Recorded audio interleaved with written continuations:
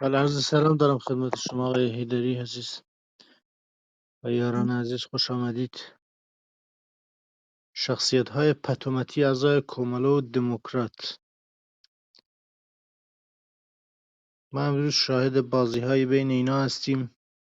چند ساعتیه دارن نمایش هایی از تضاد و اختلافات رو دارن نمایش میدن. خواستم در موردش یکم صحبت کنیم. یاران تشریف یارید بالا. آقای معزی عزیز، من ترجیح میدم اینو بذاریم واسه یه وقت دیگه، چون این کلاب زیاد رسمی نیست. دوست دارم اونو توی کلاب رسمی ترک کنیم.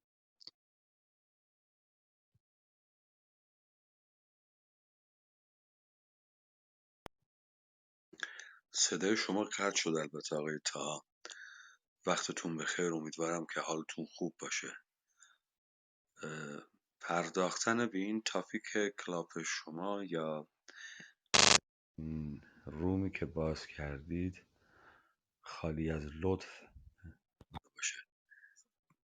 به همین خاطر اگرچه پاسی از شب گذشته، میشه نگاهی به این داستان انداخت. ولی خب اگه شما خودتون دلیل برقراری این روم رو بگید، شاید کسان دیگه هم بخواند در این بحث شرکت بکنن.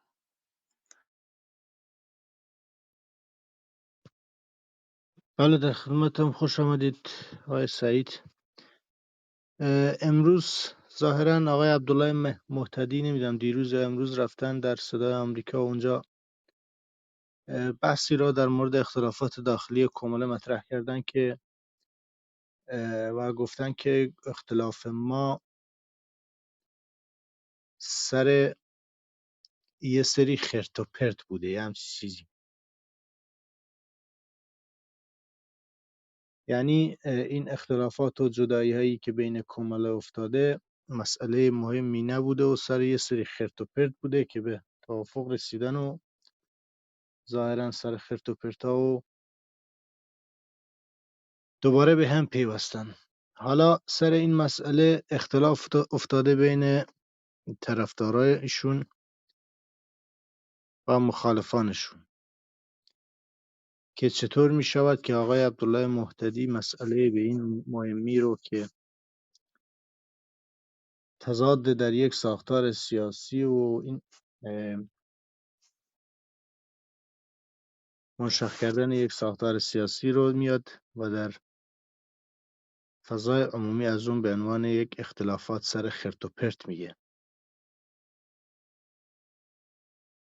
حالا اینا از غروب 2 تا کلاپ زدن و به هم دیگه دارن میتازند.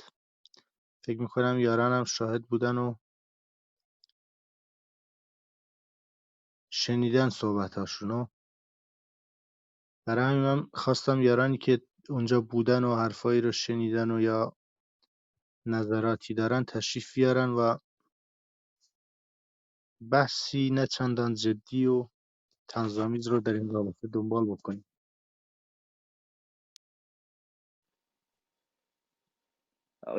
عرض سلام در خدمت شما آقای حیدری و یاران. ممنون بابت توضیحاتتون آقای طاها. واقعیت این تاپیکی که شما گذاشتید من یاد که یه سری تاپیک هایی میذاره که چجوری بگم، یکی از اسم اسکپتیک یک تاپیک هایی میذاره. بعد من چندین بار رفتم گوش دادم به این تاپیک هایی که ایشون میذاره، این رومایی که میذاره، با این عنوان که آناتومی ذهن بالفرض مثال یک سلطنت طلب یا یک کسی که از جمهوری اسلامی الان داره دفاع میکنه، یا چی میگم این ذوب‌های در ولایت. چیزی که جالبه اونجا، ایشون مثلا یک سری از این اعضا رو میاره بالا، اعضایی که بالاخره طرفدار اون حزب یا جریانی هستن که این آقای اسپکیت میاد دربارشون صحبت میکنه، یا میخواد ببینه یارو چی فکر میکنه، مثلا طرز فکرش چجوریه،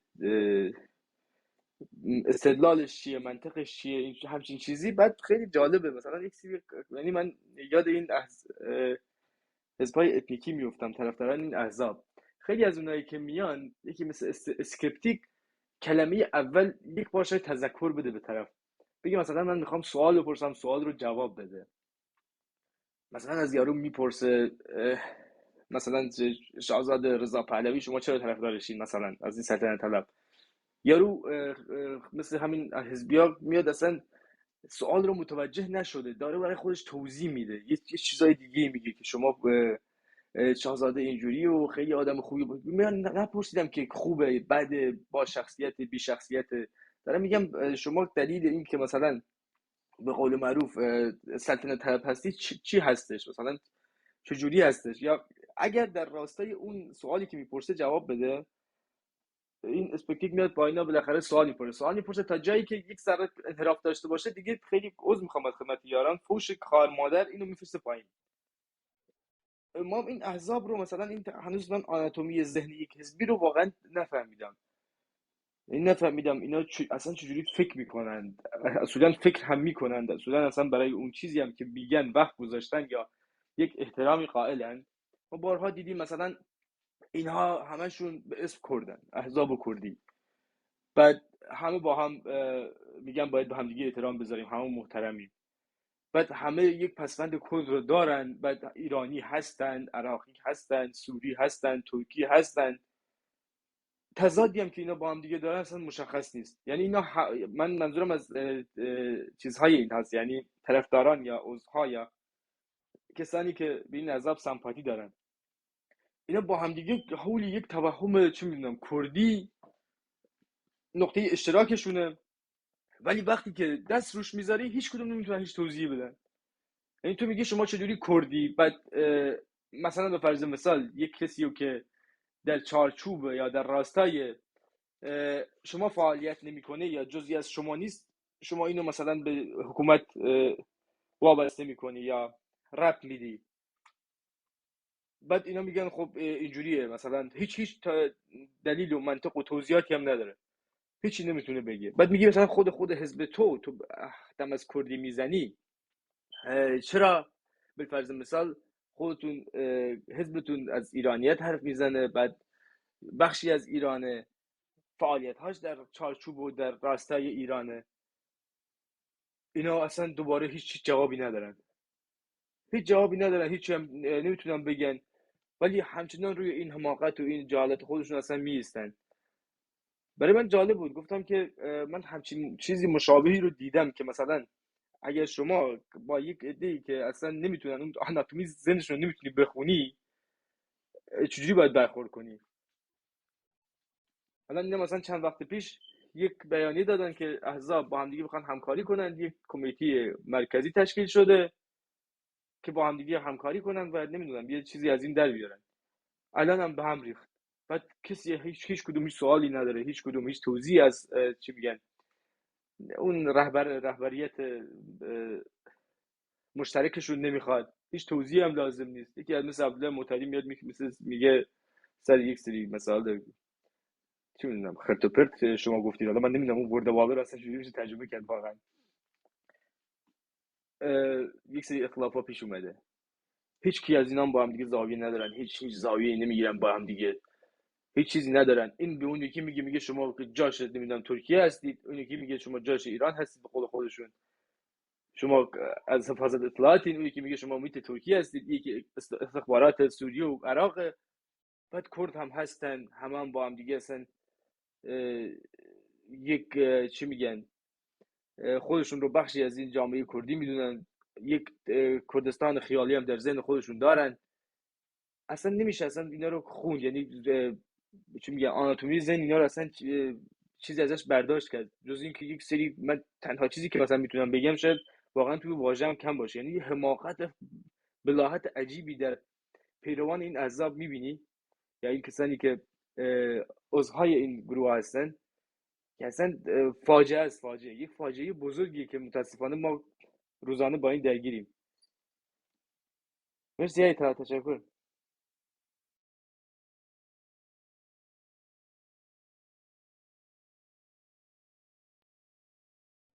خب مرسی از شما. بالا شما بحث رو دارید خیلی جدی میکنید که من قصد یک بحث صورتبندی شده در مورد این تاپیک شما رو نداشتم، اما به زرس قاطع کسانی که ادعایی میکنند بابت ادعایی که میکنند بایستی حرکاتی رو هم صورت بدن. ببینید اینها داشتن الان از تضاد و تضارب آرای مختلف اینها با همدیگه صحبت میکردن. من معذرت میخوام، هر از گاهی مجبور میشم که میکروفونم رو ببندم.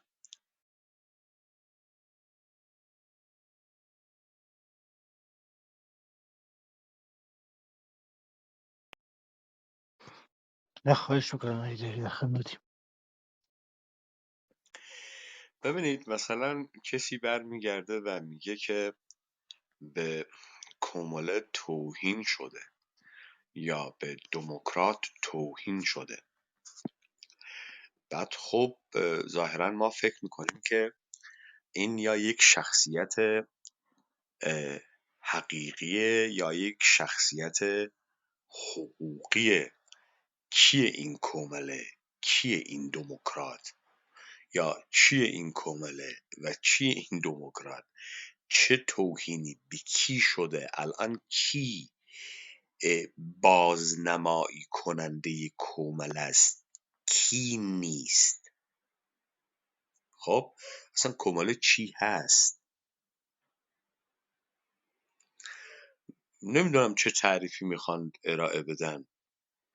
آیا به یک روند تاریخی برمیگردن میگن که ما یک رویداد تاریخی بودیم، بعد تبدیل شدیم به یک نیروی مادی و تا حالا هم اومدیم خب به این توهین نکنید؟ و من نمیدونم چطور به یک رویداد تاریخی تبدیل شده به یک نیروی مادی میشه توهین کرد یا توهین نکرد. من اینو نمیفهمم. این رو اون وقت شما با چه چیز داری میسنجی؟ با کدام سنجه اخلاقی داری باش برخورد میکنی؟ این حرفایی رو که میزنی به جز این که چه میدونم داری منویات درونی خودت رو بیشتر تخلیه میکنی یا خودی نشان میدی به صورت بسیار غیر حرفه‌ای، بسیار ناوارد، ناآگاه، در محیطی از خودت ناآگاه تر، چه چیزی دیگه رو میخوای ثابت بکنی؟ اینی که سعید داره میگه کاملا درسته. شما تازه نگاه میکنید میفهمید که این آقایون و این خانم ها چه ذهنیت های شلخته‌ای دارن، تا چه میزان غیر قابل درک و فهمند، و تازه پی میبری که اینها با چه تناقضات عمیقی این چه میدونم پیکر تکه پاره هزار تکه به هم دوخته شده رو میخواهند یه جایی وصل پینه بکنند و در کنار هم قرار بدن. خیلی سخت میشه این رو دریافت کرد. بدون که طرف به صحرای کربلا بزنه، بدون که طرف بخواد خون و کشته و گریه. و ببینید در این فرهنگ شیعه‌گری ایرانی تنها تصویری که این مردم باش آشنا هستن زجر مویه کردن، تو سر خود زدن، مرثیه خواندن، خود قربانی پنداشتن و قربانی را مقدس کردن است. شما هر جای یقه یک ایران باز ایرانی رو میگیری سر و تش از صحرای کربلا در میاد. شما همین موزیکای جدیدشون رو گوش بده، موزیکای خانقای نوحه‌ای، از همین برای شما، من این برای رو که گوش میدم احساس میکنم تو مثلا تاسوعا عاشورا هیئت‌های مختلف محلات چه میدونم دارن نوحه میخونن. اون صدای حزین ته گلوی مثل صدای معین و کسانی از این دست.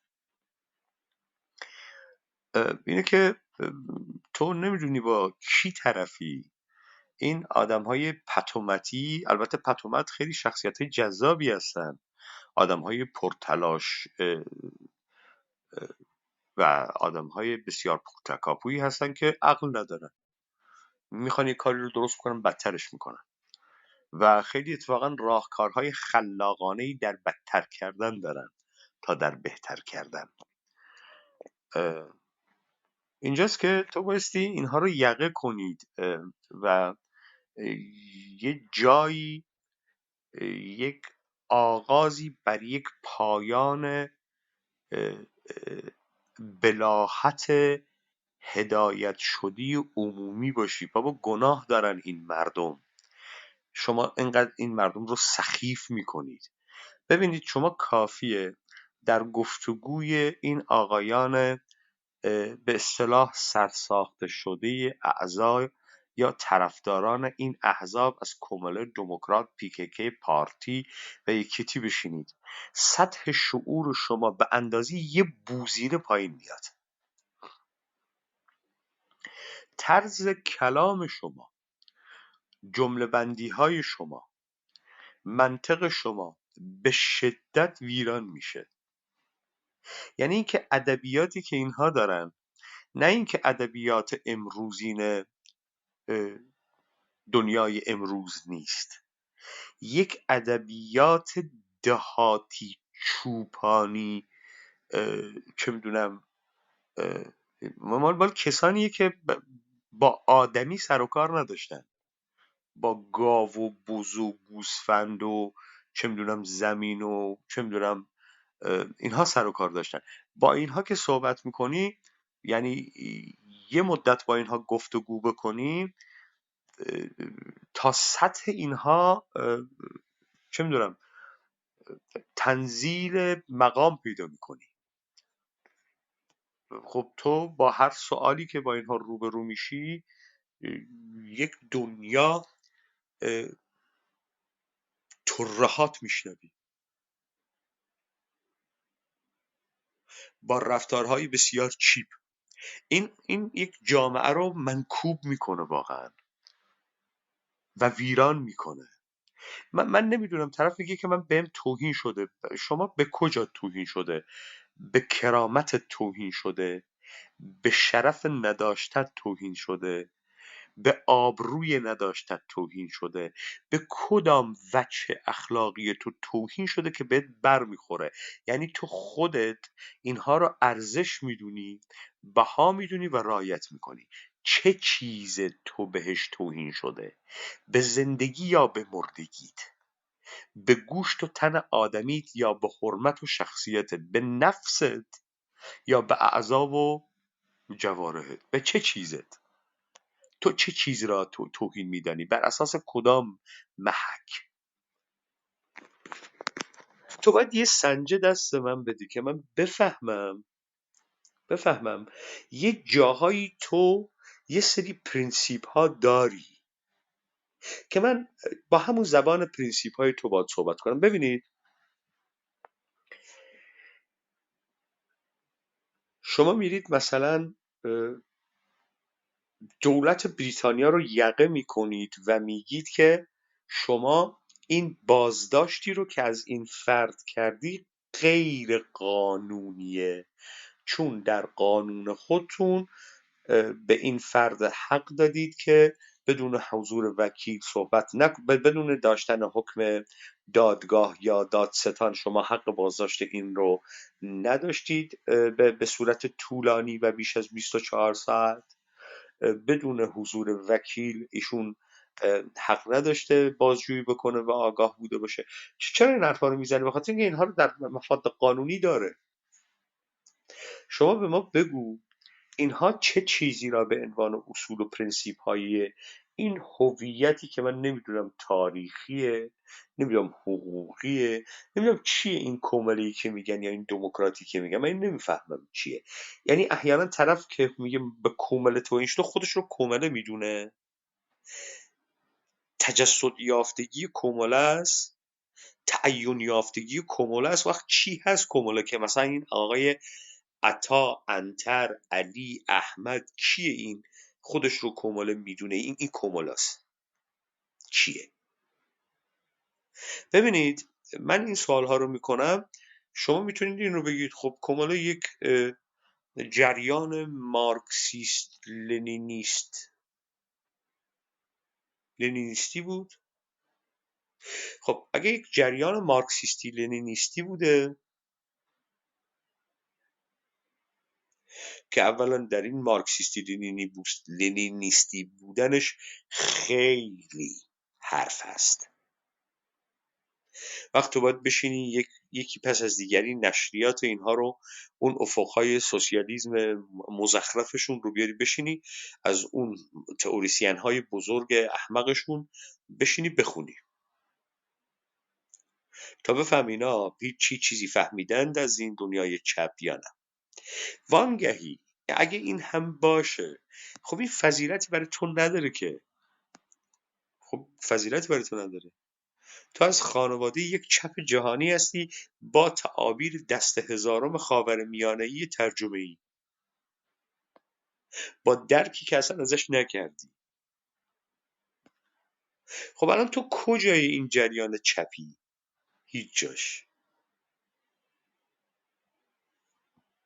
خب این شامل دموکرات هم میشه.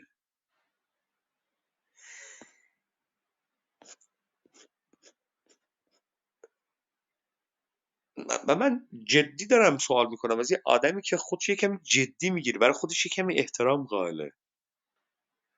واقعا کسی که در این حرفا رو برای شما میزنه چه معنا و مفهوم‌هایی رو به ذهن شما متبادر میکنه؟ چه چیز رو از این احمق میفهمین؟ احمق خودش هم نمیدونه چی میگه. ببینید صداقت در این آدم نمیبینید. به ضرس قاطع شهامت هم نداره. به ضرس قاطع هیچ اخلاق والای انسانی نداره. حتما ایثارگری نداره.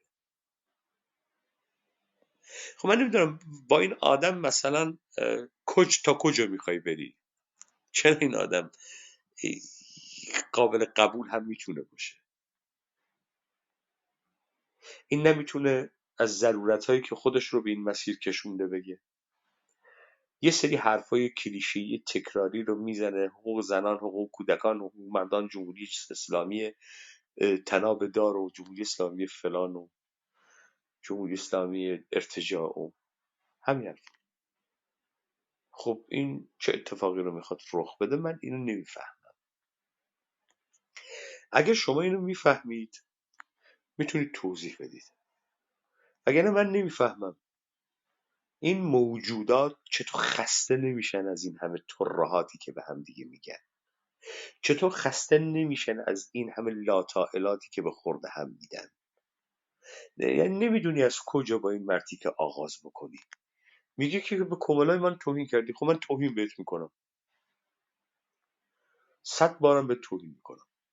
کدوم میتونم خیلی آدم خوبیه 2 تا بار 4 پای جونداری مثل شتر من حرفای رکیک بارش میکنم. ببینم تو کی هستی؟ تو وجودی هم داری؟ توان ابراز کردن خودت رو داری؟ کی داره تو رو بولد میکنه؟ کی داره ساپورتت میکنه؟ کی تو رو اونجا گذاشته بیا از این حرفا بزنی؟ توی که نمیتونی بگی که چه اتفاقی افتاده که یه آدم مبارزی شدی. به قول خودت چه اتفاقی برات افتاده که مبارزی؟ این نمیتونی بگی. تو بدیهی ترین چیزی که باید در مورد خودت بدونی رو نمیتونی بگی. حالا میگی که به کمال توهین شد.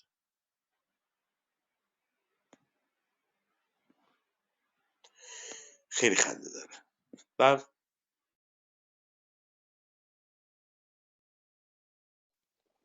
ولی ممنون آقای حیدری. آقای حیدری مسئله که اینجا هست نمیدونم کسی که بالاخره پیرو یک ما مردمان چیزی داریم، یعنی مردمانی داریم که توی هیچ پوزیشنی نیستن و توی یک چجوری بگم، یعنی عضوی اصلا در هیچ کدوم از این احزاب یا این جریان های سیاسی خودشون رو اصلا پیدا نمیکنن، مردمان خنثایی هستن، ولی انتظاری از این مردمان نمیره، اونایی که بالاخره هیچ سمپاتی به هیچ جریانی ندارن. ولی کسانی، من مثلا اینه که کسانی که خودشون رو وابسته به جریانی میدارن یا خودشون رو پیرو خطوط یک جریان سیاسی میدونن، چیزی که چجوری بگم، یعنی ذهن من رو مشغول میکنه یا بعضی موقع باعث میشه که بهش فکر کنم، اینه که این اشخاص باید هر روز سیاسی تر بشن، هر روز پیچیده تر بشن، هر روز معلومات بیشتری داشته باشن، روز به روز اینا با چجوری بگم علم دنیای امروز، با این پیچیدگی های دنیای امروز پیچیده تر بشن.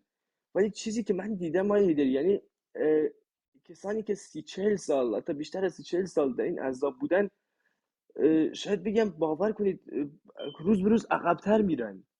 یعنی خیلی برای من جالبه که تو خودت رو وابسته به جریانی میدانی و این جریان سیاسی نه تنها نتونسته هیچ تکونی به تو بده که خودت حداقل در این جریان نمیدونم برای رقابت باشه، برای اصلا چون باوری وجود نداره. ولی خب اینا مثلا بالاخره ادعا میکنن به یک سری چیزا باور دارن. برای این باور خودت مقداری تلاش کنی یا اینکه سعی کنی یه مقدار پیچیدگی بیشتر بشه، یک مقدار مسائل پیچیده‌تری رو درک کنی. من اینو هیچ وقت در هیچ کدوم از اینا ندیدم. آیا داری اصلا آدم هایی که الان من نمیخوام به شخص بپردازم یا شخص، ولی خب کسانی که سمپاتی به اینا دارن اکثرا، الان من کار ندارم، کسانی که از حزبی هن، یارو رو میبینم مثلا با 40-45 سال سن، شاید بگم بیشتر، عکس چجوری بگم این نقشه کردستان رو تتو کرده روی دستش. اون یکی رو میبینی با اون نمیدونم از این تسبیح های زندان باف با این پرچم کردستان دستشه. یکی دیگه با این گردنبند طلایی رو آویزون کرده به گردنش، یک پرچم که نبخشید نقشه کردستان رو آویزون کرده از گردنش. ولی دقیقاً یعنی همونه چیزی که از چجوری بگم این مبارزه یا این انقلابیگری یا اصلا هر چی اونجا یاد گرفته دقیقاً همینه. باور کنید در حد همون نقشه است. این نقشه‌ای که گردنش انداخته، بیشتر از اون نمیتونی از این بپرسی اصلا. یعنی مگه میشه تو خودت رو وابسته به جریانی بدانی، بعد یک سری آرمان‌های چجوری بگم، یک سری تفکر شلخته و چیزی هم داشته باشی، ولی خب نتونی حداقل در راستای این آرمان یک حرکتی بکنی، یه مقدار خودتو به خودت زحمت آقا داده باشی. آرمان ندارن آقای سعید، آرمانشون کجا بود؟ فرمایش میفرمایید الان آقای طاها این کلاب رو باز کرده، خودش هم حضور نداره، این الان باید 10-20 تا از این اعضای پتومتی کمال دموکرات رو می آورد اینجا یقه میکرد، میگفت آقا جان شما بیا توضیح بده ببینیم این کماله تو چیه، دموکرات تو چیه. بله ولی در عیدی خدمتم متاسفانه آقای حیدری. ببخشید البته من حضور دارم ولی خب نمیان، من دارم همه رو اینوایت میکنم، با 2 تا گوشی هم دارم اینوایت میکنم ولی کسی نمیاد. اینا میدان خودشونو میشناسن آقای سعید. خب این چیزی که شما میگید برای کسیه که در یک میدان مبارزه واقعی دشمن واقعی داره، رقیب سیاسی واقعی داره، بعد این آدم میره از نظر سیاسی ناچاره به این که خودش رو بالا ببره، وزن خودش رو بالا ببره، عقلیت خودش رو روز به روز تغییر بده و سطح سیاسی خودش رو بالا ببره. خب اینا میدونن که در یک بازی هستن که تو اگر حزب کماله باشی و حزب دموکرات رقیب سیاسی باشه و علی خامنه‌ای هم دشمنت باشه، دیگه بازی و با هم دیگه و با همکاری هم دیگه دارن پیش میبرن و نیازی به هیچ رقابتی ندارن دیگه. داستان اینه. بفرمایید حیدری ببخشید. نه خب شما آقای محمود احمدی رو که از برادران سپاهی هستن اینوایت بکنید به استیج، ایشون براتون بگن که نظر ایشون در مورد کمالا و دموکرات چیه. ایشون حضور میدانی هم در اونجا داره و با اینها نشست و برخاست داشته، مذاکره و مراوده داشته. میتونید آقای احمدی رو اینوایت کنید. ولی عیدی من دعوت کردم ایشون رو، امیدوارم که تشریف بیارن. آیا دیدید من گفتم آرمان، یعنی باور کنید اینقدر میگم هیچ و پوچن آدم نمیتونه اصلا هر کلمه‌ای رو برای اینا به کار ببرید اشتباهه. یعنی فقط اینا رو فقط باید گرفت زد، هیچ چیزی دیگه نداری بگی تو داری چی رو تعقیب میکنی، این نقشه رو مثلا چجوری به این نتیجه رسیدی که این نقشه رو نمیدونم تتو کنی اینجا، اینو آویزون کنی به گردنت، یا چجوری بگم خود رو پیرو یک جریانی بدانی اصلا اصولا چیه، هیچ تعریفی نیست، هیچ اصلا بدون هیچ پرسشی اصلا نکردن از خودشون، یا اصلا نمیشه اصلا اینا چیزی پرسید، چون چیزی ندارن برای جواب دادن.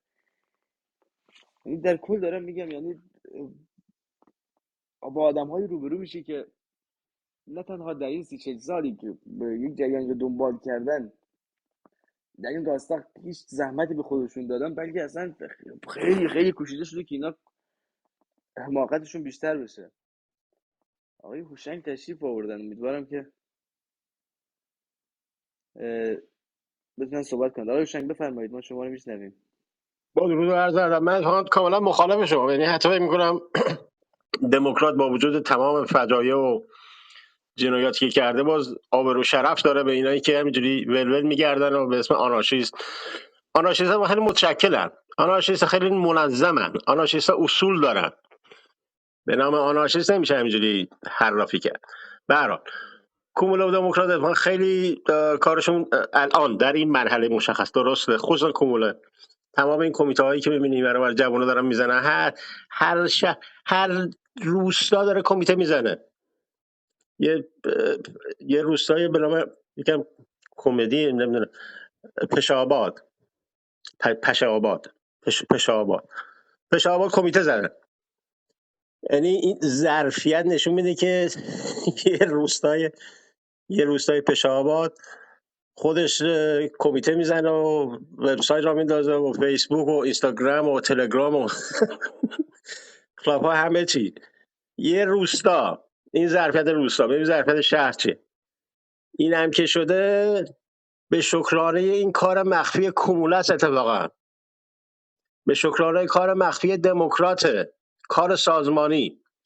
من پوزش میتونم اگه خیلی تند گفتم، ولی به هر حال اتفاقا باید چسبید به تشکل‌های خود مختار مردمی مستقل. این تشکلاتی که راه میفتن بهترینه. جوانان همه شهرها خود مختار، مستقل، اتونومس، و همین دیگه. خیلی هم عالی داره پیش میره. و حالا اینکه بعضی افراد علاوه فکری تحجر دارن، اینا خب متحجرن دیگه. حالا به زور که نمیشه قاوت قرن 21. خوشبختانه آقای اوجالان من زیاد با افکارش موافق نیستم، ولی خب خیلی برخورد جالبی داره دیگه ها. تمام چیزو زیر رو آقای میکنه. هوشنگ بفرمایید. این افکار اوجالانی که باش مخالف نیست، زیاد موافق نیستی رو میشه دوتاشو بگی که چرا من یه نیستی و ناسازه میبینم کدومن؟ اینجا. ناسازه به فرنگی ها پارادوکس. ناسازه اینی که این طرف خودش میگه آنارشیست و اینا، ولی یه کیش شخصیته.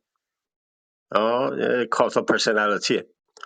حالا توجیه این هواداران اینا و همه، یعنی فقط هواداران اینا، این یکی رفقای ما دیوید گریبر فوت کرد. این خیلی انسان شناس برجسته‌ای بود. عرضم حضور شما اینم توجیهش این بود که آره این کی شخصیته، ولی میگه شما برین خودتون باشین آنارشیست باشین، که فکر نمی‌کنم این باشه. ولی به هر حال این یه ناسازه اینجاست. خب ناسازه دیگه این که خب اوجالان آنارشیسته آقای هوشنگ. این الهام گرفته از موری بوچکین.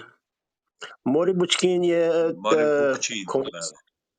بوکچین این یه چیز کمونیست آمریکایی بود. بعد این گران خروشوف اینا اومد بیرون دهه 50، این زد بیرون و بعد آنارشیست شد. منتها دیگه نکته جالبش اینه که تاکیدش به پایین به بالاست و نمیخواد یه حالت بوروکراسی دولتی عجیب غریب. میخواد یه بوروکراسی خیلی جمع جور محلی. میگه شورای شهر، فرنگی‌ها میگن چی میگن، میونسیپالیتی، سوسیالیسم شهرداری. یعنی ما باید شهرداری بیاموزیم. چپ باید بتونه شهرشو بگرد. که خب جالبه دیگه، این از پایین به بالاست و تاکید بر به ماکرو نه ماکرو، تاکید بر خورده نه به کلام. که خب خوبه دیگه. منتها خب این باز به خود خب این الان تجربه تکلیف آقای این الان جواب اندیشه‌های بفرمایید. اوجالان بود یا اندیشه‌های ماری بوکچین بود؟ این ماری بوکچین در به اصطلاح عکس العمل این جریانات استالین و اینا آنارشیست شد و اینا رو نوشت. اسمش از اگه اشتباه نکنم میونیسیپال سوشالیسم. من یه میونیسیپال سوال سوشالیسم. متوجه بشم، شما مثل نکته انگلیسی آخر خیلی فقط بگم، خوبه. نکته آخر این که اتفاقا ما این تجربه‌ای که تو کردستان داشتیم، خب تمام بنکه ها، تمام شوراها شهر کردستان یک سر و گردن از اینا بالاتره. یعنی تجربه های خود ما اتفاقا خیلی عالیه، ما ولی تاکید نمی‌کنیم. شما که انگلیسیت خیلی خوبه، شما میتونین به من بگی که این آنارشیزم و لیبرالیزم چرا اینقدر به هم شبیهن؟ چرا اینایی که خیلی لیبرالن خیلی آنارشیستن، بعد این آنارشیستا خیلی لیبرال میشن، بعد این الان چه سنخیتی با چپ پیدا میکنه؟ نه تا میشه کاملا مخالف این مثال که جان لاک بنیانگذار لیبرالیسم بود دیگه ها، ولی هیچ چیز آنارشیستی نداشت. هر کسی هم اون نه موقع خب چیز بود دیگه، اینطوری سکه می نیست. شما الان هر کسی هم که نه سکه نه دست آقا، میزد اعدام میکردن به نه جرم مرگ. آقا، مرد نه لیبرال ببین بود میکشت. اینطوری نیست آقا. آنارشیست بود. نه خیر آقا، اینطوری نیست. اتفاقا در ایالات متحده جان آمریکا لاک اونهایی آدم که نکشت. خیلی لیبرالن. جان لاک آدم نه نکشت. اجازه بده آقا، نه آقا اجازه بده. شما داری الکی میری. ببینید تمام لیبرال نزدم های پرسش آمریکا، منه، اونهایی که جان لاک خیلی آدم لیبرال. کشت یا نه؟ آقا اجازه بده، من نمیدونم جان لاک آدم کشتی یا نه، من دارم از سوال میکنم. نئولیبرالیسم هم همینو میگه، اینا طرفدار از بین رفتن. حتی لیبرال ها میگن که باید حوزه امنیت رو به بخش خصوصی سپرد. اون چیزی که شما میگی دولت رو باید براش درست کرد که امنیت باشه، باید به بخش خصوصی سپرد. من نه ده اصلا حرف ها منه، ما مقاله جامعه گرایانه بحث میکنیم. بحث ما اصلا یه بحث دیگه، شما جامعه آشنا نیستیم باید. گرایانه کجا بود آقا؟ من نمیفهمم شما چپ چه ربطی به آنارشیزم داره؟ آقا جان تا شما از فجایع بولشویکا یاد نگیری، تا شما از مبارزات آنارشیستا در آقا من یاد اسپانیا نمیگیرم آقای شنوتری وایس، آقای هوشنگ اجازه بده. نمیدونی آقای بزاعتت هوشنگ، ناچیز عزیز من. بضاعت آقای خودت هوشنگ ناچیزه. تو یه لحظه وایس ببین کسی که داره ازت سوال میکنه بضاعت داره یا نداره. من من دارم 40 از تو سال دارم سوال میکنم، تدریس میگم میکنم، یک چپ 40 سال. چیو داری تدریس میکنی؟ اینایی که تاریخ جنبش کارگری رو شما نمیدونی چیه، الکی چطور آنارشیسم رو نمیدونم من یاد بگی. چیه؟ زمانی که سازمان کارگران صنعتی RWW 1905 115 سال پیش 2,5 میلیون عضو داشت. بلشویک‌ها 4 نفر بیشتر نبودن. ضد سرمایه‌داری ترین تشکل در تاریخ کره زمین. برو بخون چی بود آنارشیست. چه میدونه آنارشیست چیه؟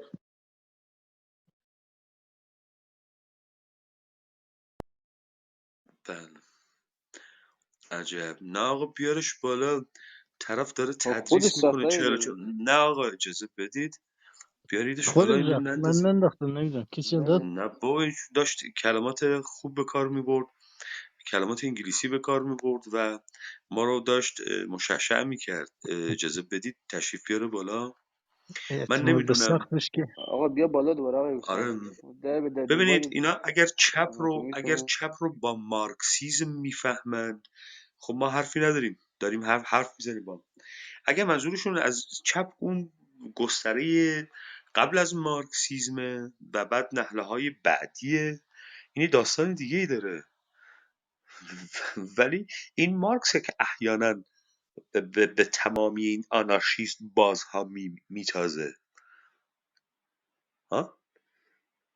و من نمیدونم چطور یک چپ آنارشیست میشه،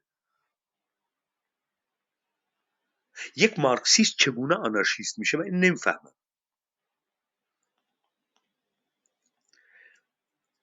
بعد طرف میگه که من 44 ساله دارم جنبش های کارگری دنیا رو دارم تدریس میکنم. اینجاست که تو ذهنت شلخته است، نمیفهمی چی میگی. این آقا اومد بالا، بله خوب بود، بنکاها خوب بود، فلان خوب بود، بیسان خوب بود، یه مش چیزو با هم قراقاتی کرد، داد بیرون رفت. نتیجه اگه 40 سال تدریسشون بود. واقعا این ندیده. هم مثلا اون متورم ها. همین الان مثلا من نمونهش همین این آقایی که اومد علما میگم مش نمونه خرباره. ما نفهمیدیم چی گفت. اومد اینجا گفت کوبالو دموکرات خوبن، دو تا آبادی روستای فلان، اینستاگرام و تلگرام و وبسایت دارن و بعد اینا خیلی بهترن از نمیدونم آنارشیستا و ابو اوجلان هم گفت اندیشه یه جایی مخالف، همش از بوکچین گفت. نمیشه واقعا نمیشه، نمیشه داره درک کرد. هر جا میرن دهن باز میکنن صحبت میکنن، از ذهن این چی بکشی بیرون اصلا نمیشه. این توی 5 دقیقه من اصلا. در تعجبم این کتاب عبدالله اوجلان از 2000 به بعد داره توی ایران سافته سافته چاپ میشه با زبان فارسی، ولی تا حالا یک نفر رو ندیدم بتونه 2 خط اونو تشریح بکنه که آدم بفهمه بگه آخیش من یه نفر رو دیدم که این کتاب عبدالله اوجلان رو خونده. دلیلش هم این بدبخت چون کرد قومی ایتنیکی بوده از نظر اینا قابل رجعت نبوده هیچ وقت، برای همین اصلا جدیش نگرفتن، هیچ وقت مطالعهش نکردم. برای همینم امروز شعار زن زندگی آزادیشونو از هر کدومشونو که میپرسی بهتر از خانم فرح پهلوی توضیح نمیدن.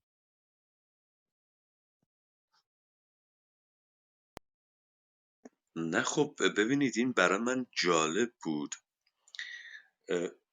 خاطرتون میاد که ما در کلاب دیشب که داشتیم صحبت میکردیم، من این نکته رو متذکر شدم که کسی که با الفبای اموری آشنا نباشه و به دام یک عده شارلاتان زیاده گوه بیفته، مثل این کسانی که در این استیج ها حضور پیدا میکنن یا به عنوان کارشناس یا متخصص از زبان متدیکی استفاده میکنن که طرفی که شنونده اوست فکر بکنه این داره حرف مهمی میزنه.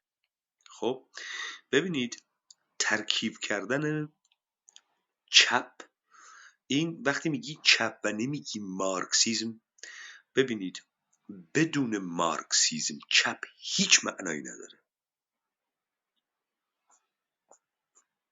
برای اینکه شما اینو بفهمید، نه اینکه قبل از مارکس و انگلز انجمنهای کارگری نبوده، نهله های مختلف سوسیالیستی نبوده که اتفاقا از دل کلیسا هم به در نیامده باشه، نه اینکه اینها نبوده، اما تئوریزه نشده.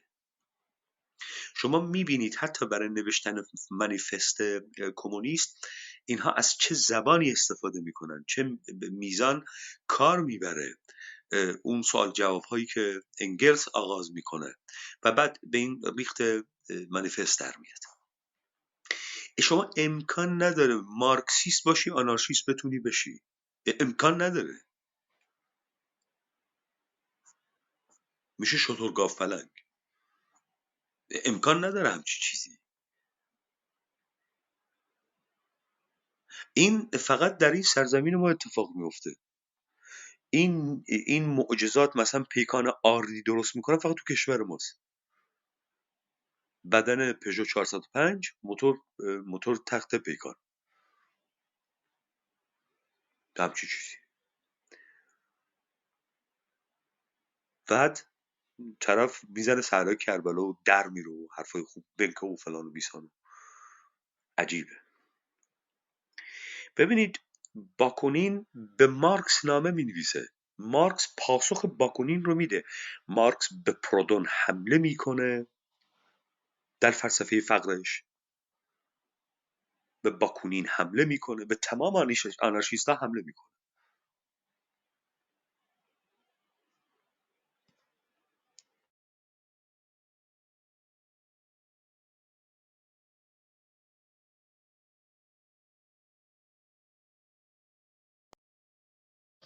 بله خوش اومدید یاران. آقای احمدی، خانه خانم خوش اومدید، بفرمایید.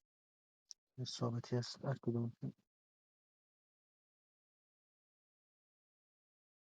بله، عرض سلام، خسته نباشید آقای طاها. من حقیقتش شارژم خیلی کمه، به احترام شما و یاران و آقای حیدری اومدم بالا. من در خدمتتون هستم، فعلا حرفی ندارم.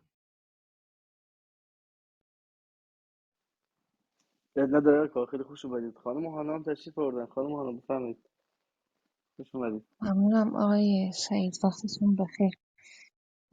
واقعیتش این مسئله احزاب که انقدر دیگه چیز خنده‌دار نخنمایی شده، من چیزی نداشتم که بخوام بهش اضافه کنم یا بخوام در بحث شرکت کنم، ولی آقای طاها به یه نکته اشاره کردن برام جالب بود، چون دیشب و امروز هم داشتم حول همین محور یه چیزایی میخوندم. گفتم که شاید بد نباشه اینجا با شما هم تقسیم کنم از این ترجمه هایی که از آثار آقای عبدالله اوجالان به زبان فارسی در دسترس عموم قرار میگیرد و ظاهرا حتی خصوص هم رو مطالعه نکردن که نسبت بهش واکنشی داشته باشن، یا اگر هم خوندن سعی کردن خودشونو بزنن به نخوندن، چون واکنش نشون دادن نسبت بهش انقدر سخت خواهد بود که شما واقعا نمی‌دونی الان باید چیکار بکنی. چند مدت با خیلی‌ها در این زمینه صحبت کردم، از کسانی که حالا دور نزدیک به هر حال میشناختم توی فضای سایبری یا در عالم واقع با هم ارتباطاتی داشتیم و صحبت میکردیم راجع به این اتفاقات اخیر. خیلی موضع داشتن راجع به این قضیه زن، زندگی، آزادی و این فلسفه‌ای که قرار است تمام جهان را به رستگاری برساند و این آینده زنان و خصوصا خاورمیانه رو حتما عوض خواهد کرد و خیلی چیز مهمیه و این یعنی زن یعنی زندگی است و زندگی همان زن است و خلاصه از این چیزهای این چنینی که حتما شما هم این مدت کم نشنیدید. در یکی از کانال‌های تلگرامی که منسوب به همین جریانات و مجموعه‌ای از آثار ایشان رو حالا به زبان مختلف هم درش ارائه میدن، من به چند تا قسمت یعنی فرصت نکردم واقعیتش که مجموعه آثار ایشون رو بخوام مطالعه کنم، ولی در واقع خودشون فرازهایی رو به اشتراک گذاشته بودن و منتشر کردن در این کانال تلگرامی که برام جالب بود. حالا اگر که فرصت باشه و بحث جدی‌تری نیست که بخواید ادامه بدید و دنبال کنید، من میتونم این قسمت‌ها رو براتون بخونم. بله بفرمایید. بله خانم هانا بفرمایید. ممنونم. فقط محبت کنید آقای سعید به من بگید اگر جایی صدا قطع شد. من نه کیفیت کانکشنم خیلی مناسبه نه خود دیوایس. یک قسمتی در واقع در یک پستی به این صورت نوشته شده که به مدت 30 سال است بزرگترین طرفداران من زنان هستند. دیالوگ و پیمان من با زنان مهم است. شما پیمان اجتماعی زنان را پیشبرد دهید. این پیمان باید پیمانی باشد که از کشتار زنان گرفته تا ختنه کردن آنها علیه تجاوزگری و همه موارد مشابه مبارزه کند. باید نگرشتان عمیق باشد. به مردها اعتماد نکنید. دوگماتیسم مردها را فرو پاشید. به زن بودن خود باور داشته باشید. آزادی و برابری تنها با حل مسئله زن میسر می‌گردد. به همین خاطر انقلاب ما انقلاب زنان است. زندگی بدون زن ناشدنی است. اخلاق و زیبایی بدون آزادی حاصل نمی‌شود. آنچه من آن را اخلاق زن می‌نامم، نیروی زن در زمینه تصمیم‌گیری است. خانم گرفت هانا ببخشید، خواهش می‌کنم. اینی رو که دارید میخونید من باید بپرسم که درست شنیدم. شما میفرمایید آثار عبدالله اوجالان رو ترجمه کردن و این احیانا قرار تبیین بکنه شعار زن زندگی آزادی رو از زبان بله، خود اوجالان. بله این بسیار اتفاقا در شنیدنیه، بسیار خیلی شنیدنی. برای همین میگم فکر میکنم آقای طاها گفتن که ایشون رو احتمالاً چون منسوب به جریانات اتنیکی بودن، کسی که حالا خودش رو در یک چارچوب دیگه ای تعریف میکنه، یک چارچوب هویتی دیگری، وقعی بهشون نگذاشته و مطالعه نکرده، در حالی که حالا خب داریم می‌بینیم که اکثر کسانی که به نحوی جامعه شناس تلقی میشن، نظریه پردازن در فضای آکادمیک ایرانی به نوعی، همه دارن روی همین محور زن زندگی آزادی، حالا اگر ژنژیان آزادی هم نیست، در همون زن زندگی آزادی دارن مانور میدن، دارن مطلب می نویسن، دارن راجبش صحبت میکنن، دارن از اثراتش، از برکاتش و چیزهای از این دست حرف میزنن. خب شما به هر حال باید قبل ترش باید رفته باشی اینا رو خونده باشی، ببینی از کجا اصلا اومده تا به اینجا رسیده، یا اینکه به هر حال خودت یه چیزی باید داشته باشی که بهش اضافه کنی دیگه. مشخصا شاید جایی به خود حزب پکاکا یا شخص عبدالله اوجالان خیلی ارجاع داده نمیشه که این رو هم مثلا جریانات اتنیکی به نوعی از همون چرندیات ستم مضاعف و نگاه بالا به پایین مرکز به حاشیه و از این چرندیات میان دسته بندی میکنن. ولی واقعا من نمیدونم، یعنی کسی که برای خودش یک هویت آکادمیکی قائل باشه، واقعا چیزی متوجه شده باشه از مطالبی که خونده، از کتاب، حالا هر چی در این سالهایی که به هر حال عمرش رو گذاشته در یک زمینه‌ای، چطور میتونه اصلا نسبت به خوندن یک همچین چیزهایی بتونه ازش دفاع کنه، هیچ به عنوان یک مبلغ هم در اون راستا قرار بگیره، اگر همه اینها افراد سازمانی و افراد وابسته و به نوعی کارمند نیست، این شغلش این نیست طرف، یعنی اگر صرفاً یه نفر آبروی علمیشو و حیثیت حرفه‌ایشو بخواد وسط بگذاره، واقعا چطور میتونه از یک همچین جملاتی، از یک همچین متنی بخواد اینجوری تمام قد دفاع کنه و راجبش بنویسه. من یه بار دیگه اینا رو میخونم، همین قسمت چند خط اولش. به مدت 30 سال است بزرگترین طرفداران من زنان هستند. دیالوگ و پیمان من با زنان مهم است. شما پیمان اجتماعی زنان را پیشبرد دهید. این پیمان باید پیمانی باشد که از کشتار زنان گرفته تا ختنه کردن آنها علیه تجاوزگری و همه موارد مشابه مبارزه کند. باید نگرشتان عمیق باشد. به مردها، حالا این عمقش از کجا ناشی میشه؟ عمقش در اینه که به مردها اعتماد نکنید. ایشان حالا خودش چیک هست که به چه نوع مردهایی، به کل مردها نباید اعتماد کرد. چرا به مردها نباید اعتماد کرد؟ چون دوگماتیسم مردها را باید فرو پاشید. به زن بودن خود باور داشته باشید. حالا البته اصلا مشخص نیست که این زن بودن چه چیزی است، یعنی چطور معنی شده و تعریف شده، ولی به هر حال شما بهش باور داشته باشید. آزادی و برابری تنها با حل مسئله زن میسر می‌گردد. مسئله‌ای هم که برای زن تا اینجا ایشان بهش اشاره کرده، از کشتار زنان و ختنه کردنه که باید باهاش مبارزه کرد. یعنی اگر که مسئله ختنه و کشتار حل شود، دیگر مسئله زن هم حل می شود. بعد از اون هم دیگه آزادی و برابری خود به خود ایجاد می شود. به همین خاطر انقلاب ما انقلاب زنان است. یعنی شما اگر بهتون نگن که این واضع فلسفه زن زندگی آزادیه، واقعا با اون بیاناتی که از آیت چی بود این امام جمعه اردبیل بود فکر کنم، آقای حسنی که مجموعه سخنانش رو چاپ کرده بودن، به نحوی در رده آثار طنز قرار می گرفت. واقعا نمیدونم میتونید تمایزی قائل بشید، یعنی فکر نکنید که یکی در رده آقای حسنی اومده همچین چیزهایی رو نوشته. زندگی بدون زن ناشدنی است. نمیدونم، حالا مثلا بدون مرد انگار یک زائده است در جهان که نبودم اتفاق خاصی نمیفته. اخلاق و زیبایی بدون آزادی حاصل نمی شود. آنچه من آن را اخلاق زن می نامم، نیروی زن در زمینه تصمیم گیری است. گرفتن یک زن و یا فروختن دختر خود امری قابل تحمل نیست. تو باید بگویی که من هستم. از آن کسی دیگر نیستم. زن همسر مرد خود، دختر پدر و یا خواهر برادر خود نیست. انگار مثلا یک پسری پسر مادرش نخواهد بود و اینجوری آزاد شدن مردم. نباید چنین باشد. زن باید خویشتن خویش باشد. یعنی شما حتی در حد همون جلوه و همون کاری که یکی مثل شریعتی هم 40 خورده سال پیش اومد راجع به فاطمه انجام داد، هم در این نوشته نمیبینید که فاطمه است، فاطمه دختر پیامبر نیست، فاطمه مادر حسن و حسین نیست و این داستانها، و فاطمه خودش فاطمه است، حتی در اون اندازه هم بلوغ پیدا نکرده این متن.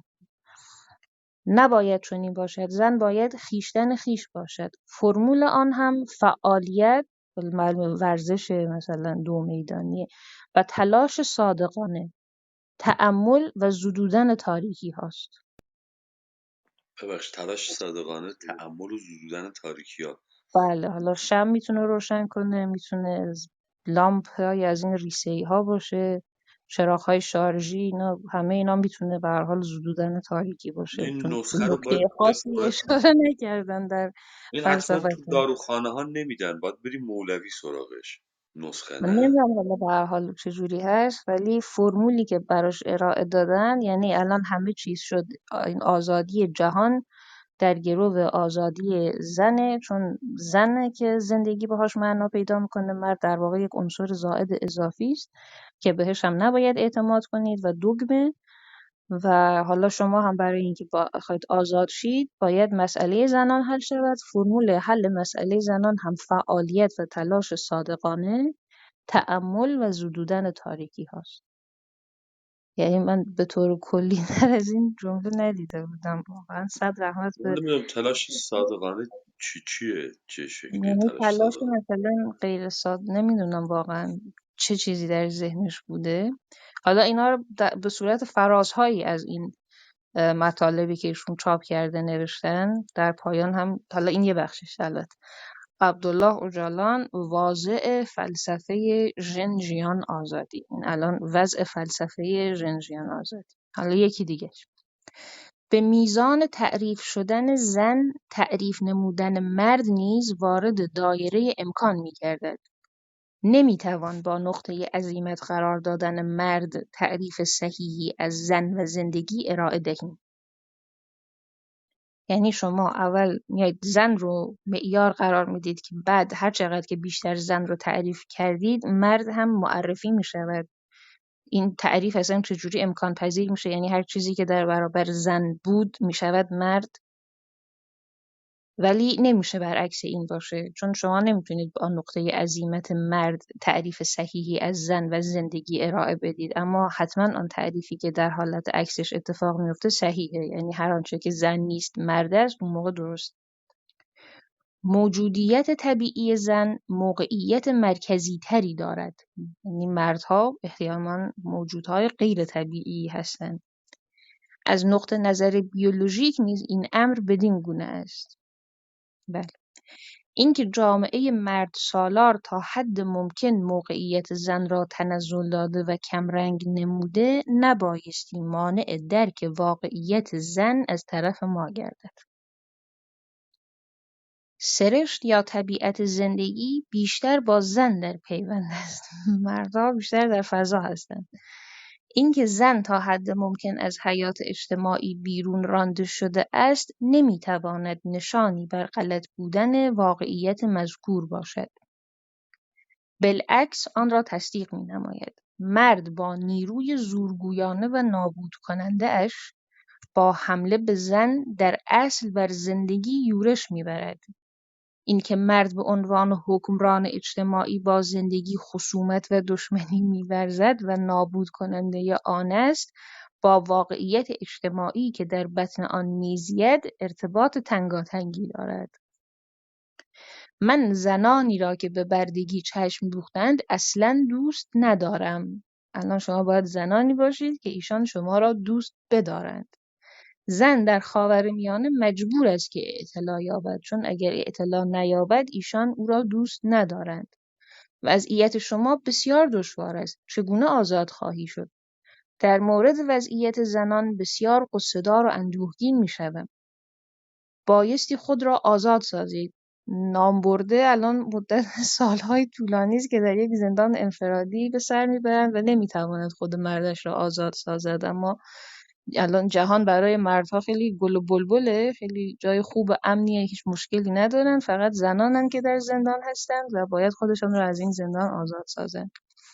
تا زمانی که زن در خانه باشد برده می شود.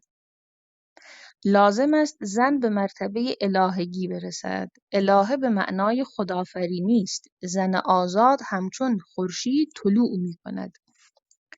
واژه‌های ژن و ژیان بسیار معنادار هستند. زنان بایستی نیرومند، آزاد و تصمیم گیرنده باشند. زن موجودی ارزشمند است. واژه‌های زن و زندگی به همین خاطر با ارزش. من واقعا معذرت می‌خوام. بایستی زنان را پرورش داد تا توان خود تصمیم گیری را دارا باشند. بایستی سکونتگاه‌ها و خانه‌های آزاد زنان وجود داشته باشد. زندگی بدون زنان محال است. امیدوار باشید و کوشش به خرج دهید. معتقدانه عمل کنید. فعالیتی که بر پایه زن باشد، من خیلی عذر میخوام واقعا، حائز اهمیت است. شما در خاورمیانه برای زنان پیشاهنگی میکنید. تنها بدین شکل میتوانید نمایندگی کنید. مخلص کلام: معنای ایدئولوژی زن مرتبط با جنسیت نیست، بلکه اساساً ایدئولوژی اجتماعی است. اگر حول این چارچوب در برابر مسائل موضع‌گیری کرده و کنشمند برخورد نماییم، آشکار می‌گردد که بازنگری مجددی را پیرامون مواضع، ایدئولوژی‌ها و سازمان‌های اقتصادی، فرهنگی، سیاسی و نظامی جاری اثر گیریم. زیرا جملگی بر مبنای پدرسالاری پیریزی گشته‌اند. از این روی جنگ، نابرابری، سلطه، جبر و ستم را با خود به همراه دارند و این نیز موجبات از هم پاشیدن جنسیت را فراهم می‌آورد. بله.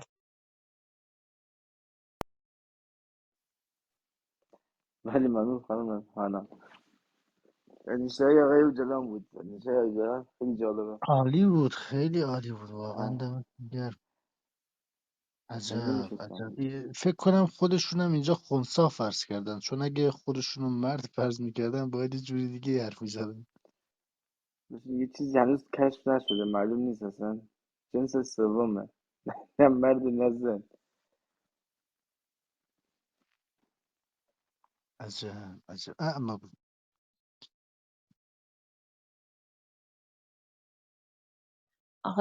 آقای حسنی فکر کنم پرسیدن که مشکل شما با این حرف‌ها چیه؟ من واقعا با این حرف‌ها مشکلی ندارم. میخوام بدونم شما چطوری میتونید اینها رو به عنوان یک فلسفه قبول کنید. این سوال درستری خواهد بود.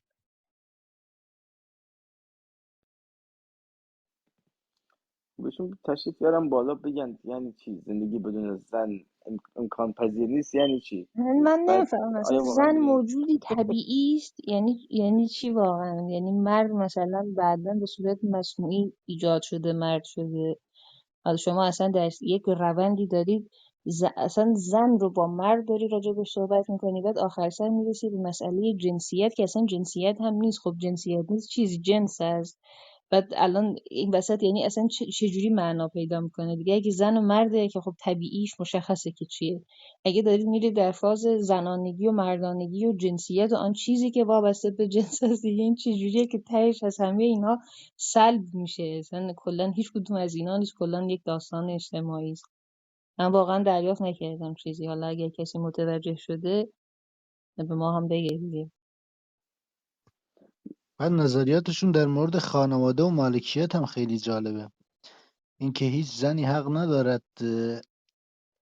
شوهر مرد را شوهر خود بداند و هیچ مردی حق ندارد زن را زن خود بنامد و ادعای مالکیت بر اون بکند. حتی بچه را مثلا حق ندارن ادعای اینکه مالک بچه هستن، پدر و مادر بچه هستن و بچه از آن آنهاست مثلا بدانن. دیگه من نمیدونم بچه از آن من نباشه، من بچه چرا بیارم بزرگ کنم و زحمت بکشم. آقای طاها، من دقیق خاطرم نیست در چه تاریخی و در کجا، اما به ضرس قاطع یادم میاد که در بین مطالعاتی که داشتم به کمیونیتی برخوردم که اینها معتقد بودن که کودکان نبایستی در ملکیت والدین باشند. به همین خاطر نبایستی مشخص باشه که پدر این کودکان کیست. یه مجموعه آمیزش میکنن با هم و بعد بچه ها رو بزرگ میکنن. در همین اروپا اتفاق افتاده، در همین قرن 20. بعد جالبه بچه‌هایی که اینطوری بزرگ میشن، من میگردم حتما، چون این رو اینجا مطرح کردم باید بگردم دوباره ببینم پیدا میکنم که دقیق بهتون بگم که کجا و چه سالی. کودکانی که بزرگ میشن اتفاقا مسیر رو عوض میکنن، از پدر و مادرهاشون یا از این جمعیت جدا میشن و میخوان برن خانواده تشکیل بدن، برن اینطوری نباشن که خودشون بزرگ شدن و اون جوری باشن که خب معمولا ظاهرا در طول تاریخ زندگی بشر بوده، یعنی که دوران تمدنی بشر بوده. این ترهاتی که میشنوید تحت نام تفلسف و چه میدونم زرنگبازی هایی که یک عده‌ای بعد از اینکه یک سری امکانات رو به دست میارند به عنوان یک نهاد مشارکت میکنن در پروژه های مختلف، رول های مختلف بر عهده میگیرن تا امکان هدایت یک جامعه در یک مسیر موجود باشه. با همین افاضات و ترهات این رو اگر عبدالله اوجالانی که صاحب پکاکایی که اینقدر نیروی مسلح و اینقدر سازمان و چه میدونم نهله های مختلف نداشت، این رو دست سبزی فروشم میدادی 4 تا سبزی لاش نیم پیچید بهت بده. واقعا اینی که با اصرار تمام یه عده گاگول دارن این چیز بی‌مسمای سکسیستی مزخرف رو به نام زن زندگی آزادی رو هی دارن جستیفای میکنن. نمیشم. یعنی اینا چه میدونم این ماهی از دستتون لیز میخورن. ببینید من خیلی عذر میخوام، همه چیز اینجا لوس شده.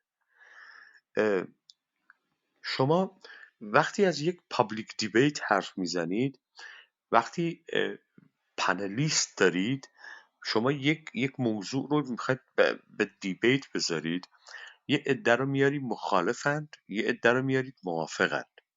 خب اینها که هر کدوم در موافقت و مخالفت خود پیرامون اون موضوع صحبت میکنن، بعد شما یه رأی گیری میکنید احیانا یا نه چه نظر سنجی میکنید کی موافق اولی هاست کی موافق دومی هاست. حالا سوال بکنید، به چالش بکشید. ما این چیزها رو که نداریم، بعد با طرف میخواید رو بشید، طرف به صحرای کربلا میزنه. ببینید مزخرفترین چیزی که شما میشنوید در دنیای امروز این مقدس کردن کلمه‌ای به نام دموکراسیه. ببین از یه اروپایی میپرسی شما چرا پولدار شدی، چرا وضعیت خوبه، چرا کشور جهان اولی هستی، 3 تا مؤلفه رو به تو میگه ما سخت کوشیم، خوب کار میکنیم، 2 ما ارزش‌های دموکراسی داریم، 3 ما بازار و لیبرالیسم داریم. خب این داره دروغ میگه. این خیلی قبلتر از این که به دموکراسی میخواست برسه احیانا توسعه اقتصادیش رو شروع کرده بود. دلیلش هم لیبرالیسم نبود، دلیلش هم خیلی مسائل دیگری بود که شما در تاریخ انباشته بدوی یا به نام تاریخ انقلاب صنعتی میتونید بررسی بکنید این رو که چه اتفاقی افتاد که این مسیر طی شد. هیچ ربطی نداره اینها به هم دیگه، اما یک سری مفاهیم رو در دست گرفتن و هی دارن تو سر همدیگه میزنن، تو سر مردم میزنن بدون اینکه کسی از اینها حساب پس بکشه. یه انحصار تریبون دستشون گرفتن، یه سری جایگاه برای خودشون درست کردن که من اسمشو گذاشتم توتالیتاریسم الیتی و این رو با حجمه‌ای که از همه سو به طرف مردم میکنند رو چه میدونم تداوم میدن. بفرمایید. بله، البته من فکر میکنم درک این حرفا رو اگر کسی خاطرات آقای عبدالله خونده باشه، البته جالبه ایشون خاطرات هم به قلم خودشون نیست. دکتر یالچین کوچوک، کسی که ظاهرا استاد ایشون بوده، نوشته.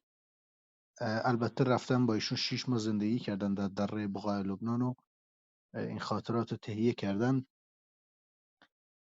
بعدها گویا من شنیدم البته اینو که در تلویزیون ترکیه ایشون گفتن که من خودم میدونم که چه کسی رو پرورش دادم.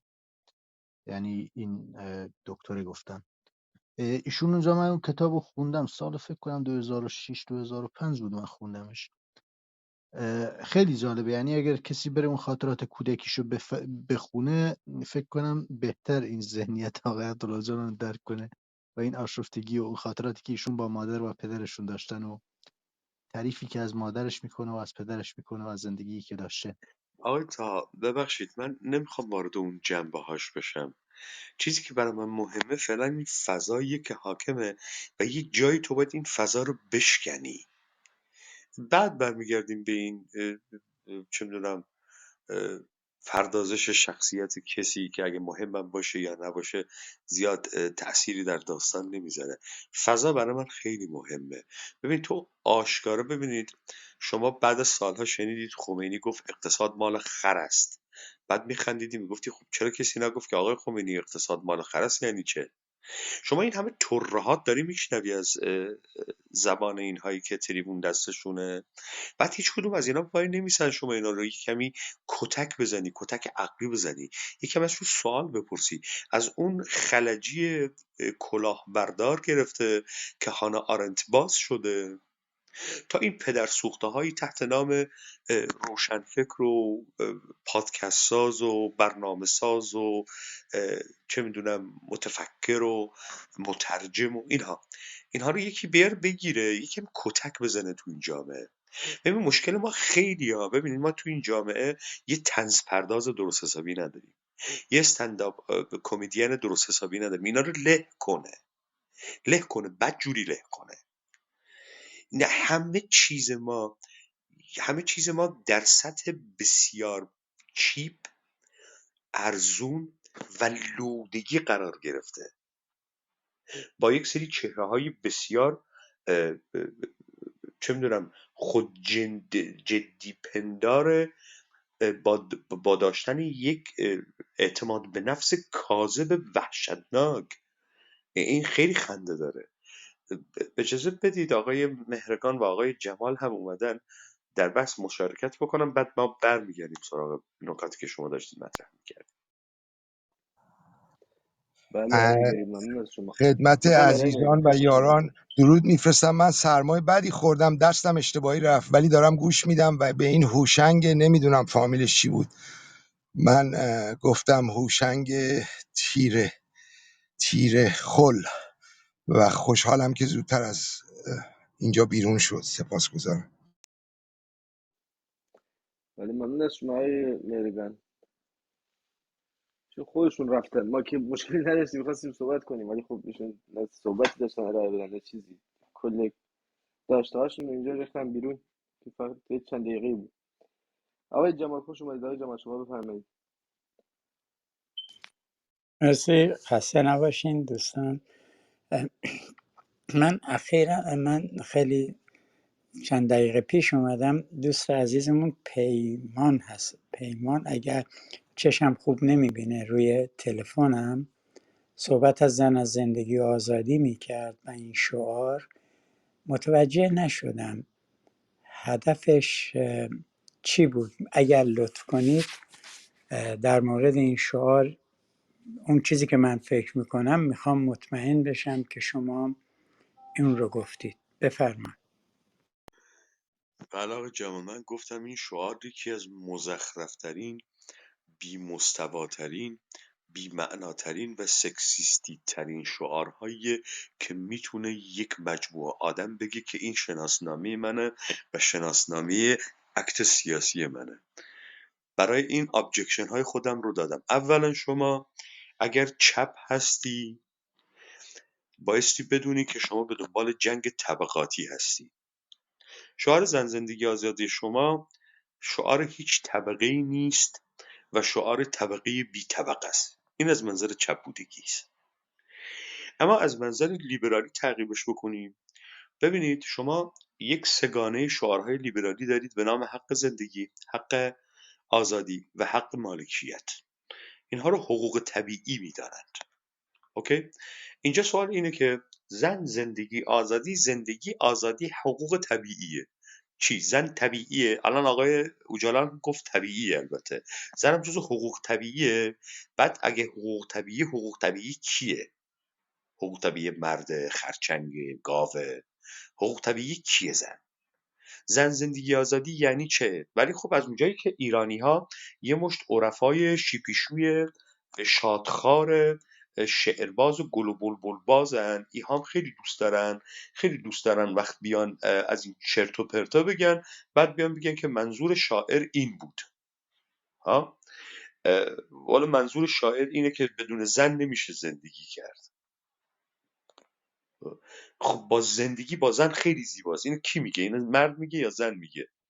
الان از خانم هانا بپرسید بگید که زندگی با زن زیباست، میگه که زندگی با زن زیباست.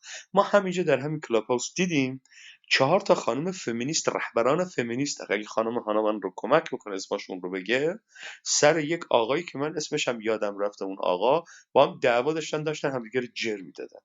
4 تا زن فمینیست، رهبران فمینیست ایرانی. اوکی؟ شما از این شعار مزخرفتر که یک مردمی رو سر کار بذاری و یک مردمی رو تحقیر بکنی، چیزی دیگه اگه سراغ دارید بفرمایید که ما بشنویم. خب خیلی ممنون. من فکر کنم شما زن رو با مادینه و نرینه مرد متفاوت به اصطلاح یکی کردین. آره ببینید آقای جمال، من خیلی عذر میخوام از حضور بزرگواری مثل شما. آره من زن رو مادینه میدانم. من زن رو همونطوری که مرد رو هم نرینه میدانم، تا کسی به من نگه که بجز موجود بشری که مشخصه‌های ظاهری و بیولوژیکیش اینه که دارای رحم و دارای واژنه، بجز این زن چیز دیگریه، باید به من بگه اون چیز دیگر چیست. آن چیز دیگرم آرزوست. یکی که نتونه آن چیز دیگری که آرزوی منه برای من بگه نمیتونه در موردش حرف بزنه. قشنگ و زیباست و همان چه که تو فکر میکنی همان است و نه، شما بفرمایید آن چیز دیگر. این شد حکایت همون شعر مولانا، آن چیز دیگر نیست من غلام قمرم. اون چیز دیگه چی آقای جمال؟ میتونید بگید؟ آره من مادینگی رو گرفتم، من مادینگی رو میفهمم، شما منو مشعشع بفرمایید اون چیز دیگه که اسمش زنه چیه؟ بله خیلی ممنون. من نمیدونم شما این مقدار از نظر من لهجه دارید، فارس نیستید ولی خیلی قشنگ فارسی صحبت میکنید. اگه اجازه بدید من بگم این من شعار اهل از کجا تخارستانم آمده. جناب آقای جمال، بفرمایید. کجاست اونجا؟ نمیدونم، من تو خارج از جوانیم زندگی کردم. من کجا هست؟ ترکمنستان. بفرمایید. ترکمنستان. خیلی خوشحالم انقدر قشنگ فارسی صحبت میکنی. من در درون لهجت فکر کردم ترکی یا کردی. به هر حال خیلی ممنون. ببین عزیز من، تاریخ 100 ساله ایران رو برای شما من در 5 دقیقه صحبت میکنم. از جنبش مشروطه در تاریخ ایران. مطالبات زنان جنبش مشروطه در ایران بود حضانت، حق ازدواج، طلاق، چند همسری. جمال جان، آقای جمال عزیز، من خیلی عذر میخوام. ببینید شما بزرگوارید که در این استیج حضور دارید و خیلی هم ممنونم که کمک میکنید به تنویر اذهان عمومی. شما تحمل داشته باشید. بذارید من یه ابجکشن بذارم روی این تاریخ مشروطه ایران. ببینید آقای جمال، سوالهایی که من دارم میکنم در یک بستر تاریخی شما به یا به تبیین نظری احتیاج داری یا به شواهد مادی و عینی که برسازنده یک رویداد است احتیاج داری. ببینید انقلاب مشروطه ایران هیچ تبیین از قبل پیش از انقلاب مشروطه ندارد.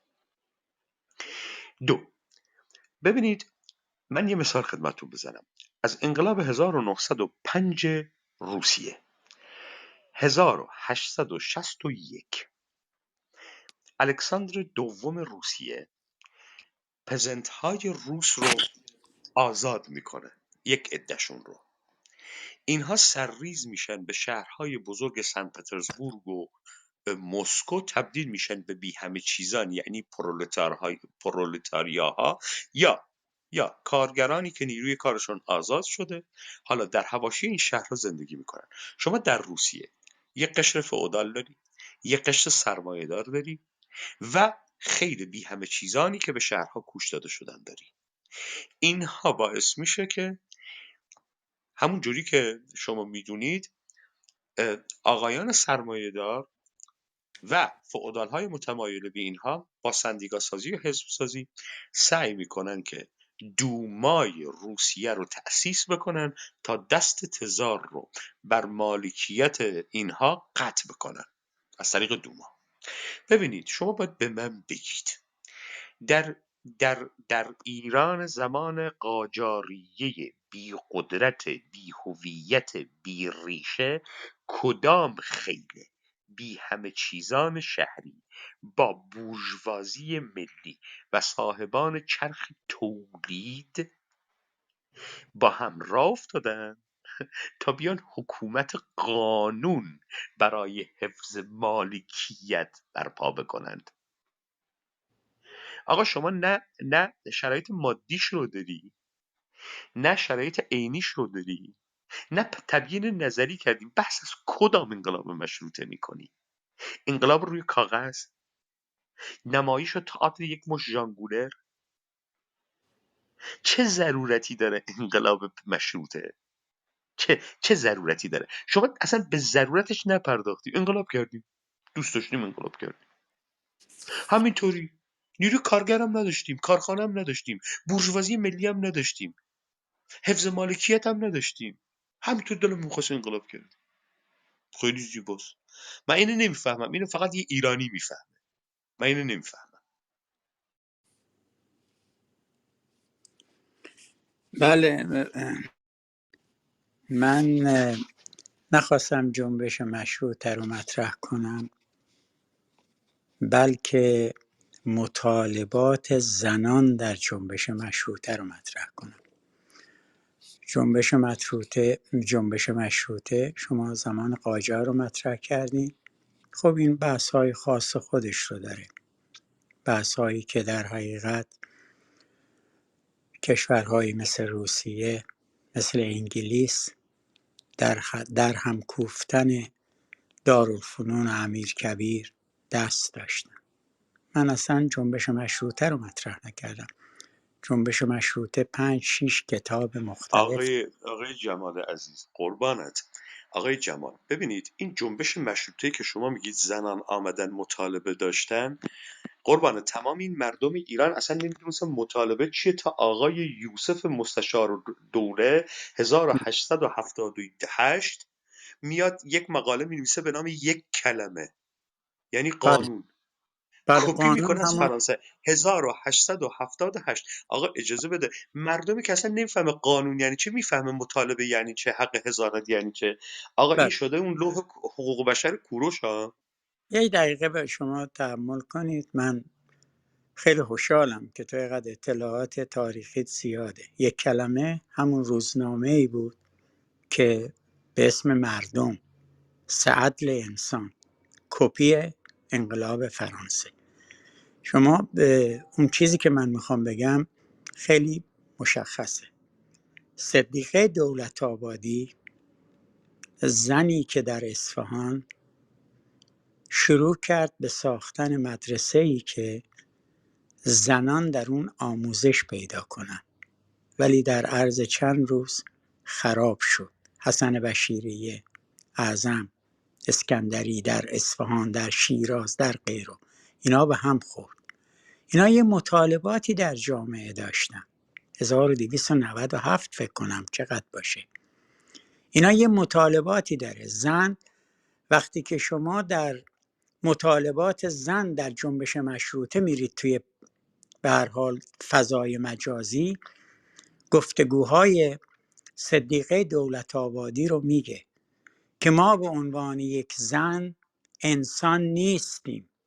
ما به عنوان یک زن نصف مرد هم نیستیم. ما گاو و شتر و درختی هستیم که در اعراب و در مسئله اون گنجانده شده. این که هزانت چند همسری، چه میدونم رای فلان، این مسئله مطالبات زنانی بوده که روشن. به صدیقه دولت آبادی میگن تو چرا اینقدر دنبال درد سر میگردی؟ تو که شوهر داری، از زندگیت، از محل زندگیت باید فرار کنی. میگه باید زنان مملکت من بیاموزن که حق رأی دارن، زنان مملکت من بیاموزن، بهداشت رعایت کنن و غیره. شما میتونید مطالبات زنان جنبش مشروطه رو در هر کجای فضای مجازی به انگلیسی و فارسی و غیره مطرح کنید. این رو نگه آقا من دارید. خیلی عذر من میخوام معذرت خیلی میخوام آقای جمال، ببخشید آقای حیدری، شما اینا رو فقط از روش خوندید آقای جمال، یا اصلا کلا براتون هم جای سوال شده که بخواید یعنی کمی هم درش تعمق کنید؟ حالا اگه اجازه بدید، نه من نبودم. من نه در دوران مشروطه بودم، نه در نه من 28 مرداد متوجه بود. هستم که نبودید قطعا در اون زمان و اون زمان رو زندگی نکردید. منظورم اینه که شما اینها رو که خوندید صرفاً به عنوان یک دیتایی هم به ذهن و خاطر سپردید، یا اینکه به هر حال برای شما جای فکر کردن هم بوده این چیزهایی که خوندید، این مطالبی من که اینجا من الان دانش گفتید؟ آموخته اقتصاد سیاسی هم. تمام اینا رو خوندم. الان کتابخونه منم پر اینه. اگه اجازه بدید من چند دقیقه مزاحمتون میشم میرم. نه اصلا نیازی من نیست. من اتفاقا دوست دارم که شما باشید و بیشتر از چند دقیقه، چون وقتی که این آخه صحبت من دوباره تا حالا استاپ کرد منو که صحبت نه خب اجازه بدید، داریم گفتگو میکنیم با هم دیگه قرار نیست خواهش که حالا میکنم، در خوشحال یک میشم. بحث. من علتش هم که صحبت کردم، این آقای پژمان به نظر من لهجه داشت و چه قشنگ فارسی صحبت میکرد. به خاطر این اومدم. مسئله نیست ما گفتمانمون رو تبدیل به مجادله نکنیم. نه اون اصلا چیزی که مجادله‌ای در کار نیست. خواهش اتفاقا برای ما هم همین جالبه. به هر حال کسانی در یک سیستم آموزش پرورشی زندگی کردن، علیرغم اینکه زبانی که در ابتدا با اون سخن میگفتن چیز دیگریه و احتمالا لهجه‌های دیگری رو هم شما در همون زبان اصلی، یعنی زبانی که در واقع آموزش دیدین، پیدا میکنین. همونطوری که خب الان لهجه شما هم لهجه تهرانی معیار محسوب نمیشه و نه احتمالا نه نه نه. من شیرازی ام. از بله جوانی بله. آمریکا بودم. بعد حالا اینو خواستم خدمتون بگم که میخوام برگردم به زن، زندگی، آزادی.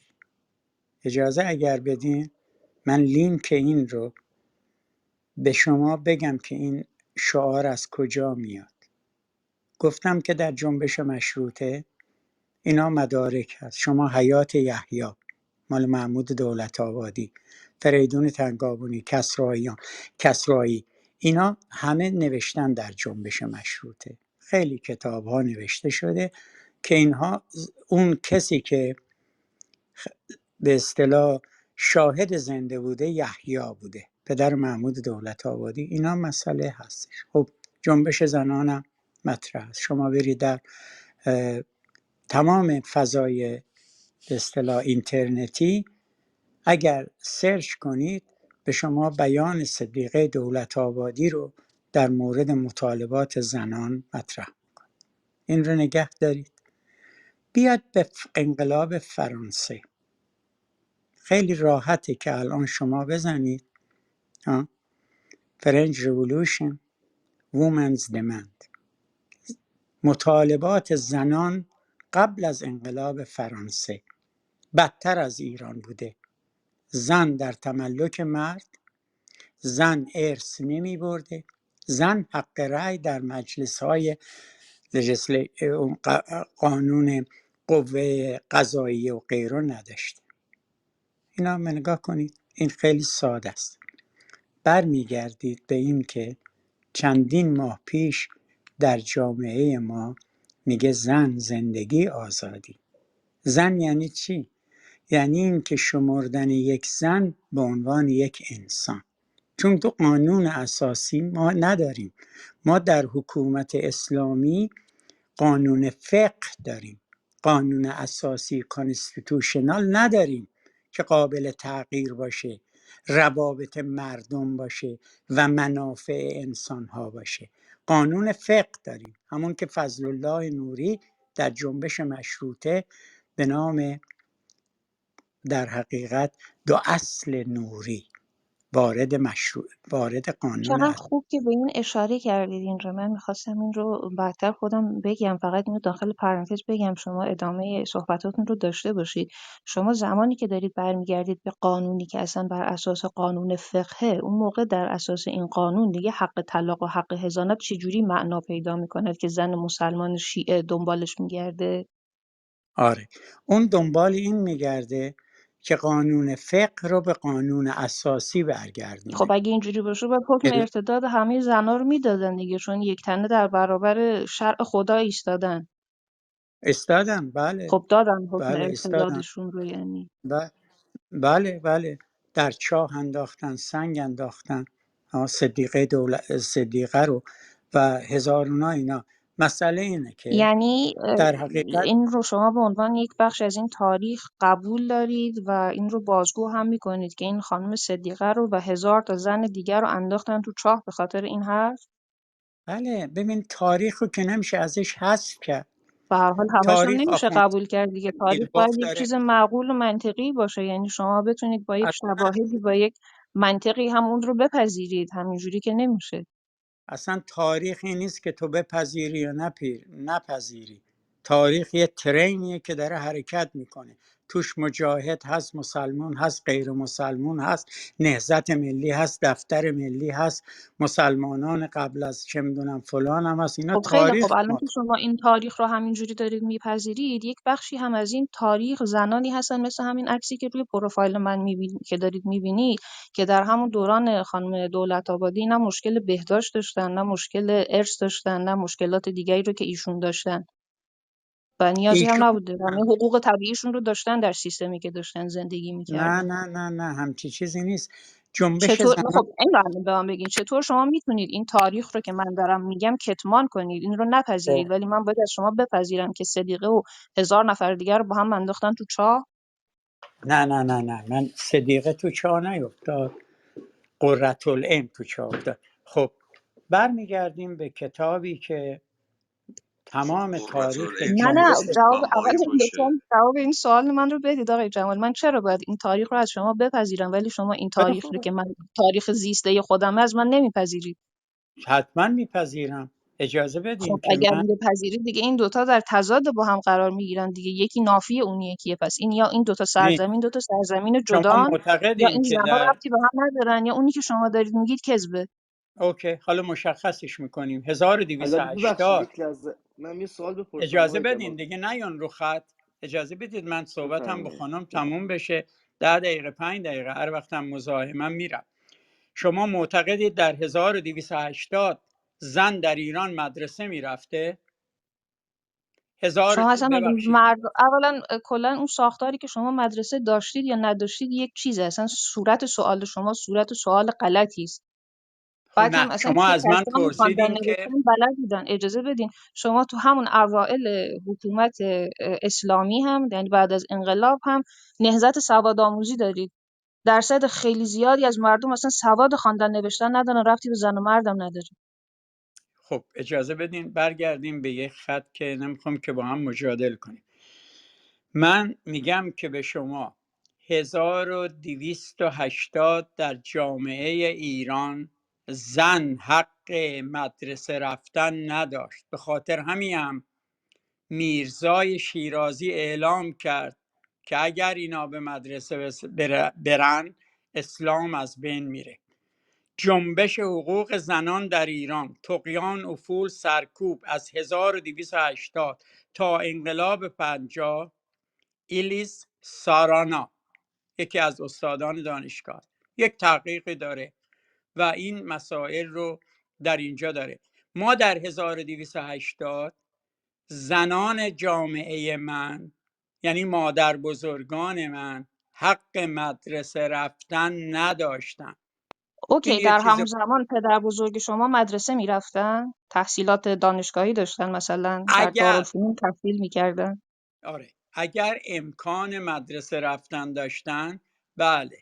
اگر امکان یعنی مدرسه چی رفتن اگر امکان داشتن، مدرسه رفتن بود؟ به فیضیه های محلی آموزش و پرورش شکل تربیتی نداشت. مشخصه در 1280 ما به مدارس هایی بودن که ملاهان تدریس آقای میکردن. جمال، عذر میخوام. شما الان مثال قرةالعین رو آوردی، درسته؟ خانم قرةالعین از سران بهایی بود که فقه اصلا اسلام نرید رو خانم. دیدن. آقای ببخشید، من اجازه بدید نظر آقا، زدم، شما دارید عذر میگید که میخوام. مدرسه نمیرفتن. آقا این خانم تدریس علوم اسلامی کرده، فقیه بوده خانم این قرةالعین. در عراق بود.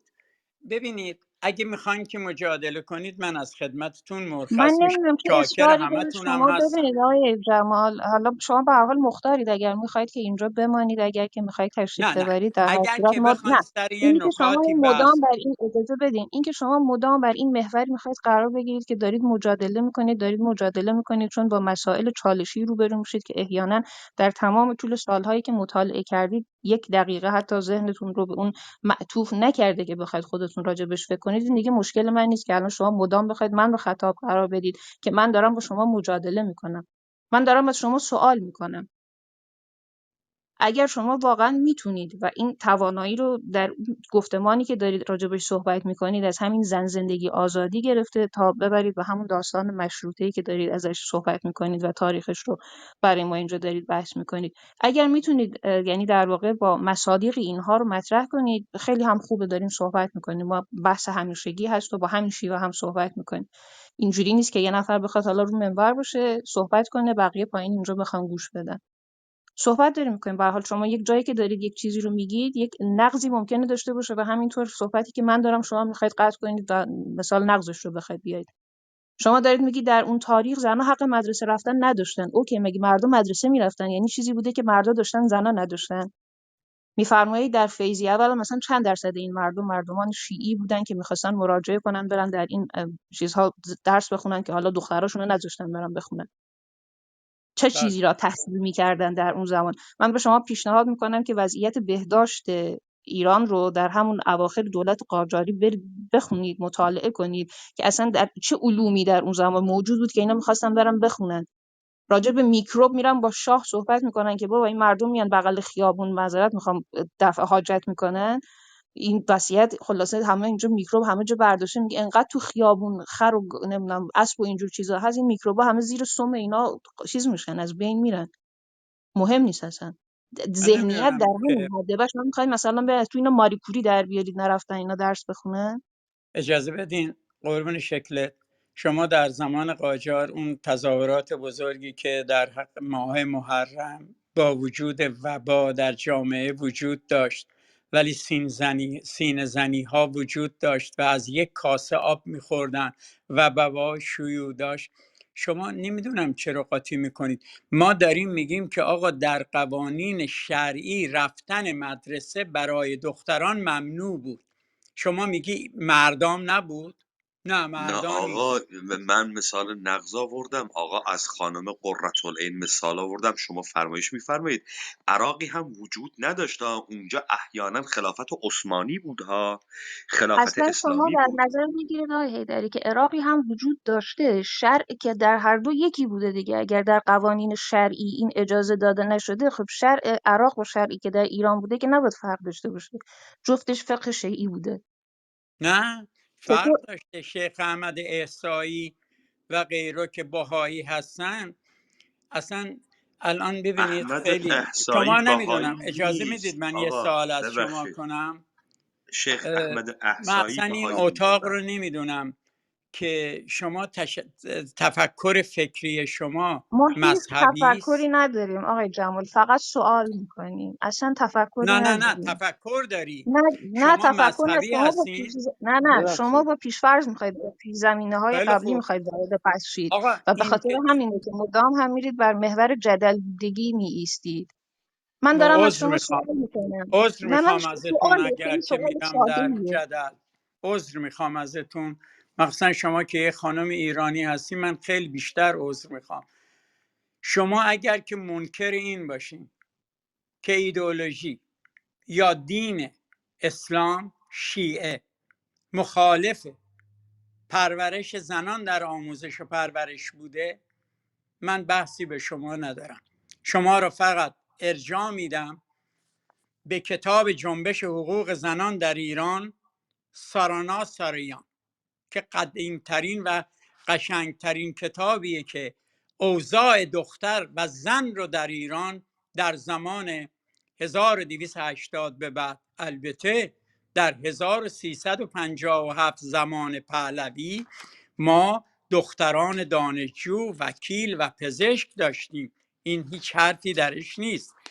ولی مدارسی که برای دختران ساختن، فخر ارغوان در تهران، سلطان امیرسهی در تهران، طوبی زموده در تهران، صدیقه دولت آبادی در اصفهان، محترم اسکندری در تهران، شهناز آزاد در تهران، فخر آفاق در مشهد. خب اینا خیلی خب تاریخ آقای جمال، یه جامعه لحظه منه. اینجا اجازه بدید، یه لحظه اینجا یه توقف داشته باشیم. الان تمام این خانم هایی که شما بهش اشاره کردید و مدارسی رو که ساختن بعداً و درش تحصیل کردن خانم ها، در تهران بود، در اصفهان بود و در مشهد بود. بنابراین این مسئله زنی که حتی شما دارید اسمش رو میگذارید زن ایرانی نیست، زن تهران و مشهد و اصفهانه.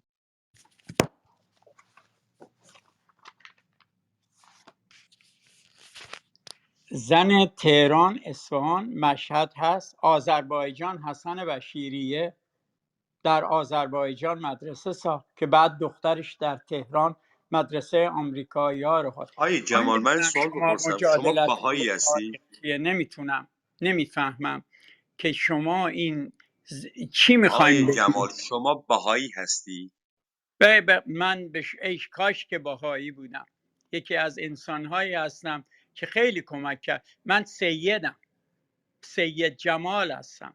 حتی رفتم کارت ملی بگیرم، گفت چون اسم پدرت سیده خودت نیست به هم ندادن. حالا این مشکل شما رو حل میکنه که من بهایی باشم یا مسلمون باشم یا بهایی باشم یا مسیحی باشم؟ ببخشید نه عذر من من اصلا نه با این قسمت کاری ندارم آقای جمال. من شما سوالم از کاری شما اینه، نداری، شما دارید، دوستت داره، دوستت پس نه میده، تو نه میگیری. خب شما شما هم دارید برای هی من از سوال کردید که ایشون از شما بشیریه سوال صحبت کردن. میکنی، از قرةالعین صحبت میکنی، شما هی دارید از جنبش جرأتالعر جاندار که ایرانه، همون که نکن در مهسا خب آخه حقیقت به اینی که امینی. شما عنوان یک دارید میگید زن. اصلا ژاندار، من مشکلم الان همینه. یعنی شما دارید یک جزئی رو تعمیم به یک کلی میدید و یک اسم دیگری رو هم روش میگذارید و دیگرانی رو هم که اصلا این مسئله و مشکل رو نداشتن قاطی میکنید. من دارم به شما میگم همین تصویری که روی پروفایل منه رو ببینید، هیچ کدوم از این چیزهایی که این افرادی که شما دارید میگید راجبش مشکل داشتن و رفتن براش مطالبه کردن و در فقهشون بهشون اجازه داده نشده و خیلی چیزهای دیگه، هیچ کدوم از این مسائل رو نداشتن. تو سرزمین خودشون هم داشتن زندگی میکردن، حقوق انسانی خودشون رو هم به عنوان یک پروفایل زن شما رو داشتن. دیدم با یه خانمی که خیلی گیس بلندی داره، من نمیفهمم. خیلی هم بلند نیست، البته متوسطه. اتفاقا این همسر سابق منه، خیلی هم عالیه، موفق باشی. من اینو نمیگم، من ژاندار که من من قرةالعین. مثلا با ژاندارک و اینا کاری ندارم. ایشون هم مرحوم هستن الان، اصلا دیگه از مرحله موفقیتشون گذشته، مگه در زندگی های بعدی. ولی به هر حال به صورت کلی دارم مسئله دیگه بهش اشاره میکنم. شما دارید میگید کسانی بودن رفتن مبارزه کردن کشته شدن، نمیدونم برای حقوق فلان و هزانت و اینا. هزانت کی اجازه گفت بدید. وقتی کشته شدم؟ ببینید، شما به من بگو چی میخوای بگی، یک کلمه من موضوع هیچ چیزی چیه میخوای من من دارم بحث سوال کنم؟ میکنم. اجازه بدید، اجازه بدید و من میگم که میخوام چی بگم. شما بگو دارید میگید عزیزم. که، خب اجازه بدید میگم. شما دارید میگید که اینا اومدن زنان ایرانی رفتن مطالبه داشتن در جنبش مشروطه‌ای که برای ایران بوده است. اوکی، در ته این نتیجهش چی میشه؟ مدرسه درست کردن 4 تا در تهران، یکی در مشهد، یکی در اصفهان، یکی هم حالا شما دارید میگید آذربایجان. حالا ما اصلا با این بعد مسافت و اینجور چیزها رو هم در نظر بگیریم که مثلا حوزه استانی رو هم که در حال حاضر در ذهن ما هست رو هم در نظر بگیریم، چقدر امکان داشته که از اقصا نقاط اگر در مرکز همون شهرهای اصلی نبوده باشه کسانی بخوان دخترانشون رو به مدرسه بفرستن. دیگه مدارس شبانه روزی پاریس که نبوده احیانا که بخوان بفرستن اونجا دختراشون بمونن دیگه، رفتن اونجا مثلا حالا 4 خط قرآن و نمیدونم حدیث و مفاتیح و اینا رو هم بهشون یاد دادن، برگشتن خونه خوندن نوشتن یاد گرفته باشن. از این حد که بیشتر نبوده. حالا اگر تهش بعدن چی ازش میخواد در بیاد من با اونش کاری ندارم. این چه مسئله زن ایرانی است که فقط در این 3 تا شهر اتفاق میفته؟ این چه مطالبه زن ایرانی است؟ چه مشروطه ایرانی است که حالا شما دارید به من میگید زن ایرانی؟ من دارم میگم ما سر جا خودمون نشسته بودیم، هیچ کدوم از این مشکلات هم نداشتیم. مسئله شما حضانت سر نداشتیم، جای مسئله خودت طلاق نشستی. نداشتیم.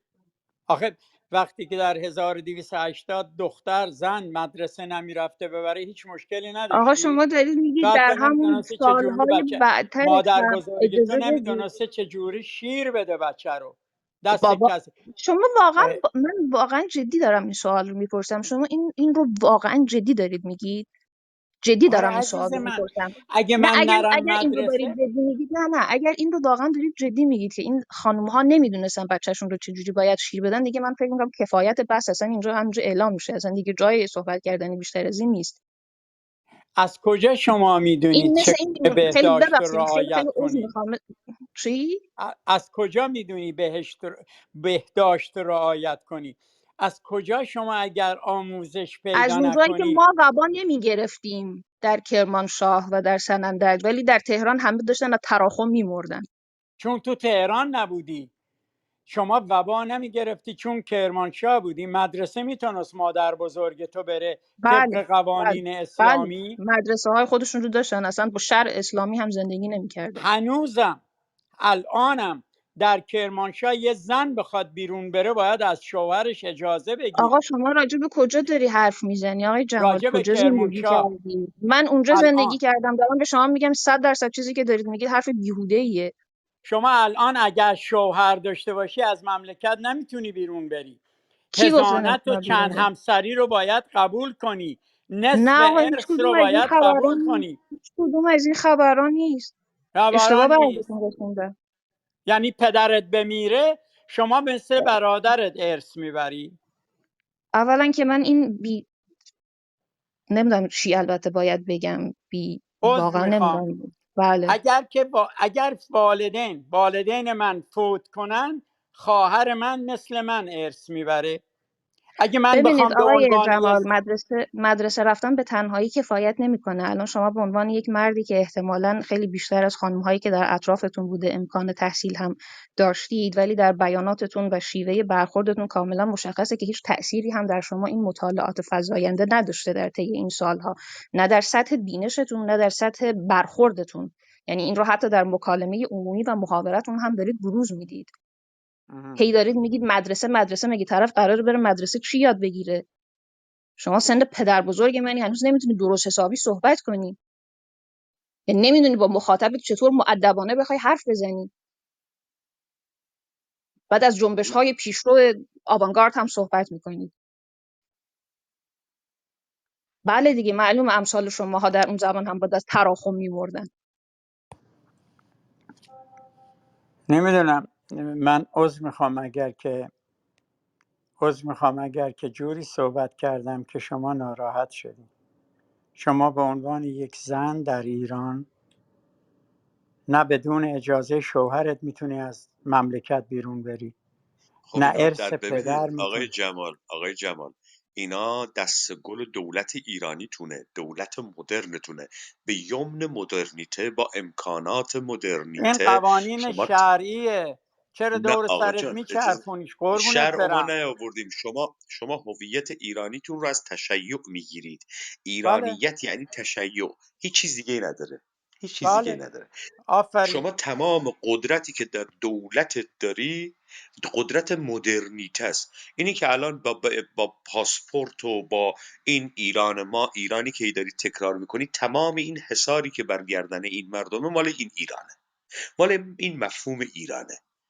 چه حجابت، چه شرعت، چه زور قانونت، چه پلیس ارشادت، چه سپاه پاسدارانت، تمام این چیزهایی که شما امروز داری به یمن مدرنیته و ساختار دولتی مدرنیه که این امکان رو به شما داده اینها رو حقنه کنید. شما صبح تا حالا دارید صحبت میکنید با ما، هیچ کدوم از سوالات ما رو پاسخ ندادی. ابتداً شروع کردید صحبت کنید از به من گفتید که شما زن رو به عنوان مادینگی میفهمید. من گفتم بله. شما اگه جور دیگری میفهمید لطفاً برای ما تبیین کنید، بگید زنانگی چیست. شما توضیح ندادید. زن یک شما رفتید انسانه. زن یک زن یک انسانه. انسان یک مفهوم انتزاعی، یک زن مفهوم توی. کلی. ولی اگه به عجب. تو بگم مرد چیه، مرد رو شما در که همون زن یک ادبیات انسانه. فارسیتون، در همون ادبیات فارسیتون مولانا میگه که فاطمه بودن گرچه دختر پیغمبره و مقام خیلی بلندیه، به یک مرد بگی فاطمه گردن تو با شمشیر میبره. اصلا شما زن مولا کیه؟ خودتی. شما مولانا زن حافظ. خودتی. نه آقا عزیز زن من، اینا خودتی. هم اسیر. عزیز من ببین، شما میدون مشکلت کجاست؟ اجازه بده دوست عزیز. شما هنوز تفاوت بین یک مفهوم انتزاعی رو با تعینات یک انسان حقیقی رو درک نمی‌کنی. ببینید مثال براتون بزنم. شما فردا میایید در همین ایرانت فکر میکنید در اون اصل اول تعریف ایرانت، کانستیتوشنی که فرمودید، به جای اینکه بنویسی که ایران یک کشور مسلمان است و دین رسمی شیعه است، بنویسی که تمام ایرانیان از لحاظ حقوقی در مقابل قانون با هم برابرند، فارغ از زبان، دین، نژاد، چه میدونم مذهب. بعد شما این فارغ از رو که گذاشتی فکر میکنی فرموله کردی همه رفت پی کارش تموم شد، در صورتی که تمام تضادهای من انسان حقیقی با شما در همین تعیناتی که من دارم، زبان، مذهب، دین، نگاه، با همینا من تو جامعه با تو مشکل دارم و این تضاد از بین نمیره. ببینید دوست عزیز، شما با گرفتن یک سری مفاهیم انتزاعی، زن انسانه، من میگم نه حیوانه. آخه حرف میزنید. شما بیا از زنانگی صحبت کن، نمیتونی زنانگی رو تبیین کنی، نه شما نه هیچ زن دیگه ای. بعد ما رو هی به وادی کربلا میفرستی، هی ببین، میخواید ما ایمان بیاریم به این چیزی من که شما الان میخواید. متوجه شدم، دست درد نکنه، متوجه شدم که چه به اندیشه. ببین، زنانگی و مردانگی مادگی و نردگیه، ولی زن انسانه، مرد هم انسانه. اون آقا چیزی است کدام که در انسان؟ انسان دین بیولوژیکه، زن به عنوان انسان انسان حقوق. نیست. ببینید آقای جمال، گوش کنید.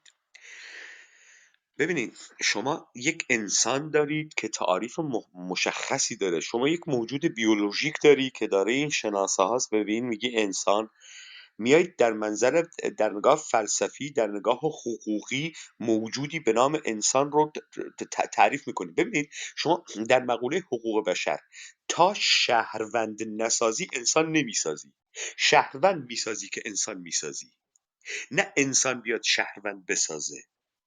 شما وقتی به حوزه فلسفه برمیگردی، انسان به مثابه کی؟ انسان به مثابه بنده خدا، انسان به مثابه مخلوق خدا، انسان به مثابه رعیت شاه، انسان به مثابه موجود چه میدونم ذات خردگرا. انسان به مثابه کی؟ انسان تعریف داره. طرف میگه آزادی. ببینید آزادی تا همین 200-300 سال پیش تو این اروپا یه مفهوم حقوقی بود. در مقابل یک انسان برده ما یک انسان آزاد داشتیم، یک برده داشتیم، یک آزاد داشتیم. آزادی به معنای فلسفیش که نبود که آقا. حالا شما به ما بفرمایید، آخه مشکل ما اینه، یه مشت آدم تو این سرزمین فکر میکنند بدون اینکه یک فیلسوف ایده پرداز سیاسی داشته باشه، بدون اینکه هیچ ممارستی رو هیچ کدام از این مفاهیم کرده باشه، میتونه تغییرات بنیادین درست بکنه. خب این آقا، این فاجعه است. آره ما همین حالا داریم روی همین شعاری که من به صراحتا گفتم آره بی شرفانه ترین شعاریه که به یک مردم منتسب آره بکنی. نذاشتن من صحبتم تموم بشه. شما فرق بین زن و مرد چیه؟ تو همه تعاریفتم من قبول دارم، چقدرم قشنگ آموزش دیدی تو فارسی. زن و مرد در ایدئولوژی و دین تو چه فرقی به عنوان یک انسان با هم دارن؟ این رو به من بگو.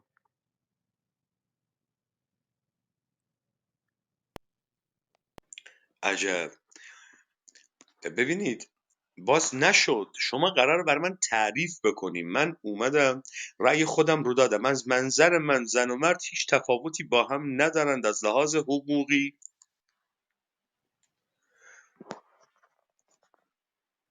ولی شما نگفتید که این زنانگی که میگی چه شکلیه. خب شما گفتین که از نظر شما زن و مرد از نظر حقوق یکیست، یعنی این که ارثش باید مساوی باشه، حق رأیش باید مساوی باشه، ازدواج و طلاقش باید رأی داشته باشه، چند همسری نباید باشه. اعتقاد دارید به این چیزا شما؟ ببینید آقای جمالی، این حرفایی که شما میزنید خیلی نخنماست، این خیلی جای صحبت داره، خیلی جای صحبت داره و من نمیخوام وارد این وادی ها بشم که به این امور بپردازم. ما روی یک مسئله مشخصی صحبت کردیم که پاسخ مشخص دریافت نکردیم. ببینید آقای جمال، تمام بحث ما اینه در این سرزمین کسی نه سوال رو دوست داره، نه تحقیق رو دوست داره، نه تفکر میکنه. آدمهایی هستند دینخو، عرفانی و غور میخورند در وجود خودشون و در اقیانوس و هفت دریای عشق را میپیمایند. همین هیچ چیزی دیگه ای نیست. من الان در مورد شما در مورد مشروطه صحبت کردیم، من 10 تا ابجکشن بهتون دادم، شما اصلا دنبالش رو نگرفتی، اصلا تحریک نشدی، اصلا به قول انگلیسی ها به آها مومنت نرسیدی که آقا من اشتباه کردم، چرا من سوال نکردم از خودم، چرا من اوضاع رو این شکلی دیدم. مثلا احیانا شما داشتید از بیسوادی زنها میگفتید و شرع اسلامی که جلو میگیره. من به شما میگم که کاکو شیرازی، در اون شیراز دروازه قرآنت آقای عباس امانت در تاریخ مدرن ایران میگه که 5000 فاحشه به سرکردگی ملا فاطمه در شیراز به امر شیرین تنفروشی فاحشگی اشتغال داشتن. 5000 فاحشه. ببینید همین حالا در معصومه قم میگن سالی 7000 بچه حرومزاده بیشناسنامه به دنیا میاد. 7000، شاید بیشتر، عذر میخوام. خب ببینید در زمان آقای وکیل الرعایای زندیه شما طبق نظر آقای عباس امانت در شیراز غیرتی شیعه نیمه لور شما، ملا فاطمه قره کمر می اومد و میخوند و میرقصید و سکس میکرد، کسی هم کاریش نداشت. 5000 تا فاحشه داشت شیراز. ما اینو باور بکنیم یا اون حرفایی رو که شما میزنید؟ کدام یکو؟ آخه حرفی که من خیلی خوشحالم که تو چقدر بچه مطلعی، فالوت میکنم، ولی اگه مذهبی باشی همیشه با هم مسئله داریم. یعنی اگر اعتقاد داشته باشی به مسائل غیر زمینی، منو بخوای به هوا و غیره بکشی، مسئله دارم. ولی خیلی خوشحالم، خوشم میاد از این که فکر کردم بذارم برم، ولی دیدم چقدر شما اطلاعات دارین. ببین عزیز من تاریخ جنبش زنان رو برای تو میخونم. تاریخ جنبش زنان مسئله من شیعه مسلمان و بهایی و غیره نیست، تاریخ ایرانه، تاریخ جنبش زنان ایرانه، جنبش زنان مصر، جنبش آقا زنان هست قبل از آقا فرنگی. قربونت دروغه آقا، این ترهات. آقا سال 57 همه میگن انقلاب، من ثابت میکنم انقلاب نیست، دروغ محض. همین هیئت همین داستان حاضر، من بهت ثابت میکنم این پروژه خود حاکمیت دولت ایرانی و ارباب آمریکاییشه، همه دارن میگن انقلاب خودجوش مردمیه. بعد شما بیا به من بگو که طرف اومده یه آمریکایی احمق که نه زبان رو میدونه نه مردم رو میشناسه، اومده برای من و شما تحقیق دانشگاهی نوشته در مورد تاریخ جنبش زنان ما. نه اون دو تا خنده چیز داره. دار آقا. ببین 57 گوادلوپ و داستان الان CIA بیرون اومده. مقاله هایی که در حقیقت اون رئیس جمهور قبلی ایران در حقیقت این مسئله رو انجام داد، کمک کرد، فلان کرد بسار، و زمینه هایی که در جامعه ما باید اجرا بشه. یعنی شما باید زمینه های انقلاب در جامعه وجود داشته باشه که آقای کارتر بتونه گوادلوف و غیره رو بره. من این رو قبول دارم و خودم هم به این اعتقاد هست. یعنی این اعتقاد رو دارم که مسائلی مثل 28 مرداد، بستن در حقیقت دارالفنون امیرکبیر، باید زمینه هایی مثل آیت الله نوری، کاشانی، فضل الله نوری. آیت الله نوری در زمان امیرکبیر با اون فضل الله نوری فرق میکرد. اینها باید وجود داشته باشن، سپهبد زاهدی ها و فلان اینا، که این مسئله اتفاق بیفته. من حرف ندارم، من این رو معتقدم که 57 چگونه اتفاق افتاد. ولی الان خیلی پراکنده شد صحبت، نمیخوام به اصطلاح بدون کمان از اتاق بیرون برم. به هر حال این رو من مطرح کردم که قوانین جامعه ما قوانین مذهبی بود. مذهب خیلی مشخص کرده در مورد زن. زن مرغزار مرده، زن در تملک مرده، زن اگر مطیع نباشه باید بهش همخوابی نکرد، باید فلان کرد، باید زن. من هیچ وقت نمیخوام بحث مذهب رو کنم، چون از خانواده مذهبی. الان دارم 250 آیه قرآن رو برای شما بخونم که با نه فیزیک نه شیمی نه حقوق انسانی طرفه. نمیخوام وارد این بحثا بشم. خب جامعه نمیخواست در 1280 که برای شما گفتم زنان به مدرسه برن. آیا مردان باسواد بودن؟ نه. ولی اگه مردی میخواست بره تو فیضیه، بره توی فلان چیزی کتاب بخونه، از خونش بره بیرون، شب نیاد بیرون، مسئله نداشت. اون زن بود که در اون جامعه میرزای شیرازی اعلام کرد و برنامه کرد. من مسئلم این بود که برای شما جنبش من زن. معذرت میخوام آقای جمال، مثلا در اون زمان زنها شبا میخواستن از خونه بیان بیرون برن کجا؟ نه، زن نمیخواست بیاد بیرون. نه ا- دیگه، شما دارید میگید مسئله بود، بعد آقای شیرازی آره. اومد روش هم مسئله دیگری کرد. و من از ببین شما این سوال زن. میپرسم، اوکی آره، مثلا زنها میخواستن بیان بیرون برن کجا شبا؟ آفرین. آره شما این نکته پیدا میکنی، آفرین، خیلی دختر باهوش، خانم باهوشی هستی. زن در تملک مرد بود، اصلا در باید انگشتش تملکه، رو تو شما اینو دهان ولش میذاشت. کنین، من اینو از شما میپذیرم، بله زن در تملک بوده. حالا شما فکر کنید یواشکی میخواسته از خونه بیاد بیرون، شب که از خونه اومده بیرون میخواسته بره کجا؟ خیلی خوب. من خیلی اگر عذر میخوام این قضیه شوهرش. فلسفی رو من عذر میخوام این قضیه فلسفی رو من حل کنم. در شیراز طبق گفته آقای عباس امانت 5000 کارگر جنسی یا به قول خودش فاحشگان ارائه خدمات میدادن شبا. مردایی که جیم میشدن میرفتن فاحشه خونه، اونجا متولیان فاحشه خونه زنا بودن. آقا جان هر دوتا مشغول بودن تا صبح. آقای جمال به همون ازا مشتری که بوده کارگرم بوده، قضیه حل شد. همه شبا میتونستن بیرون بره، هر کی اهل دل بوده بیرون بوده. آره، حالا مسئله اینه، من اینو میگم شب، شاید اشتباه میکنم میگم شب. خارج شدن زن از خانه، چقدر شما دقیقین. تو انسانی که الان حالت عادی هم نداره داره صحبت میکنه. شما بیرون رفتنت، تماس گرفتنت، لباس پوشیدنت و هزار چیز دیگر در تملک مرده. اصلا آقای این جمال مسئله. ببینید، اون چیزی که شما دارید میگی دچار یک مشکل تأخر و تقدم زمانیه. یعنی شما ذهنیت حال حاضر ما رو دارید میبرید به یک زمانی که یک مفهوم دیگری رو در اون گذشته با ذهنیت حال حاضر به ذهن شنونده در واقع این رو القا کنید. مثلا شما چقدر تنوع پوشش در اون زمان داشتید که زنان میخواستن جور دیگری لباس بپوشند و مردان به آنها اجازه نمیدادند؟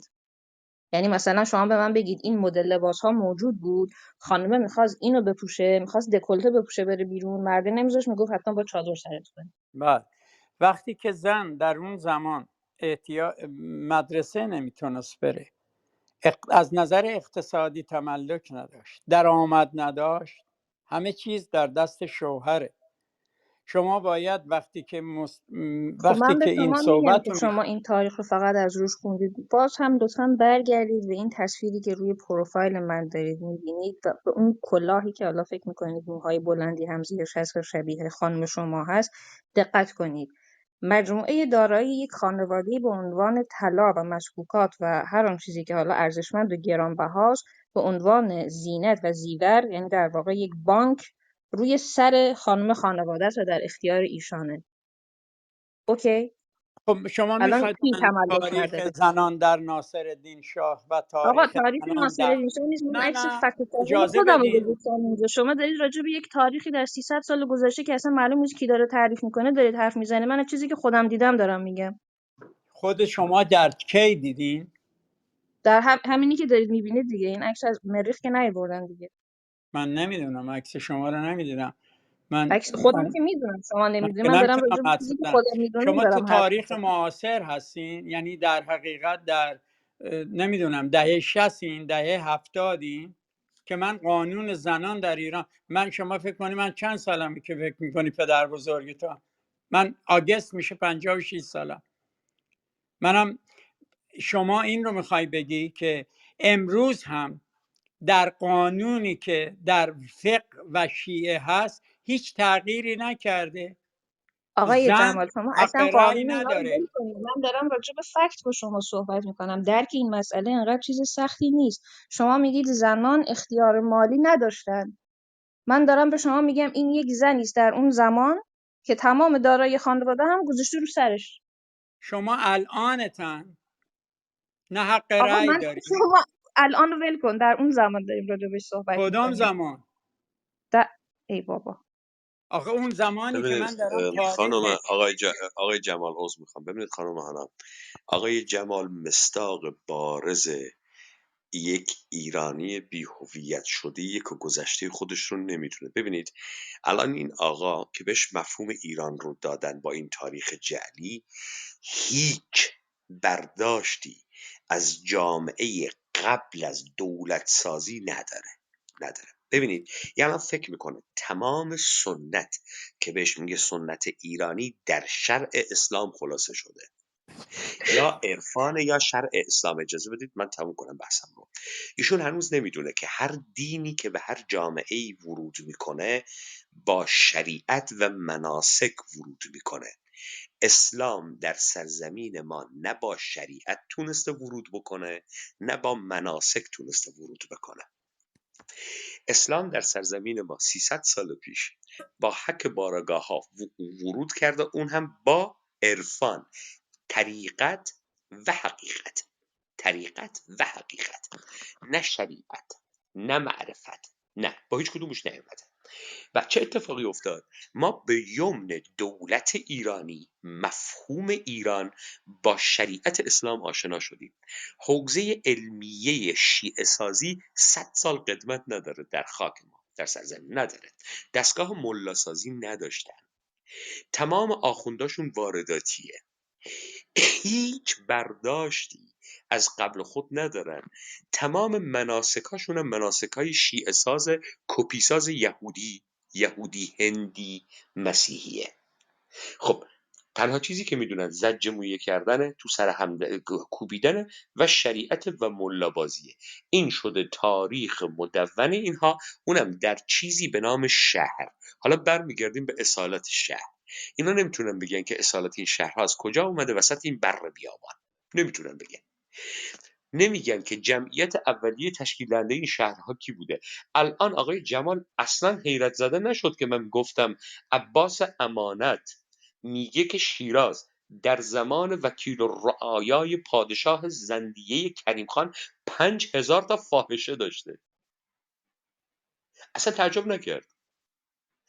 امرتخانه، شیرکشخانه، تریاکخانه، قهوه‌خانه، اینها جزء اینترتینمنت های آغازین درست کردن شهرهان. نمیگه این جمعیت شهری است. احیانا نمیشه سوال، اینا سوال نمیشه. هی برمیگرده به اینکه این شریعت آوردن. آقای شریعت رو دولت ایرانی آورده، مدرنیزاسیون آورده، یعنی لوجستیک، تدارکات، راه آهن، راه کشی، اسلحه مدرن. تا تو تونستی تحمیل قدرت خودت رو بکنی با کوچاندن مردم. میگی نه آقا جان برو یوراند ابراهیمیان تاریخ ایران بین دو انقلاب رو بخون. برو سیاست های دولت پهلوی برای کوچاندن مردم به جایی به نام شهرها رو تعقیب بکن، ببین چه کار کردن، چطوری جمعیت ها رو کوچ میدن در این شهرسازی هایی که میکنند. شما آنچه که داری برای ما میگی خانم هانا درست گفتن، شما دوچار آناکرونیزم شدی، همونطور که اکثریت ایرانی ها شدن. با نگاه امروزی میخوای یه فلش بک بزنی به قدیم و یک سری حرفا رو بزنی که اصلا هیچ برداشتی ازش نداری. مستاق بارز این که اصلا نمیدونی کی هستی، اصلا قوانین نانوشته خودت رو، مراودات اجتماعیت رو، چیزی که خانم هانا داره بهت میگه کامل واضح و مبرهن جلو چشت داری میبینی. شما میگی زن نمیتونست کار کنه، بره کجا؟ بره کارخونه. زن یا سر زمین کار میکرد، یا باغداری میکرد، یا رمهداری میکرد. این محصولات رو کی تولید میکرد؟ گلیم و گبه و قالی و چه میدونم کشک و دوغ و ماست و چه میدونم اشرفی ها رو کی تولید میکرد؟ عجب. یعنی که شما هنوز یک درک درستی از جامعه خودت نداری، چسبیدی به دولت کثیف ایرانی که این مردم رو به بی همه چیزی و به فاحشگی کشیده و نمیخواید دست از کول این دولت بردارید، نمیخواید دست از کولش بردارید، دوست دارید، خوشتون میاد، دولت قشنگیه. در صورتی که ایرانیت منهای تشیع هیچ نیست، چیز دیگری نیست. از چه چیزش میخواید دفاع کنید من نمیفهمم، چه چیزیشو میخواد درست کنید من نمیفهمم. این شعارهایی که ما نمیدونم، شما همون موقعی که دارید در مورد این زنهای چیز حرف میزنید، ما این مادر کی رو داریم خانم هانا؟ شیر علی مردان خان رو داریم که دولت پهلوی رو به ذله در آورده تو همین نزدیک شیراز. آقای جمال جالبه یه انقطاع تاریخی کردن از زیست مردمان این سرزمین، رفتن وسط کتابای فلان تاریخ نویس یهودی و فلان تاریخ نویس هندی و یه مشت کلاهبردار ژانگولر فراموشخانه‌ای که برای اینها تاریخ نوشتن. هیچ کسی هم سوال از خودش نمیپرسه. من یه سوال بسیار مهم از این مردم میپرسم، آقا کجای این سرزمین زمین تمام شد تا یه عده تبدیل شدن به بی همه چیز، مجبور شدن برن تو این شهرها بشن مستخدم و کارگر و فعله و بنا و چه میدونم حمال و کی زمین تو این سرزمین تمام شد؟ هیچکی نمیتونه اینو پاسخ بده، ولی میتونه در عوالم هپروت شیخ شهاب الدین سهروردی حرف بزنه، میتونه در مورد اینا حرف بزنه، میتونه در مورد ملا صدرای شپشوی پدر سوخته کل ملق زن حرف بزنه، میتونه در مورد 5000 فاحشه شیراز حرف بزنه، ولی نمیتونه بگه که کی زمین در این سرزمین تمام شد که یک نفر احساس کرد هیچی برای معیشت نداره الا اینکه بره یه جایی که توده مردم خدمات و نیروی کارش رو بفروشه تا بتونه زندگی بکنه. هیچکی پاسخ نمیده اینو. سوال به این مهمی رو هیچکی پاسخ نمیده. همه دوست دارن برن رمالی کنن و لا کتاب باز بکنن و تفسیر شعر حافظ بکنن و از این چرت و پرتا اموراتشون میگذره. سوال جدی رو کسی دوست نداره پاسخ بده. بعد همه میگن میخوایم زندگی مادی بکنیم. آقای جمال میگه من دوست ندارم تو مذهبی باشی. آقا بیا روی مادیات، شرایط عینی و مادی ما صحبت کنیم. آقای جمال شما برای اینکه ببخشید، یک من جمعیت نگفتم شما شهرنشین نمیخوام داشته، مذهبی باشی. ببینید آقای جمال، من شما باید یک من از برای اینکه یک جمعیت خانواده شهر مذهبی هم، اصلا این حرف رو نزن از قول من. شما برای اینکه یک آدم شهرنشین درست بکنی، جمعیت شهر رو زیاد بکنی، باید یه آدمی رو بسازی در این مملکتی که شیوه تولید مردم از زمین یا ثروت مردم از زمین تولید میشه. یعنی اینکه شما یا دامداری داری میکنی، از علوفه داری استفاده میکنی، یا کشاورزی میکنی و باغداری میکنی، داری تغذیه میکنی و تولید ثروت میکنی. یک جایی بایستی جمعیت این سرزمین طوری شده باشه که دیگه زمین بایری وجود نداشته باشه، نسل بعدی بتونه کشت کنه، بتونه تبدیل به علفزار بکنه و این طرف نگاه بکنه که هیچی در ما یملک خود نداره به جز تن خود، و باید بره در یک جایی که مجموعه بشری هستن که میتونه ارائه کارهای خدماتی بکنه، شاگرد بشه، چه میدونم حمال بشه، تا این بتونه نون بخوره. شما باید بیای بگی در کدام مقطع تاریخی، کی، کجا، زمین در ایرانی که امروز 1,600,000 و خورده هزار کیلومتر مربع تمام شد، برای یک جمعیت 3 میلیون نفری تمام شد که مردم سرریز شدن رفتن در این شهرها حمالی بکنن. اگه تونستید این سوال رو پاسخ بدید، ما میگیم اوکی، شما زندگی مادی هم میفهمید، پاتون تو آسمون نیست، در ملکوت اعلی سیر نمی کنید، در حپروت و قور عارفانه نیستید، به دنبال شیخ و چراغ و دلیل و اینها هم نمیگردید. ببخشین جناب پژمان، من تو رو فالو کردم، چون به هر حال به عنوان اصلا نفهمیدم این همه بحث های قشنگی که میکنی با زبان فارسی به کجا میریم. من یک کلام خواستم به شما جواب زن زندگی آزادی رو بدم، ولی مرتباً این خانم عزیز و شما قطعش کردین. اصلا میخوام غلط به شما بگم، زن زندگی آزادی ادامه شعار جنبش آزادی و جنبش فرانسه است. من اینو خواستم به شما بگم. حالا اینکه بعداً شما چه تعبیری میکنید، جنبش در حقیقت مطالبات زنان در انقلاب در فرانسه در جنبش مشروطه، جدا از خوب بودن و بد بودن، بگذریم از اینا، ما داریم میگیم مطالبات. یکی اومده میگه من نون میخوام، من مطالبات رو میگم، اون چیزی که داره تقاضا میکنه.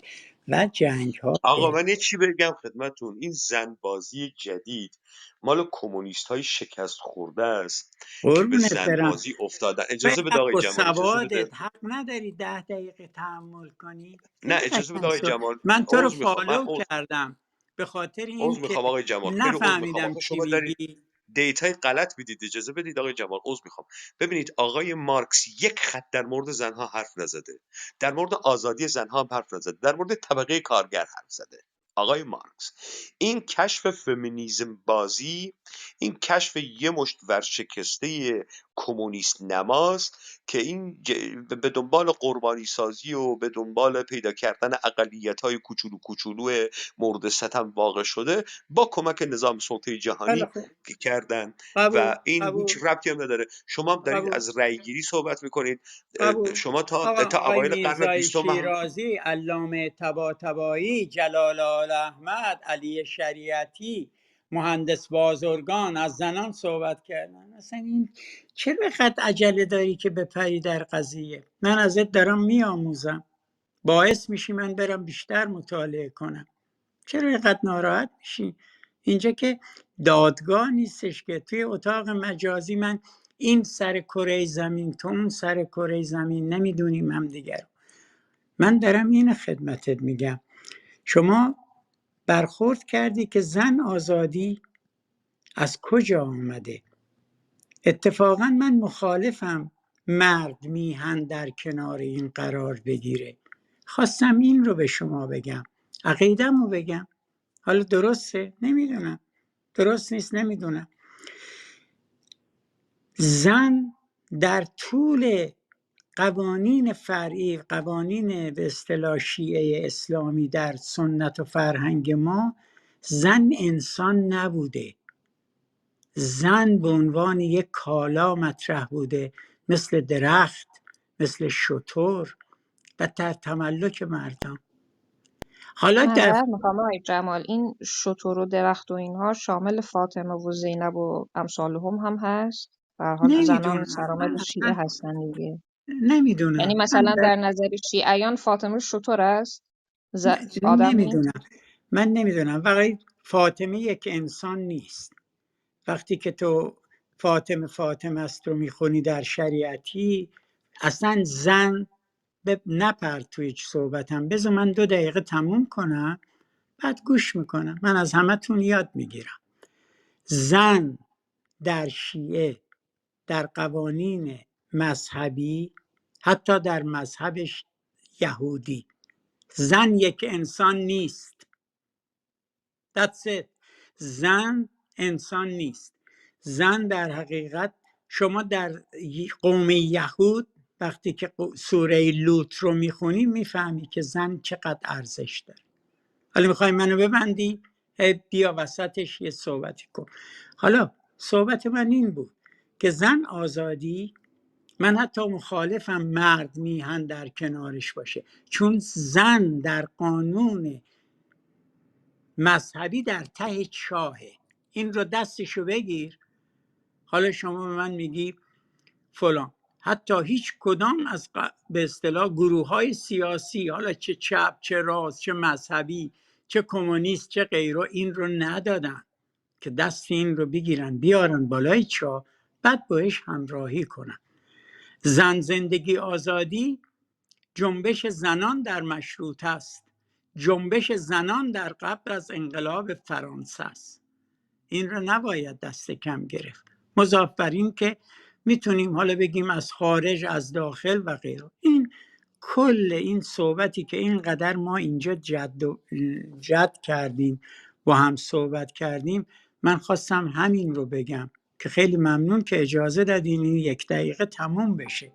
زن زندگی آزادی به قول این چیزها میگفت اگر مردی بیا ایران و زن باش. زن از وقتی که به دنیا میاد به عنوان یه دختر در گشت ارشاد قرار میگیره توسط پدر، مادر، برادر بزرگتر، توی محلش، توی محیطش، توی دبستان، توی دبیرستان، بعد شوهر و بعد تمام این مسائل. حالا شما خانم جوون هستی در ایران، آیا این چنینی نیست؟ آیا این من با این قسمتش مشکلی ندارم که این چنینی هست. برای من جای تعجبه که امثال آقایانی مثل شما متوجه این مسائل برای خودشون نبودن، یعنی درکی از واقعیت شرایطی که درش دارن زندگی میکنن ندارن. فکر میکنن خیلی حالشون خوبه و هر چی که دلشون بخواد رو در اختیار دارن و احیانا تحت هیچ فشار و تحت هیچ سلطه و سیطره قرار نمیگیرن. گشت ارشاد برای اونها وجود نداره. در همون سرزمین اعدام نمیشن، در همون سرزمین به اجباری فرستاده نمیشن، در همون سرزمین زندانی نمیشن، در سر کلاس درس در مدرسه در چه میدونم کلاس قرآن آقای فلانی بهشون تجاوز نمیشه، در زندان بهشون تجاوز نمیشه. هیچ کدوم از این اتفاقا برای آقایون نمیفته. خیلی در امن و آرامش و سلامت و صحت دارن زندگیشون میکنن. همه بدبختی فقط مال زناست. الان زنا بیان قیام کنیم که ما هم مثل مردها خوشبخت باشیم. خیلی خوب. اون 2 چیزه. شما وقتی که در حقیقت مسئله نابرابری در تمام جهان وجود داره، بزرگترین نابرابری که در غرب در اقتصادش وجود داره، توزیع ببین ثروت. آقای جمال، همینطوری که داریم صحبت میکنیم کلا بحث پراکنده هست. لطفا متمرکز شیم رو همون مسئله زن و مرد در همون جغرافیای مورد بحث. اصلا شما با غرب رو، انقلاب فرانسه و اینا رو همه رو بذارید کنار. ما با راجع به شواهد و مسائل عینی و مصادیق یعنی ملموسش در همون جغرافیایی که درش زندگی کردیم خودمون داریم صحبت میکنیم. با شما شما همین مصادیق رو به من صحبت از بگید. به این عنوان میکنید مردی که در اون جامعه زندگی کرده و خودش با تمام این بحران‌ها و خطرها احتمالاً روبرو بوده، چجوریه که شما از مرحله‌ای که بخواید برای خودتون تلاش کنید گذشتید، اومدید در جبهه جنبش برای زنان قرار گرفتید؟ بله. مثلا شما به عنوان، من ببخشید سوال میپرسم، شما ختنه شدید آقای جمال؟ چی هست؟ نفهمیدم. ختنه شدید؟ ختمه؟ نه ختنه ختنه آقا، ختنه ختنه. ختنه بله ببخشید تلفظش اشتباه. چی بود؟ نفهمیدم. سرکمسایز شدید آقا، شما سرکمسایز شدید. بله، من میشه تو شیراز به دنیا بیای ختنه نشی سرکمستانس اوکی، شد. پس این برای تمام آقایان هم موجوده دیگه. نه خانم قاطی نکن قربونت نه برم. قاطی نمی‌کنم، من میخوام ببینم که چه خیلی جوریه که قشنگ شما آقایون میاد در این آموزش زمینه برای خانم‌ها تلاش میکنید، مشکلی با خودتون ندارین. نه ببینید، من وقتی به عنوان یه مرد در جامعه به دنیا میام برم توی دادگاه از نظر حقوقی به عنوان یک انسان مطرحم، علی‌رغم این که در جوانی بهت تجاوز میشه، در جوانی فلان میشه، ولی وقتی با زنم میرم توی قانون دادگاه مختلف اخراج میشه. وقتی در طلاقه مختلفه، وقتی در حضانته مختلفه، وقتی نه در آقا ارث نشد، آقای مختلفه. جمال نشد. حرفایی که میزنید هیچ کدومش درست نیست. تا حالا چند تا زن طلاق دادی؟ چند تا مهریه دادی؟ اجازه بده، خب بنده چند تا زن اگر طلاق دادی؟ پدرم فوت کرده من 2 برابر خواهرم میبرم. آقا جان، نه درسته؟ آقا جان، اینا رو ول کن. شما اون چرا ول کنم؟ نه اینا رو ول ول کن. کنم اجازه که بده، شما بگیری؟ آقا. شما به قوانین حکومتی که بر ساختی و داری ازش دفاع میکنی میچسبی، ما رو به یه وادی دیگری کی میبری. دفاع میکنه از این این نه، حکومت؟ سرنگون اجازه بده بزنن آقا، شما از امشب. دولت ایرانی دفاع میکنی. اجازه بده آقا جان، اجازه بده.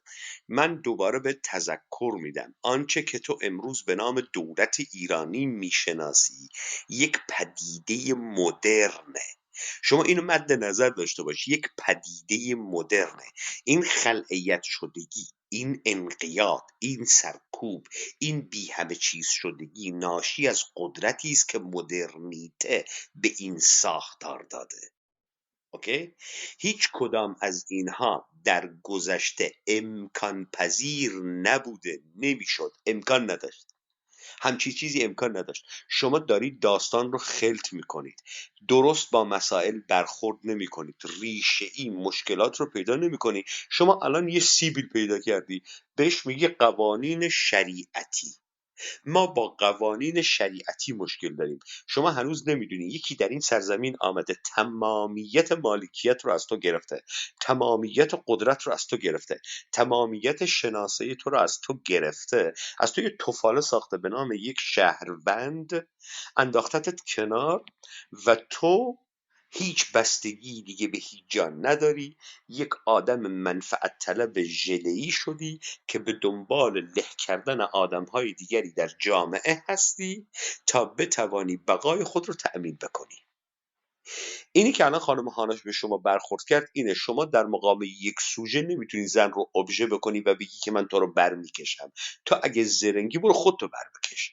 شما مردهای ایرانی اگه خیلی غیرت داشتید، وقتی با باتوم به مردها تجاوز میکردن در کهریزک، 4 تاتون مثل مرد میومد تو خیابون غیرت خودش نشون میداد، میگفت باتوم تو ما تحت مرد کردن وا مصیبت ها. اینجا کجاست دیگه؟ اینجا کجاست دیگه؟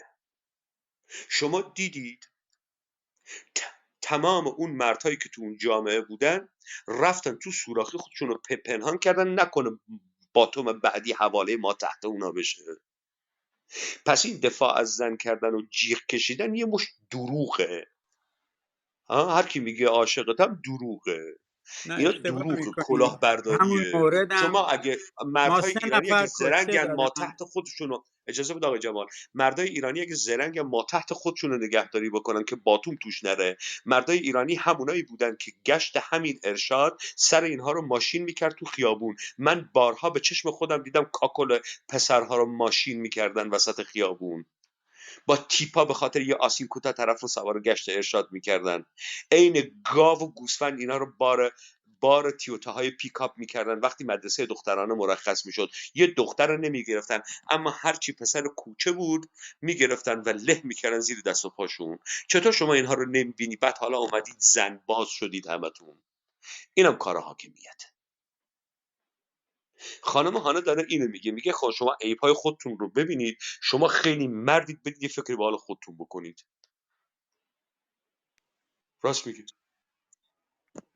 آره خیلی ممنون. این مثل این که به یه فارس بگی اگه خیلی مردی برو فکر خودت باش، به فکر بلوچستان و کردستان و فلان نباش. آخه به فکرش باشی چی خیلی کار دقیق میکنی؟ است. اجازه بده، به فکرش باشی چی کار میکنی؟ هشتگ میزنن، خیلی کارا میکنن، هشتگ میزنن، استوری میکنن. اینا همه کارهای مهمیه دیگه. مثلا بلوچستان ما را حداقلش دریابید، اینا همه کاره. حداقل اینه که شما فریاد میزنی، حداقلش به عنوان یه رأی مثلا الان اونایی منفی. که مثل آقای جمال در جاهایی مثل بلوچستان و کردستان نیستن و فریاد میزنن، میان ازشون تشکر میکنن، میگن بله خیلی ممنون که شما فریاد زدید، ما حتما رسیدگی میکنیم، شما خودتون نگران نکنید، بفرمایید منزل، ما بله رسیدگی میکنیم، بعدا به شما اطلاع میدیم. اینجوری بله من باشون اصلا اینا نمیگیرن دیگه فرد در اونجا. آره من به عنوان یه فرد جمال در مرکز صلح به اصطلاح پیس سنتر دالاس آمریکا مسئله کردستان رو مطرح میکنم، ولی امام زمان نیستم، معجزه هم نمی کنم. به عنوان یه انسان با محدودیت های زمینی، زن و بچه، گرفتاری، کار و غیره، ولی جزو سبزم نیستم که برم به زندگی شخصی خودم برسم، بگم به گور پدر سنندجی، گور پدر بلوچی، گور پدر فلان.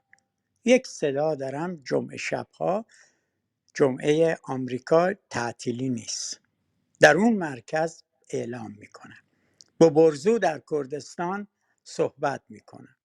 این تنها کاریه که من میتونم بکنم.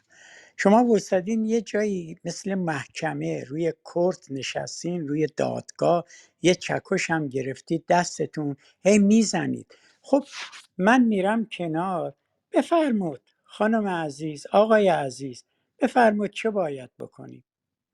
من حالا بهت بفرمود. میگم آقای جمال. ببینید آقای جمال، بحث ما اینه که آنچه که شما دارید مشاهده میکنید تحت نام غلیانهای خودجوش اجتماعی مردم فرهیخته ایران برای تلاش به رسیدن به دموکراسی دروغه، برساخته دست حاکمیت. این به این معنا نیست که مردم در جامعه زندگی نمی کنند که له شده اند.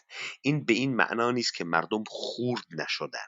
این به این معنا نیست که مردم عصبانی نیستن، حالشون بد نیست. نه، تمام اینها هست، اما اونی که این مردم رو له کرده چنان له کرده که این مردم کلن هویت خود رو از دست دادن. بستگی ها و عوامل و نهادهایی که از اینها بستگی های اجتماعی درست میکرد و از بین برده، پرنسیپ ها و اصول های این مردم رو از بین برده، یک مشت اراجیف جعلی تحت نام حاکمیتی رو به خورد این مردم داده. در نتیجه اتفاقی که افتاده و اتفاقی که میفته اینه، شما شاهد هیچ جریان منسجم قصدمند مردمی نیستی که به وجود بیاد، تعین پیدا بکنه و قصد قدرت رو بکنه. تمام اینها برساخته نهادهای حاکمیتی برای تغییر چهره حاکمیت یا تغییر تعداد اقلیتی از حکامان هستند. مناسبات اجتماعی، سیاسی تغییر نمیکنه و اقتصادی تغییر نمیکنه، صورتک عوض میشه. سوالهایی که ما میکنیم بابت یک سری اموراتیه که از نظر شما امورات و درک متعارف شما این که این انقلاب، ما ملت قهرمانی هستیم، ما قهرمانی ها کردیم، یک تاریخ داریم، ما تمامی تاریخ رو زیر و رو میکنیم، شخم میزنیم، تش در میاریم. هیچ جایی، هیچ کدام از این حرفایی که شما میزنید هیچ مصداقی نداره و دروغه. به همین خاطر شما اگر 57 رو خوب بررسی میکردی، 57 رو نمیشد قرینه برای این مردم فکر بکنه بیاد تو خیابون را بره. شما برید شعارهای سال 57 رو، کتابش رو چاپ کردن، شعاراشون رو گوش بدید. همین نیست که بگه استقلال، آزادی، جمهوری اسلامی، نه، این شعارهای آخره. شعار مردم داور، شیر سماور، اکسوز خاور، تو چش نمیدونم داور نمیدونم کی بوده. برید شعارها رو بخونید. یه سری شعارهای مضحک خنده‌دار، شعار آهنگونه‌ای که این مردم میدادن، هست، کتاب شعارهای انقلاب 57 هست، برید گوش کنید. ببینید شما اگر این قرینه سازی رو نمی‌کردی، وقت مردم فکر نمی‌کرد با راهپیمایی کردن تو خیابون 500,000 نفر آدم یه مش شعار بده، یه قدرت حاکمه از کار میفته. هیچ خودش نمیپرسه دستگاه سرکوب شاه رو کی از کار انداخت، کی از کار انداخت. 22 بهمن 57 که اعلام بی‌طرفی ارتش میشه و به پیروزی انقلاب نامگذاری میشه، کی ارتش رو بی‌طرف میکنه؟ تمام ساختار دولت پهلوی، دولت ایرانی قشنگ تکون نمیخوره، یه مشت حاکما رو عوض میکنن، یه مشت دیگه جاش میشینن، بعد به میگن انقلاب. اگه این توهم نبود، بعد مردم فکر نمیکرد حضور بیاد تو خیابون کمر بده، احیانا علی خامنه‌ای از جا برکنده میشه. این توهماتی که یکی پس از دیگری آمده، یا این سیبل هایی که ما داریم هدف میگیریم. علی خامنه ای بعد نمیگه درود بر کی، میگه مرگ بر علی خامنه ای، نمیگه درود بر کی.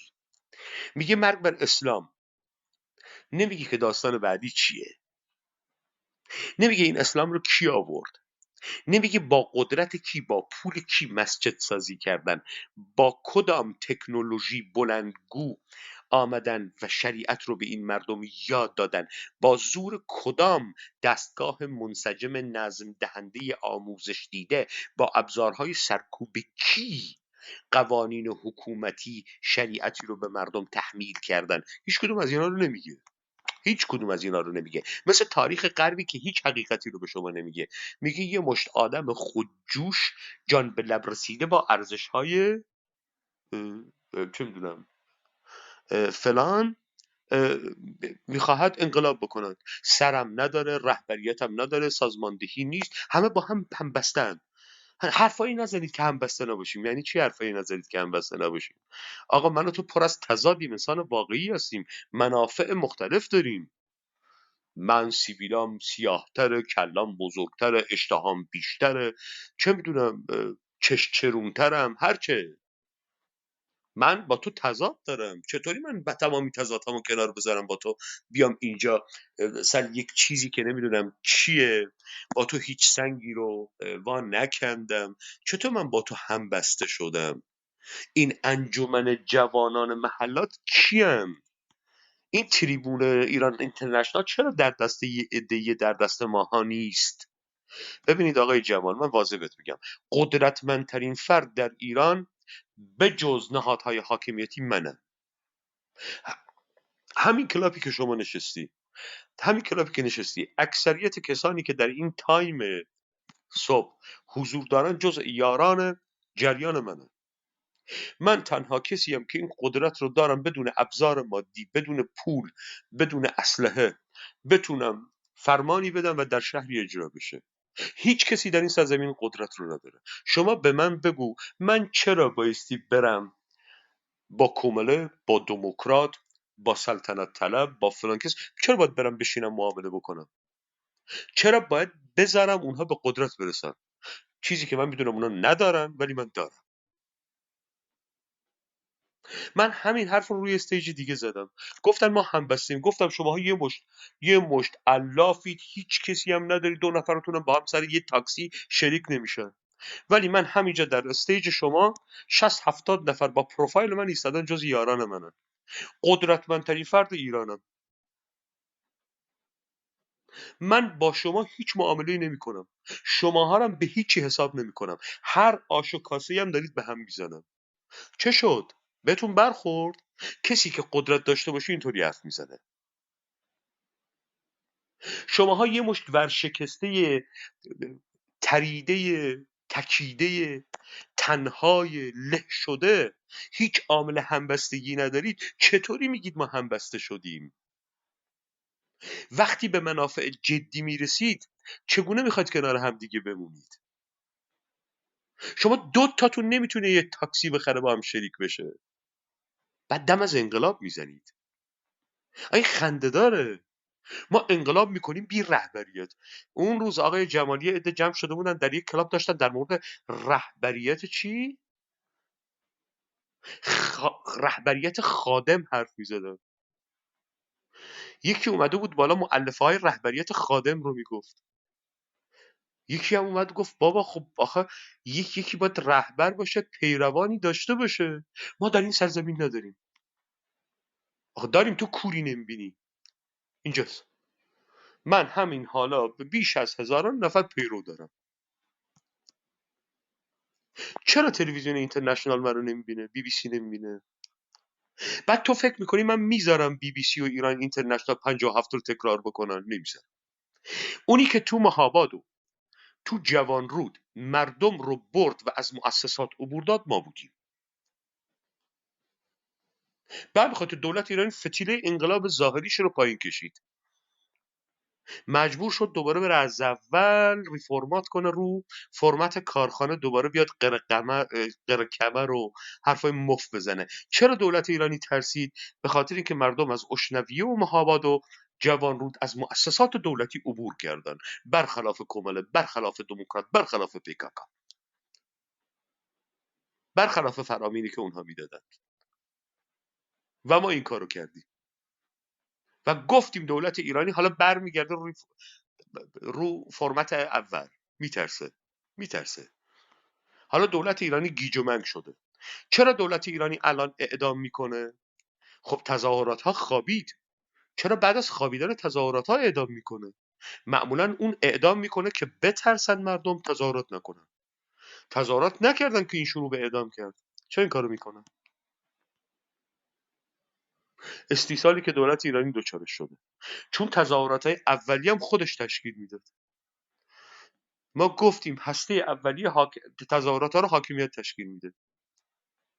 بعد یه عده مردم ناراضی هم میرن تو وسط جمع، از جمع نیرو میگیرن، به داستان میپیوندن. ما به دولت ایرانی گفتیم از این کارا نکن، انقلاب نمایشی تو رو به انقلاب واقعی تبدیل میکنیم، ما از دست در میاریم. ما اعتراف میکنیم توان بسیج عمومی مردم رو در خیابان نداریم، این قدرت رو فقط حاکمیت داره. اونی که مناسبات اجتماعی، اقتصادی و سیاسی رو در دست داره میتونه به راحتی یه عده رو بیاره تو خیابون.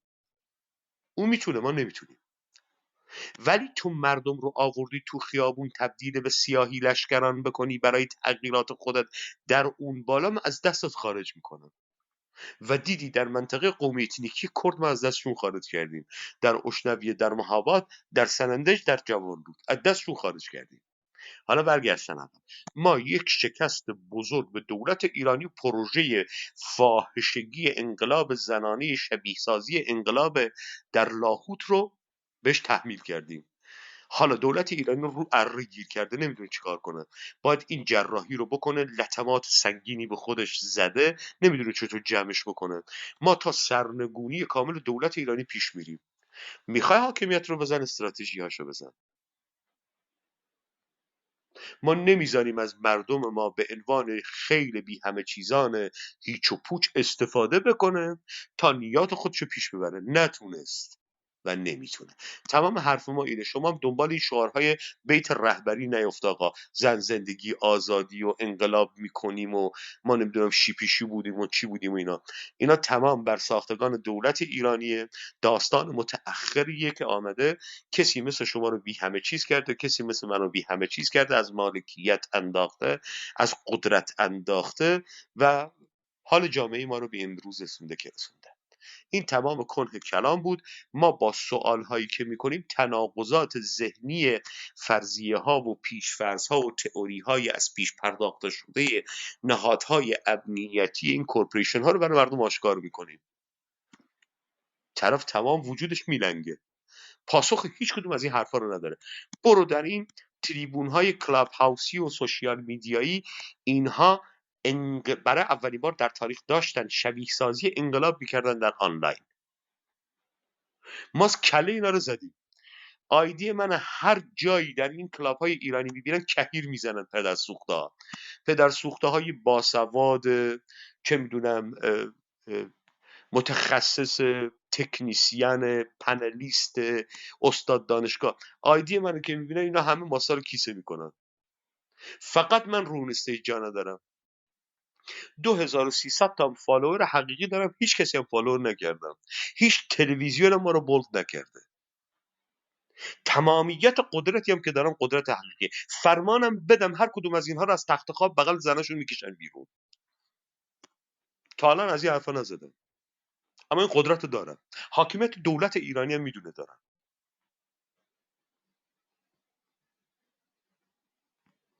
اینجا کسی داره بازی دولت ایرانی رو به هم میزنه تا دولت ایرانی مثل سگ و کفتار به جان هم بیفته، ما تکه تکه بکنیم اینا رو. بحث ما این آقای جمال، اینم به خاطر تحمل و صبرتون حقتون بود که بشنوید و پاسخ بشنوید. خیلی ممنون دوست عزیز. دولت ایرانی ضدیت با زن و زندگی و آزادی داره. دولت ایران پایبند قانون اساسی نیست. حکومت ایران حکومت استبدادی است و قانونگری است.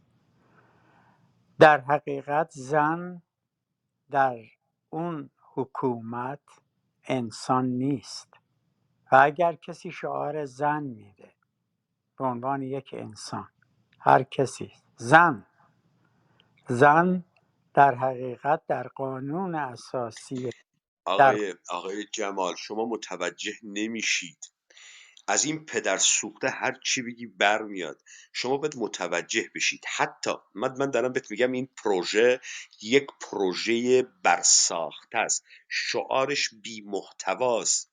ببینید، محتوای بی محتوا دادن به عمل مردم، نظر بر عمل مردم ها وارد کردن، این کارهای تخصصی. آقای جمال، شما نباید دنبال شعاری که اون میره بری. ببین اینا شروع کردن به حرکات، ما 7 سال پیش اینا رو پیش بینی کرده بودیم. شروع کردن، ما فوراً برجک این شعاره رو زدیم. این شعار پکاکاست دوست گرامی. ما این شعاره رو زدیم. این شعار تبدیل به هیچ چیز مادی نمیشه. اوکی، ما قبول بکنیم انقلاب شده، قبول بکنیم مردم با این شعار انقلاب کردن. شما این شعار رو ببر رو میز چانه زنی، هیچی ازش نمیاد بیرون. تو هیچی نمیتونی با این سبز بکنی. دوست گرامی، آخه ببینید، از آرزوهای دل گفتن شما نباید از نقاط ضعف دشمن استفاده بکنه تو رو تبدیل بکنه به اسلحه بر علیه خودت. خب من این رو قبول میکنم. من متوجه این قضیه هستم. من خودم به عنوان یک انسانی که سوسیالیست و توزیع عادلانه ثروت رو در جوامع بشری میدونم که دیگه کرد و بلوچ و فارس و شیرازی و غیره وجود نداشته باشه، این رو اعتقاد دارم. ولی این که یک نقطه ضعفی است از اون قوتی که دولت به دستش گرفته و شمشیر به دستش گرفته، این رو بندازه، در حقیقت کوتاه اومدن از اون قضیه خودش یک موفقیته. چون خود اون دولت بر این اساس هست. شما صحبت‌های آقای خامنه‌ای رو نگاه کنید، میگه اجباری چیست؟ الزامی است. حجاب الزامی است. حجاب صحبت قرآنه. حجاب صحبت اینه. اگه بتونه از این کوتاه بیاد، اگر بتونه اون رو پس بزنه، دیگری هم پس رفت. ولی اگه از من میپرسید که اینها به اصطلاح مسائل انسانی رو برطرف میکنه، من میگم برطرف نمیکنه. منم حرف شما رو قبول دارم. حرف من در حقیقت من خواستی است که توزیع ثروت عادلانه بین ملت‌ها در ایران، در هر کجای دنیا توزیع بشه. این مسئله است. ببین و آقای جمال، بذارید من یه توضیح بدم خدمتتون بابت صبر و تحملتون. ببینید آقای جمال، گوش کنید. آقای جمال، شما وقتی وارد فلسفه سیاسی میشید با خیلی از مفاهیم روبرو میشید، من جمله مشروعیت. در عصر جدید مشروعیت به زبان بسیار ساده یعنی این که من چرا بایستی از قوانین حاکمیت تبعیت بکنم یا فرمان برداری بکنم یا اطاعت بکنم. چرا باید این کار رو بکنم؟ ببینید، شما وقتی میگید یک حاکمیت مشروعیت ندارد، باز برگردیم به همین مکاتب غربی، بر نگردیم به فرهنگ خودمان. به همین مکاتب غربی که برمیگردی، شما حی و حاضر اعلامیه استقلال آمریکا رو داری. میگه که ما این امر را بدیهی میدانیم که خداوند یک سری حقوق طبیعی تفکیک ناپذیر به انسانها داده است، من جمله حق حیات، حق آزادی و حق تعقیب خوشبختی، و انسانها برای رسیدن و برای حفظ این حقوق حکومتها را برساختند. اگر حکومتی در پی نابودی مردم خود بکوشد، بر آن مردم واجب است که این حکومت را سرنگون کنند. خب این اعلامیه استقلال آمریکاست. شما این مقوله رو در جان لاک هم دارید. ببینید، شما اولین کاری که بایستی بکنی وقتی حالت بده اینجاست که مسئله نقد و نقد سیاسی مهم میشه. اینجاست که شما نقد سیاسی با مفهومیزه کردن آزادی معنا پیدا میکنه. اولین قدمی که برمیداری در نقد، شما بررسی شرایط موجود و برابری اون با شرایط ممکن میکنی. شما اولین قدمی که بایستی برداری برداشتن مشروعیت از حاکمیته. یعنی این که این ساختاری که بر مفاهیمی چون قانون، شهروندی، قلمرو، میهن، چه میدونم میهن پرستی، چه میدونم مشروعیت ایستاده است، تو بایستی بتونی تمامی اینها رو ازش بگیری و ثابت بکنی این یک موجود متجاوز خارجی یا یک پتیاره غاصبه که بر این مردم سوار شده. وقتی شما این کار رو کردی، اتفاقی که میفته، حاکمیت از جایگاه حق پایین کشیده میشه، به جایگاه باطل میره. این قدم اولی که بایستی برداری. اینجاست که شما احتیاج به مانیفست داری. وقتی نقد میکنی، اون وقت برای فراخوان، یعنی که شما در یک مانیفست یک مسئله رو طرح میکنی، راه رسیدن و راه رهایی رو مشخص میکنی. تمام صحبتایی که من اینجا برای شما کردم در راستای مشروع نبودن حاکمیت دولت ایرانی بر این سرزمین بود. توجه می‌فرمایید. اولا، دولت ایرانی برخاسته از هیچ ملتی نیست و اراده هیچ ملتی را بازنمایی نمی کند. ما چیزی به نام ناسیونالیسم ایرانی نداریم که متبلور شده باشد در مؤسسات حاکمیتی، که این مؤسسات حاکمیتی بازنمایی کننده ملت ایران باشد. نداریم. دروغ محضه. متوجه هستید؟ شما مسیر رو غلط میرید. شما دارید یک سری مسائل رو میگیرید تحت نام دیماند، خواست، مطالبه.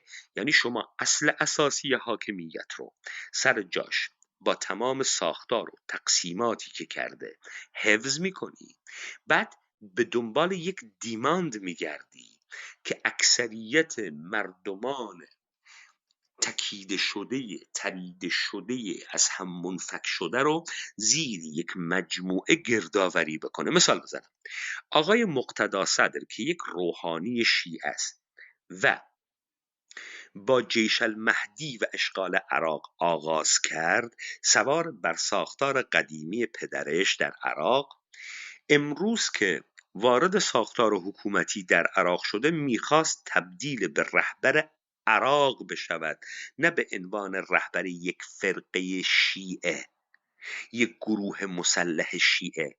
آقای مقتدا صدری که ملای شیعه بود، بایستی می آمد یک مفهوم را پیدا می کرد که خواست اکثریت کسانی که محصور در این جغرافیا هستند به نام عراق رو در بر می گرفت. اون خواستی که مردم عراق امروز همه رو در بر میگیره چه مفهومی بود؟ فساد.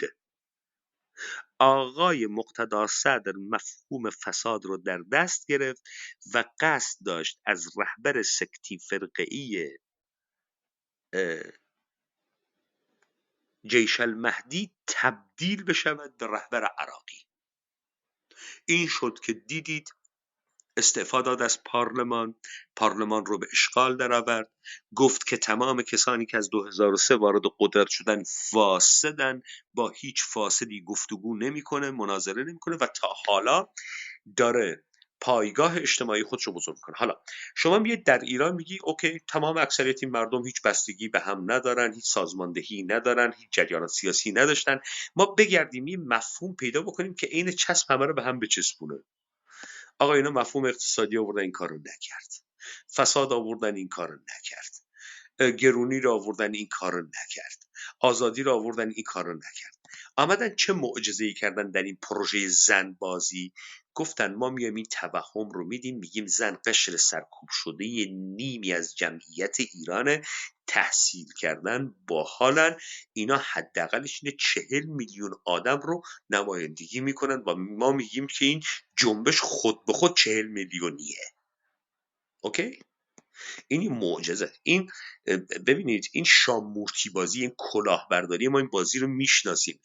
ببینید شما در همین آمار کشته شده هایی که نزدیک 500 نفرن، 29 تا زن کشته داری، همش مردن کشته شدن. انقلاب هم ظاهرا زنانه است، ظاهرا زنانه است. اینجاست که شما میفهمید که انقلاب واقعی کردن 2 تا حرکت داره. ببینید شما در ادبیات مارکسیستی به 2 شیوه میتونی انقلاب بکنی. شیوه اول یا جنگ طبقاتی به راه بیاندازی، یا شیوه دوم ایجاد جبهه بکنی. اما شما وقتی به انقلاب‌های کلاسیک قدیم برمیگردی، انقلاب‌های کلاسیک لیبرالی برمیگردی، شما میبینید که دیماندی که به انقلاب ربط پیدا میکنه، میرسه، ببخشید اون خواستی که همه رو به حول هم جمع میکنه، زدن سر تاجدار مقتدره. یعنی یه شخصی که یه تاج رو سرشه و باید این شخص رو از بین برد. این همه رو با هم در کنار هم در یک جبهه قرار میده، اونم در انقلاب‌های لیبرالی قدیم. شما در دوران جدید آن چیزی را که نمیتونی بزنی، اقتداریه که ناپیداست. تو در این کشورهای اروپایی توسعه یافته اقتدار رو نمیتونی ببینی، نیست، نمیبینیش. و همین خاطر نمیتونه انقلاب بکنی، چون هم مطالبه سازی میکنه، هم هنجار سازی میکنه، هم مطالبه سازی میکنه، هم هنجار سازی میکنه. آن چیزی رو که ما به عنوان یک جریان انقلابی پیش بردیم اینه: خود داستان مفهوم ایران و دولت ایران رو بررسی کردیم، چگونگی به وجود آمدنش، کارهایی که انجام داده و اتفاقاتی که زیر دست این افتاده و مسیری که این داره طی میکنه در ابدی کردن خود، و این رو در مانیفست خودمون آوردیم. این نمایش‌هایی که شما می‌بینید، ما 7 سال پیش اینا رو پیش بینی کردیم. این فاز سوم دولت ایرانیه، یعنی ابدی کردن دولت ایرانیه. با یک سری نمایش‌های خیابانی و تمام امکانات و تشکیلات جدیدی که برای اولین بار ما اسمش رو گذاشتیم این شبیه سازی انقلاب در آنلاینه.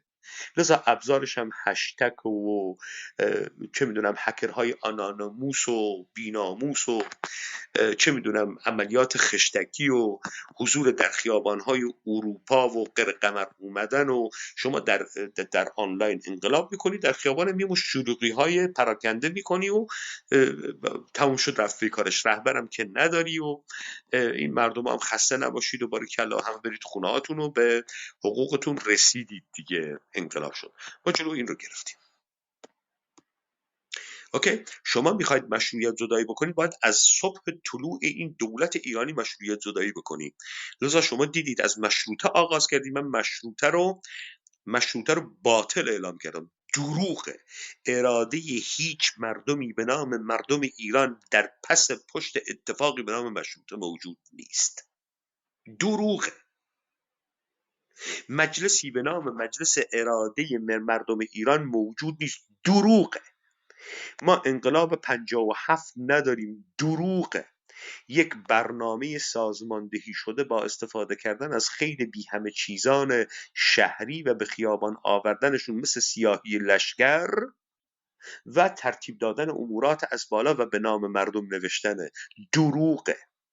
من ثابت کردم. من اینو در همین کلاب هاوس با 6 ساعت نقد اتفاقات اول پارادایم شیفت 57 نقد کردم. اتفاقا طول سپاهیام اومدن اینجا با ما مناظره کردن در همون دیبیت ها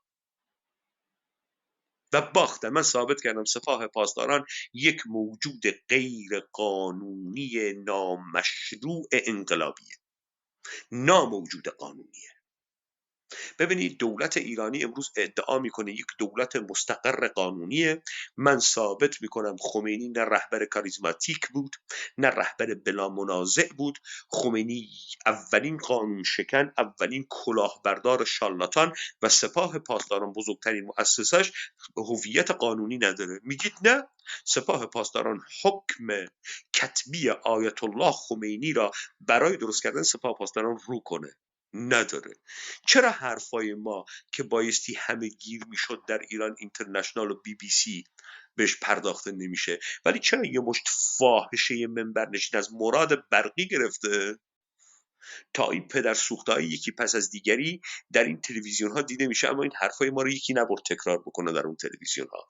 ما رو هم نبرید، اسم ما هم نهرید. چرا خمینی حکم کتبی به رفیق دوست و عباس دوزدوزانی و محسن رضایی نمیده که سپاه پاسداران رو تشکیل بدن؟ سپاه پاسداران این برادران پدر سوخته بوگندوی پاپتی با بودجه 180 میلیونی از دولت موقت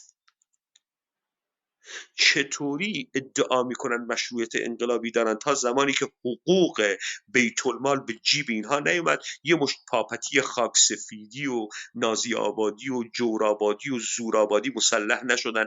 مثل همونی که الان فیلمشو گرفتن میگن که تانک منفرج کرده تو خیابون مردی. که همین آقای بجنوردی در مصاحبهش میگه با حسین دهباشی، میگه آقا ما اصلا تحلیل هامون به انقلاب نمیخورد. ما رو که آزاد کردن به محمد منتظری گفته ما مسلح بشیم در مقابل ارتش، گفت آقا به بعد انقلاب فکر کن، انقلاب اتفاق افتاده.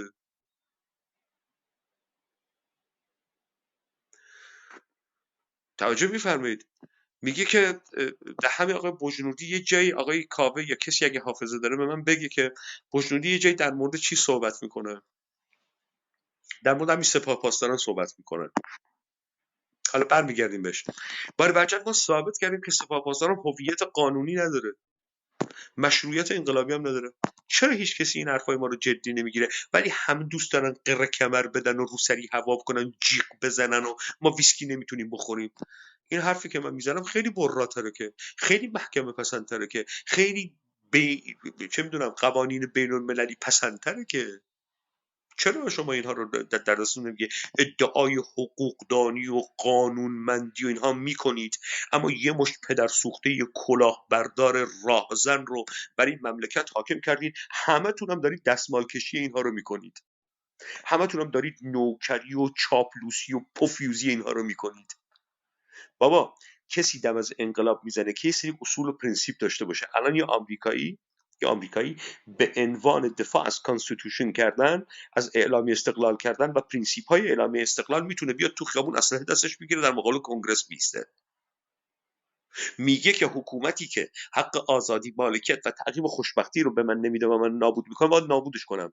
این جزء پرینسیپ های آمریکایی منه. تو به من بگو به عنوان یک ایرانی رعیت پادشاه با ادرار گاو خود تطهیر کنه زرتشتی که میگن میراث و تاریخ تو و جعلیه و دروغه، تو با این پرینسیپ ها کی رو میتونی به زمین بکشی؟ کدام پرینسیپ رو داری؟ آخه تو میگی که به وجدان عمومی مردم ایران برخورد، مهسا رو چالش کردن. آخه مردم ایران به وجدان عمومیش برخورد.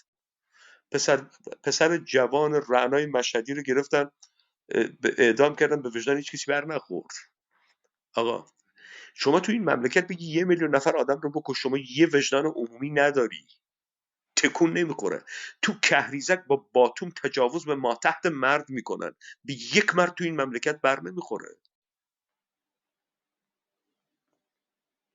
آخه شعار دادنم حدی داره. شما یا کننده کاری یا دروغگویی یا آدم متوهمی هستی که میخوای حالت خوب شه، یا یه بچه زرنگی فکر میکنی یه جای خودتو بکنی توی سوراخی یه منفعت جدیدی گیرت بیاد، وگرنه انقلابی نیستی. میفهمی این پروژه است. شما الان یه امید دارید، دولت ایرانی هیچ راهی نداره الا اینکه وارد فاز سوم بشه. این فاز سومش هم به صورت نارضایتی‌های مردمی و انقلاب و کشمکش و اینها ظهور میده. ما به دولت ایرانی گفتیم ما نمیذاریم تو این کار رو بکنیم، ما این انقلاب رو بر علیه خودت برمیگردونیم، مردم رو متعین میکنیم و دست تو خارج میکنیم، یا این که تو مجبور میشی انصراف بدی تا خامنه‌ای میمیره. خامنه‌ای هم که مرد مثل کفتار همدیگه رو پاره میکنید. ما هم حقیقی ترین نیروهای این سرزمینی. ببینید من بارها گفتم تهرانی بودگی هیچ معنایی نداره. فکر نکنید تهران 10 میلیون نفر گردنش کلفته، هیچ معنایی نداره تهرانی بودگی. تهرانی بودگی هیچ دوتا آدم تو اون شهر به هم هیچ بستگی ندارن، هیچ همبستگی ندارن. اینم که امروز شما در قالب مؤسسات میبینی زور دولت و امکانات دولتیه، 4 نفر رو در یک نهاد سازمانی و امنیتی و نظامی گیر میاره. همین شیرازش از هم پاشیده بشه 2 تا آدم در کنار هم قرار نمیگیرن. لذا حقیقی ترین و نیرومندترین قدرتی که در مقابل این ماکت دولت ایرانی ماییم و ما نابودش میکنیم. داستان این آقا، شما با پروژه های دولت ایرانی نباید همراهی بکنید. وقت میشید حکایت 57 دوباره توهم میگیرتون، میگید انقلاب کردیم، بعد افسرده میشید میگید چه کار بدی کردیم. نکنید. نه دنبال شعاراشون بیفتید، نه دنبال تحلیلاشون بیفتید. خودتون سوال بکنید من برای نابودی دولت ایران چه کار کردم؟ هیچ. خیلی ویسکی خوردم، خیلی قر کمر اومدم. عزیز، قدرت مناسباتیه که او از لحاظ اقتصادی، اجتماعی و سیاسی بر ساخته. اون شبکه بزرگ توزیع اقتصادی که او درست کرده و تو نمیدونی کجاست. ویسکی تو به هیچ جاش بر نمیخوره، خیلی پرتی از مرحله. اینطوری قدرت رو نابود نمیکنن. این حرفایی که الان من میزنم از اول تا آخر این سلیبریتی ها مثل سگ میترسن، چون حقوق تک به تک اینها به خطر میفته. چون حاکمیت یعنی اونها، خود دولت اونان، خود دولت ایرانی اونان. حالا یکی یه سهم بیشتری داره، یکی یه سهم کمی داره، ولی خود دولتن. یه مشت نامتعلق هندی تبار گرجی ارمنی یهودی کوچانده شده به این سرزمین. هیچ کدامشون جد سوم چهارم ندارن. هیچ کدامشون. آخه کسی که تخم ملا باشه معلومه در سرزمینی که 100 سال پیش شیوه معیشت مردم از زمین تأمین می شده، طرف 1 متر زمین نداشته شده ملا، معلومه مرتیکه یهودی هندی نامتعلق به این سرزمین اومده اینجا چی کاره بوده. شما اینا رو یقه کن، هیچ کدومشون جد سوم خودشون رو ندارن که به تعلق داشته باشه به یک قسمت از این سرزمینی که بتواند تبار ایلی خود را بگوید. نمیتونه بگه، نداره. مرسی. دست درد نکنه، خیلی ممنون. اه، یادم رفت گفتید که ترکمنید. من شما رو فالو کردم، نه اینکه بهتون 100% موافقم، ولی به عنوان یه انسان کنشگر قابل به هر حال مصاحبه و بحثه. یکی این که دولت ایرانی نیست که شما به هر حال چندین بار گفتید، یک حکومته. دولت تعریف استیت داره، استیت نیشن، دولت و ملت، و این نیست. یک حکومت است مثل حکومت امویه. این نکتم خیلی جنبش مشروطه رو گفتی، بعد انقلاب 57 رو گفتی. نظرت در 28 مرداد چیه؟ میتونی سریع به من بگی که من چون الان رسیدم سر کار باید ازت خداحافظی کنم. 28 مرداد رو چی بررسی میکنی؟ شما تشریف ببرید سر کار. اون چیزی هم که من به عنوان دولت ملت ایرانی یا نیشن استیت ایرانی گفتم درست به کار بردم، شما متوجه نشدید. بذارید برای یه دفعه دیگه آقای جمال.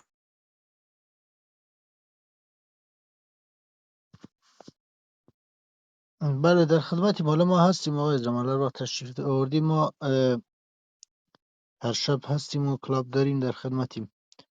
آقای کیوان و آقای برزوان تشریف آوردن. بفرمایید آقای کیوان.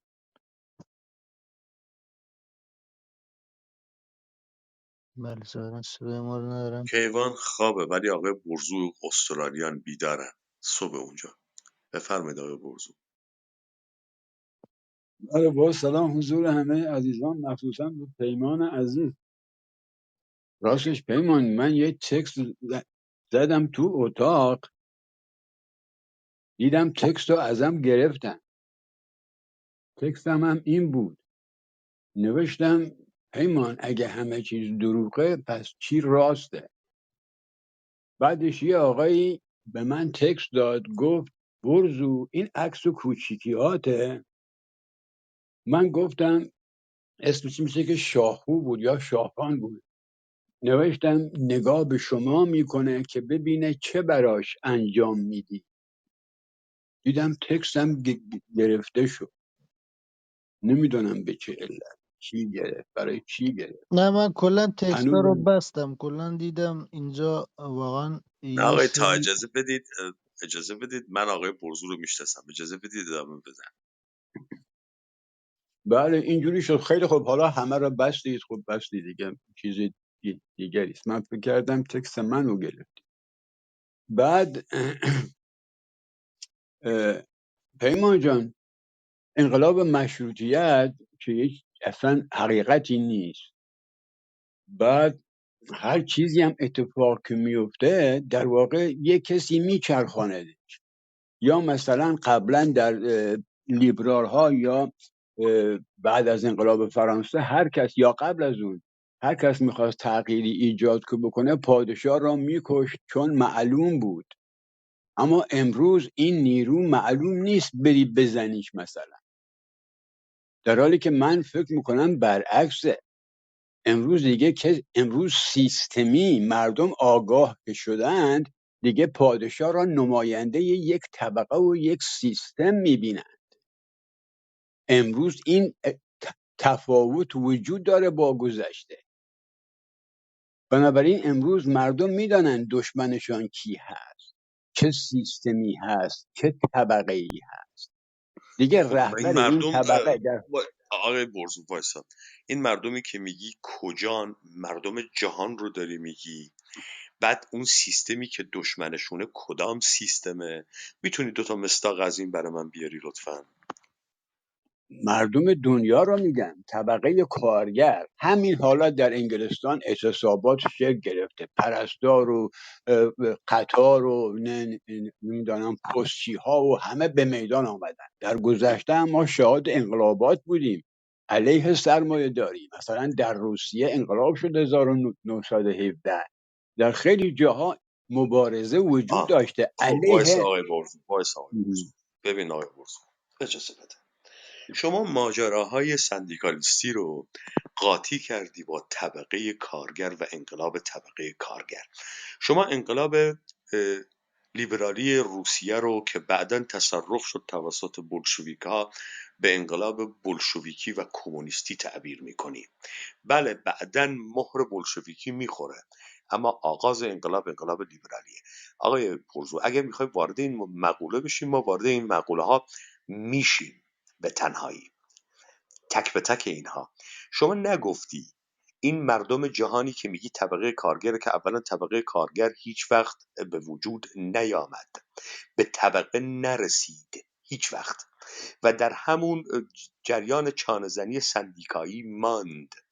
آقای برزو شما که بهتر از من چه میدونم مانیفست رو خوندی، کتاب های مارکس رو خوندی و میدونی که به کدام ابتذال کشیده شد نحله چپ، ولی شما ادامه بده فعلا. خب طبقه وقتی منافع شد تشخیص داد، طبقه است دیگه، و آخه ده تلاش نداده کرد که الان بره چون برای زن، کسب ببین قدرت. اجازه بده. شما الان یه عده آدم رو داری چون زنی میکنه سر مقدار بیشتری از ارزش افزوده، درسته؟ این طبقه نیست دیگه. ها، میخوای برگردیم به این که مرحله آخر به طبقه شدن چیه و چگونه به دیکتاتوریت پرولتاریا میرسیم و چگونه طبقه کارگر طبقه بودن خودش رو هم منحل میکنه. میخواید اینا رو تعقیب بکنیم تا بفهمیم اینی که الان شما دارید میگید طبقه نیست و طبقه کارگر نیست، خب بلکه شما یک اگر، سری جریانات سندیکالیستی و صنفی هستند که به دنبال چانه زنی به برای گرفتن بیشتر سهم از ارزش افزوده هستند. نه من تفاوت یک جنبش سیاسی با یک جنبش مثلا مطالباتی سندیکایی تفاوتشه که میدانیم، منتها یک اصطلاح، شما نمیتوانی چیز دیگری استفاده بکنی. من میگم کارگران در انگلستان به میدان آمدن. وقتی میگم کارگران آمدند، یعنی کارگری که برای چی سیاست گام بر نمیداره. بنابراین اگه میخواد قدرت سیاسی را بگیره، حزبش رو تشکیل میده یا هر ارگانی شما خب که بسیار فکر عالی. حالا بکنید. وایسا ارزو جان، وایسا، من تو رو دوست دارم، وایسا، میخوام باید گفتگو کنم. میدونی من چه برداشتی از مارکس دارم وقتی طبقه کارگر رو کشف میکنه، وقتی پرولتاریا رو کشف میکنه؟ آغاز حرکت مارکس به علاقمند شدن به مسئله کمونیسم از مسئله چوب در آلمانه. خب ببینید آقای مارکس کشف میکنه که برای در این جهان جدیدی که داره به وجود میاد، برای به دست گرفتن قدرت می شود از مردمانی استفاده کرد که عنصر مادی یا سوژه انقلابند. اسم اینها رو گذاشت اکثریت مردمان جامعه به نام کارگر. کار مارکس چه بود؟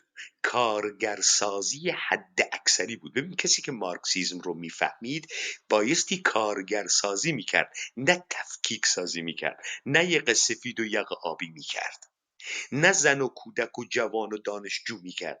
بایستی یک کاسه عنصر انقلابی به نام کارگر تولید میکرد تا عنصر انقلابی در توپس کارخانه قصد بکند که قدرت را به دست بگیرد. اگر این اتفاق نیفته، نه کمونیسم هست، نه مبارزات مقدس کارگری هست. اگر ببینید مسئله انقلاب کسب صریح قدرت سیاسی است، اینو مارکس به صراحت میگه. اوکی، چرا هیچ کسی مارکس رو اینطوری نمیفهمه؟ چرا نمیفهمه که ببینید پرولتاریا بودگیش تقدسی نداره. شما برگرد به دست‌نوشته های اقتصادی فلسفی مارکس 1844، برگرد به حداقل دستمزد. اونجا مارکس میگه که پرولتاریا بودگی عین حیوان بودگی است. چیز قشنگی نیست پرولتاریا باشی، که باید از پرولتاریا بودگی خارج بشی. توجه می‌فرمایید، باید خارج بشی. لذا عنصر پرولتاریا که کرامتش را از دست داده، این بایستی برگرده به کرامت انسانی خود. خب حالا چرا ما یه عده رو در چانه زنی، یه عده حریص چاپلوس دروغگوی کتک خورده در چانه زنی و حرص پول بر سر ارزش افزوده آدمای مقدسی میدونیم، طبقه کارگر میدونیم؟ من اینا رو یه مشت پدر سوخته له شده کثافتی میدونم که در حرص و طمع خود گیر کردن و هیچ وقت به اون آگاهی که شما میگید نرسیدن که قصد قدرت بکنن. تا اینجا متوجه شدیم آقای برزو؟ خیلی خوب، این حرف منم هست. میگم تا زمانی که شما به طبقه تبدیل نشدی، در چارچوبه سیستم کار میکنی. یعنی سیستم را قبول داری، در اون چارچوبه یه منافعی را میخوای کسب کنی. شما به این سیستم تن دادی. زمانی تن نمیدی که منافع طبقاتی تو به درستی شناخته باشی و بری این وضعیت را تغییر بدی. وقتی که این وضعیت را تغییر دادی، دیگه طبقات رو از میان برمیداری، برمیگردیم به همون انسانیت انسانها، دیگه طبقات اجتماعی رو خب حذف میکنیم. حالا درسامونو فهمیدیم آقای برزو. خب حالا وایسا من یه سوال ازت بپرسم. شما گفتی که من همه چیز رو باطل کردم. و ببینید برزو، من فکر میکنم که پرخوانترین در حیطه چپ از این ایرانی ها یکیشون شاید شما باشید. حالا من ازت سوال میکنم، شما مقوله بهره مالکانه ریکاردو رو که مارکس هم ازش حرف میزنه خوندی یا نخوندی؟ نه، من خب نخوندم اونو. نخوندی. بذار من برای توضیح بدم. ببینید ریکاردو، شما که میدونید اسم کتاب کاپیتال مارکس در اصل نقد اقتصاد سیاسیه، اوکی، که شاکله هاش آدم اسمیت، ریکاردو، سن سیمونه و کسان دیگری. اوکی، ریکاردو در بهره مالکانه اینطوری توضیح میده که مالک چگونه بهره زمین رو میگیره از رعیت. ببینید میگه که بین زمین نامرغوب تا زمین مرغوب یه اختلاف وجود داره. زمین نامرغوب چه زمینیه؟ زمین بایریه که هر مردی میتونه بره این زمین بایر رو مسطح بکنه، دستکاری بکنه و شروع به کشت بکنه. این زمین بایر نامرغوب هر میزان محصول که میده، مثلا شما حساب کن از هر هکتار 200 کیلو گندم میده، اوکی، از هر هکتار 200 کیلو گندم. اما زمین مرغوب از هر هکتار 1.5 تن گندم میده. اوکی، زمین‌های مرغوب در مالکیت ملاکان بزرگ زمین دارن. زمین‌های نامرغوب هم یا دیگه تموم میشن، کسی نمیتونه بره زمین نامرغوبی تهیه بکنه، نیست. چه اتفاقی میفته؟ یه جمعیت زیادی وجود داره، میاد به یه اربابی میگه که قسمتی از زمینت رو به من بده که من کشت کنم. اربابه میگه که من 1 هکتار زمین به تو میدم، برابر برداشتی که یک زمین نامرغوب میکنه تو حق داری از این زمین برداری. یعنی یک زمین نامرغوب 200 کیلو گندم میده در 1 هکتار، شما 200 کیلو از محصولی که حاصل میکنی برمیداری، ما بقیه مال منه. تا اینجا متوجه شدیم؟ خب طبق همین فرمول بهره مالکانه ریکاردو برگردیم به سرزمینی که شما اسمش رو میذاری ایران. برگردیم به دورانی که عباس امانت بهش میگه که دوران مدرن ایران و از زمان صفویه آغاز میکنه، اوکی. شما اینجا باید به من بگی که در همین جغرافیای گربه شکل ایران کوچولو شده‌ای که مال صفوی هم نیست، من اون موقع خیلی گنده تره طبق ادعای همین تاریخ، شما اینجا باید به من بگی، چون مارکس وقتی در کاپیتال شروع میکنه در مورد انباشت بدوی حرف میزنه، یک تاریخ رو از قرن 15 انگلستان شروع میکنه به توضیح دادن برای شما. حالا شما اینجا باید بیای به من بگی که کی در این سرزمینی که جمعیتش 3 میلیون تا 1.5 میلیون، شما بگو 5 میلیون، که همین کوچیک شدهش 1,600,000 خورده هزار کیلومتر مربعه، با 3-4 میلیون جمعیت، کی زمین به عنوان تنها منبع ثروت تمام شد و دیگه تو نتونستی به عنوان برزو بری یک زمین بایری که از هر هکتارش میتونی 300 کیلو گندم برداشت بکنی یا 4 تا بز ببری و اونجا در علفزارها بچرند تا زندگی تو اداره بشه، کی زمین تمام شد تا تو اولا تبدیل بشی به رعیت. این نکته اول. 2، از رعیت بودگی هم تبدیل بشی به بی همه چیز داخل شهری. اگه تو این پاسخ رو تونستی بدی به من میگم که تو آنچه که بهش میگی آگاهی و مارکس میگه که آگاهی را شرایط عینی و مادی برمیسازه، شما از شرایط عینی و مادی مردمان سرزمین من به من بگی. شما میتونی در مورد 5,000 تا فاحشه تنفروش در شیراز در زمان زندیه بگی و ملا فاطمه بگی، نمیگی کی تو ایران زمین تمام شد، کدام قدرت با کدام انحصار با کدام زور آمد و زمین را تمام کرد. ولی خب شازده، همه جا یکسان اتفاق نمیفته، بخصوص در کشورهای مانند ایران. اینجا دیگه امپریالیستان نقش دارن. اصلاحات ارضی از طرف آمریکایی‌ها به شاه چیز میشه، تحمیل نشد میشه در برزو واقع. جان، اینو من میفهمم، اجازه بده. نشد برزو جان، نشد. برزو جان، من دارم با یه مارکسیستی که اسمش تشکل بود، تمام زندگیش مارکسیست بوده، من دارم با یه مارکسیست حرف میزنم. من با یه سلطنت طلب با یک مفنگی، من با یه مارکسیست دارم حرف میزنم ادعا میکنه که مارکسیسته.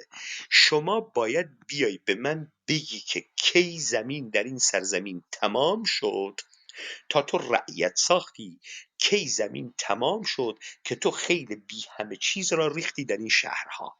بی همه چیز یعنی پرولتاریا، هیچ چیزی نداری. نه پیمان جان، شما میخوای من به عنوان یک کسی که پژوهشگر نمیدونم اوضاع مثلا زمین نه هست نه نه نه بیام نه برای اجازه شما؟ بده، تو خب مارکسیستی، پس به چی؟ اجازه بده. نه نه چطور من این کارو کردم؟ چطور من این کارو کردم خب شما شما نمی کنید؟ کردی، اجازه بده، اجازه خیلی بده. شما خواستی کردی. نه اوکی. خیر، اجازه بده، اجازه بده دوست گرامی. خب ببینید ما در دنیای مدرن صحبت میکنیم، خیلی در مورد مدرنیته حرف میزنن، اما نمیدونن مدرنیته چه اتفاقی افتاد، نمیدونن در اروپا چه اتفاقی افتاد، نه در مورد این مفاهیم که دارن حرف میزنند و سق میزنند هیچ آگاهی دارن. ببینید آقا، خیلی مهمه که تو بفهمی در این سرزمین ما چگونه به بخشی از بازار جهانی تبدیل شدیم. آقای برزو، برگرد مانیفست کمونیست رو یه بار دیگه بخون. کالای ارزان سرمایه‌داری توپخانه است که عظیمترین دیوارها حتی دیوار چین را فرو می‌ریزد. سرمایه‌داری برای بسط قدرت خود نیازمند بسط بازار خود و تمرکز بیشتر است. اینا رو میگه، اینا رو تمام میگه. سوال، تویی که مانیفست کمونیست رو خوندی چرا از خودت سوال نکردی بگی که ما کی به بخشی از بازار انحصاری جهانی تبدیل شدیم؟ چطوری تو یک مارکسیستی اینها رو سوال نمی کنی؟ نه ببین آقا، اجازه بده. مارکس و انگلس در نقد، در ایدئولوژی آلمانی، در نقد فورباخ دارن صحبت میکنن، بحث تاریخ رو میکنن و میگن که شیوه تولید انسان ها اساس تمدنی آن انسان را بر میسازد. درست آقا، درست آقا. شما که با شیوه تولید سرزمین ما کاری نداری، با زمین کاری نداری، با تحولات بازار کاری نداری، رفیق من تو چطور میخوای انقلاب بکنی؟ چطور؟ عزیز من زمانی متولد میشم که جامعه در حال گذار به سرمایه داریه. وقتی که این اتفاق میفته من نوجوانیم، محصلم. بنابراین من بیشتر در جامعه سرمایه داری ایران بزرگ شدم و زندگی کردم. من من سینما مریخ شو بزرگ دیدم، شدم نمیدانم. برزو، تو نفت شهر بزرگ شدی، من کرمانشاه بزرگ شدم برزو. خیلی خوب. خیلی خود بس ما این نیست که الان ما کجا بزرگ شدیم، چه آخه نه شهرستانی. خب بحث اینه که شما میخوای از من تاریخ ایران را، من حتی شاهنامه را هم نخواندم، یه چند تا شعرش را خواندم. آخه ولی برای چی کسانی هستن نخوندی؟ شاهنامه را خواندن. برای چه بخونم آخه؟ اصلا ضرورتش رو تشخیص ندادم اصلا. ولی به دنبال کتاب مثلا لنین لهلهه من میزدم یا مارکس، چون خواستم بود که شاهنامه اصلا هدفم نیست، اصلا کوروش. آقا اصلا تاریخ ایران از من تو سوال کن کی شروع شد، چه شد؟ آقا اصلا نمیدانم. پادشاهان ایران هم نمیشناسم، شاید خیلی هاشانه، هرچند خواندیم در مدرسه یادم نیست اصلا، چون اصلا موضوع نبوده. ما بر سر این تاریخ و فلان کتک ما میخوردیم، بر سر تعلیمات اجتماعی تو مدرسه یاد نمیگرفتیم، کتک ما میزدن. آقا میل نداشتیم بهش. آقا تعلیمات دینی چی هست؟ اصلا مزاحم من بود. حالا برم یاد بگیرم یا تاریخ ایران را یاد بگیرم، شاه عباس کی بود، فلان کی بود و چه کرد؟ خب اصلا ببین آقای موضوع برزو، هم میدونی نیست. ایرادش کجاست؟ با ایرادش اینه که ببینید آقای برزو، نگاه کن، من دوباره نمیخوام وارد بحث تئوریک بشم، سرتون رو به درد بیارم. این چیزی که شما بهش میگی آگاهی، که من بهت گفتم که مارکس به درستی میگه که آگاهی را شرایط عینی و مادی برمیسازد. این آگاهی رو شما زمانی پیدا میکردید که در شرایط عینی و مادی که قرار می گرفتید، با این همه پارادوکس و تضاد که روبرو می شدید، بایستی برمیگشتید که این آگاهی شما ذهنی هم بشود. اوکی، ذهنیتی هم بشود. شما به عنوان یه مارکسیست با مقوله تولید روبرو هستی، حاکمیت و دولت روبرو هستی، طبقه نخبه و حاکمیت روبرو هستی. اصلا مارکس میگه که دولت شکل و دستگاه حافظ منافع خواسته طبقه بورژوازیه. اوکی، تو همین رو بایستی میرفتی مطالعه میکردی، تو بایستی میرفتی باکای اینو پیدا میکردی، تو بایستی میومدی میگفتی که شیوه تولید در سرزمین شما چه شکلی بود، چگونه به سرزمین شما ورود کردن، چگونه شما به بخشی از بازار جهانی تبدیل شدید. آقا جان، شما یک مسئله را دارید به نام اضافه انباشت یا بحران انباشت. شما بایستی بدونید انباشت که اولین اضافه. بگو بحران بگو. انباشت، اگه اشتباه نکنم، شما بایستی بدونید که اولین راه گریزی که اینها پیدا میکنن چیست؟ اینها چگونه بایستی از دست این اضافه انباشت نجات پیدا بکنن؟ چه کار بایستی بکنن؟ شما وقتی دارید در مورد انباشت بدوی صحبت میکنید، شرایط انباشت بدوی چیه؟ یعنی جدا کردن نیروی مولد از ابزار تولید، یعنی بی همه چیز سازی. خود انقلاب صنعتی رو از آغاز قرن 15 تا به خود انقلاب صنعتی که میرسه، همه رو مارکس یک دسته شرایط انباشت بدوی مینامه. اوکی، شما باید بیای بگی که چگونه در سرزمین ما بی همه چیز سازی آغاز شد تا همین حالا هم ادامه داره. هر روز ما در بی همه چیز سازی و هیچ و پوچ سازی مردمان سرزمینمون هستیم توسط دستگاه حکومتی. ما در خیلی خوب. شرایط انباشت بدوی هستیم. شازده جان، شما میخوای بگی بایستی همه چیز این جامعه رو بشناسی، در حالی که این حقیقت نیست. خیلی از آدما هستن زندگیشون انجام میدن، نه تاریخ میشناسن، نه گذشته ایران را آخه میشناسن، نشد شما نه حتی انقلابی هستی. وضعیت. خیلی خوب، خیلی خوب. من اگه انقلابیم با توجه به وضعیتم در شرایط کنونی میخوام چیزی را تغییر بدم. این به شرایط کنونی من ربط داره.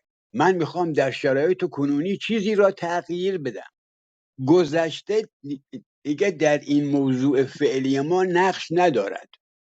چه شده؟ انباشت اولیه شد، غیره شد، ارزش اضافی چه مقدار شرایط برداشت امروزی میشه؟ برزوی عزیز، گوش کن بذار من شرایط امروزی رو بهت بگم. گوش کن آقای برزو، همین حالی که من و تو با هم داریم صحبت میکنیم، ادعا میشود طی حاکمیت جمهوری اسلامی بیش از 10 میلیون ایرانی جلای وطن کرده و به خارج از ایران رفتند. حالا خوب گوش کن، این یعنی سرمایه متغیر. اوکی، نیروی کار میشه سرمایه متغیر. اوکی، ببینید اتفاقی که تو سرزمین ما داره میفته اینه، یه دولت یا یه کورپوریشن اونجا داره کار میکنه، کارش اینه که مردمان این سرزمین رو در شرایط انباشت بدوی قرار میده، یعنی اینها رو از دستگاه تولید دور میکنه. حالا شما اگه در اروپا تبدیل میشدی به پرولتاریا، یه جایی داشتی به اسم کارخانه یا بازار کار و میرفتی خودت رو میفروختی، نیروی کارت رو میفروختی. حالا من برمیگردم که ما به چه شرایطی سرمایه داری میگیم، به چه شرایطی سرمایه داری نمیگیم، شما بهتر از من میدونید. ببینید اتفاقی که داره در این سرزمین میفته اینه، ما هیچ بی همه چیز میشیم، هیچ و پوچم میشیم. به قول مارکس لشکر ذخیره سرمایه متغیر جهان صنعتی شدیم. حالا مردم ما هیچ و پوچم شدن، نه بازاری هست نه کارخانه‌ای هست که خودشونو بفروشن. لذا طرف از قرنیه فروشی و تن فروشی و اعضا فروشی به تن فروشی رسید. حالا بدو از عمان گرفته تا عراق گرفته تا ایتالیا و فرانسه و انگلستان و بریتانیا داره خودشو حراج میکنه میاد بیرون بفروشه. وضعیت کنونی سرزمین ما اینه، مردم ما مالکیت ندارد. مالکیت بر ابزار تولید ندارد، بر زمین ندارد، هویت ندارد، بازاری برای فروش خود هم ندارد. این وضعیت کنونیه، اینو حلش کن. خب من حلش کن. سوالم اینه، پس چجور زندگی میکنن؟ همینی که شما گفتی خودفروشیه، یعنی تمام زنان ایران خودفروشی انجام میدن از این طریقه که تقریبا زندگیشان تقریبا تقریبا. من میگم نه، هم چیزی نیست. شما به چه چطور دلیل نیست؟ اینو میگی؟ به چه آقا دلیلی من میگه؟ میگم نیست، اوکی آقا. چون آقا خواهرم هست که کار میکنه اوکی، با شوهرش یه بیزینسی زده، من میدونم اینا رو. من اون برادرم که معلمه، خانمش هم که معلمه، اون یکی خانمش تو اداره آبه، این یکی، من اینا رو که میدونم. بنابراین شما وقتی میگین امکان کار نیست، یعنی صنعتی نیست، بخش خدماتی نیست، در حالی که شما که میشنوی کامیونداران اعتصاب کردن، کارگران واقعا کامل پتروشیمی دارن نفت. اعتصاب کردن آقای برزو؟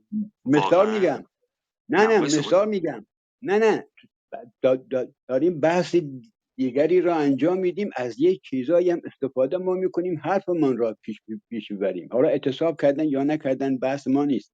بحث اینه که یکی کامیون میرانه دیگه، راننده است، یکی در شهر تاکسی میرانه، یکی اتوبوس، یکی غیر و غیره، بین شهری، خدمات گوناگون، دکتر، پس پرستار. یعنی الان تو این اجازه بده، ما مشکل عظیم بیکاری نداریم، همه کار چرا میکنن. داریم؟ نه مشکل بیکاری نه، چرا خیلی بالا. نداریم؟ شما اجازه بده، شما 1,000,000 نفر کارمند دولت ایران رو با 84 میلیون نفر داری مقایسه میکنی. شما 2-3 میلیون نفر پیمانکار سپاه پاسداران رو با 84 میلیون نفر داری مقایسه میکنی. شما یه عده دستفروش و دلال رو شاغل میدونی، شما یه عده دلار فروش و شلغم فروش رو شاغل میدونی. توجه میفرمایید؟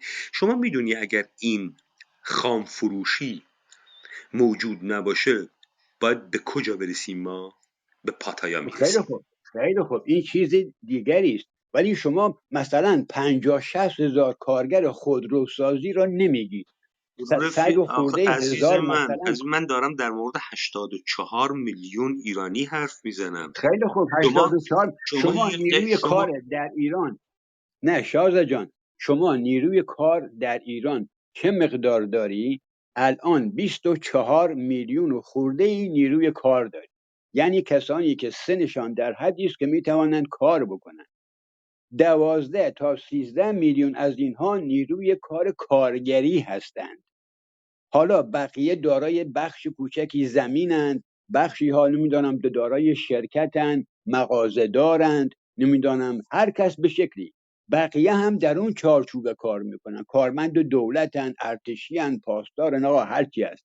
این 24 میلیون و نیم، آقا 13 میلیونش کارگره. توجه کردید؟ اینا در حوزه های خدمات و صنعت و نفت و غیره و غیره کار میکنن، یک آی عدم که برزو در جاهای آی برزو دیگری. آی برزو آقای برزو، شما بحث رو انقلابی پیش نمیبرید. بحثی که الان دارید میگید 2000 تا باگ داره. من خیلی خستم، صبحم سر کار میرم، وگرنه این فرمایشاتی که میفرمایید رو من دونه دونه الان برای شما تحلیل میکردم و باگ های شما را تو این میکشیدم بیرون از این آمارهایی که دارید میدید. ولی خب این بماند. آنچه که من گفتم خیلی خوب، اینه. بعداً برو استراحت کن، بعداً اتاق باز کردی بازم میام ادامه میدیم. به هر حال ممنونم ازت که صحبت کردی. زنده باشی آقا برزو، خیلی هم خوشحال شدم از دیدارت و گفتار با شما. آقای تشکر.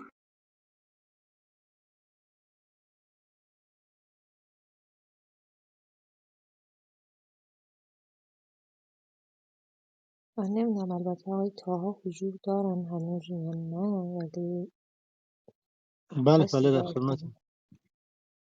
آقای وزیری هم روی استیج هستن، آقای مهرگان هم من اکسپت کردم، ظاهرا خودشون شرایط صحبت کردن ندارن.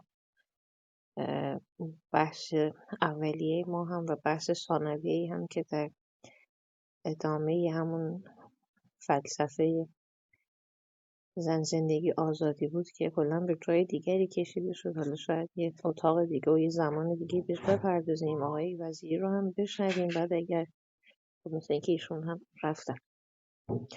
در هر صورت اگر که صحبت دیگری ندارید من خداحافظی میکنم.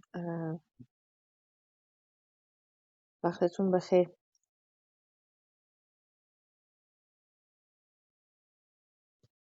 بله وقت شما هم بخیر. یاران عزیز اگر صحبتی نداره خسته نباشید خدمت شما آقای حیدری عزیز و خانم باقی یاران. شب و روزتون بخیر.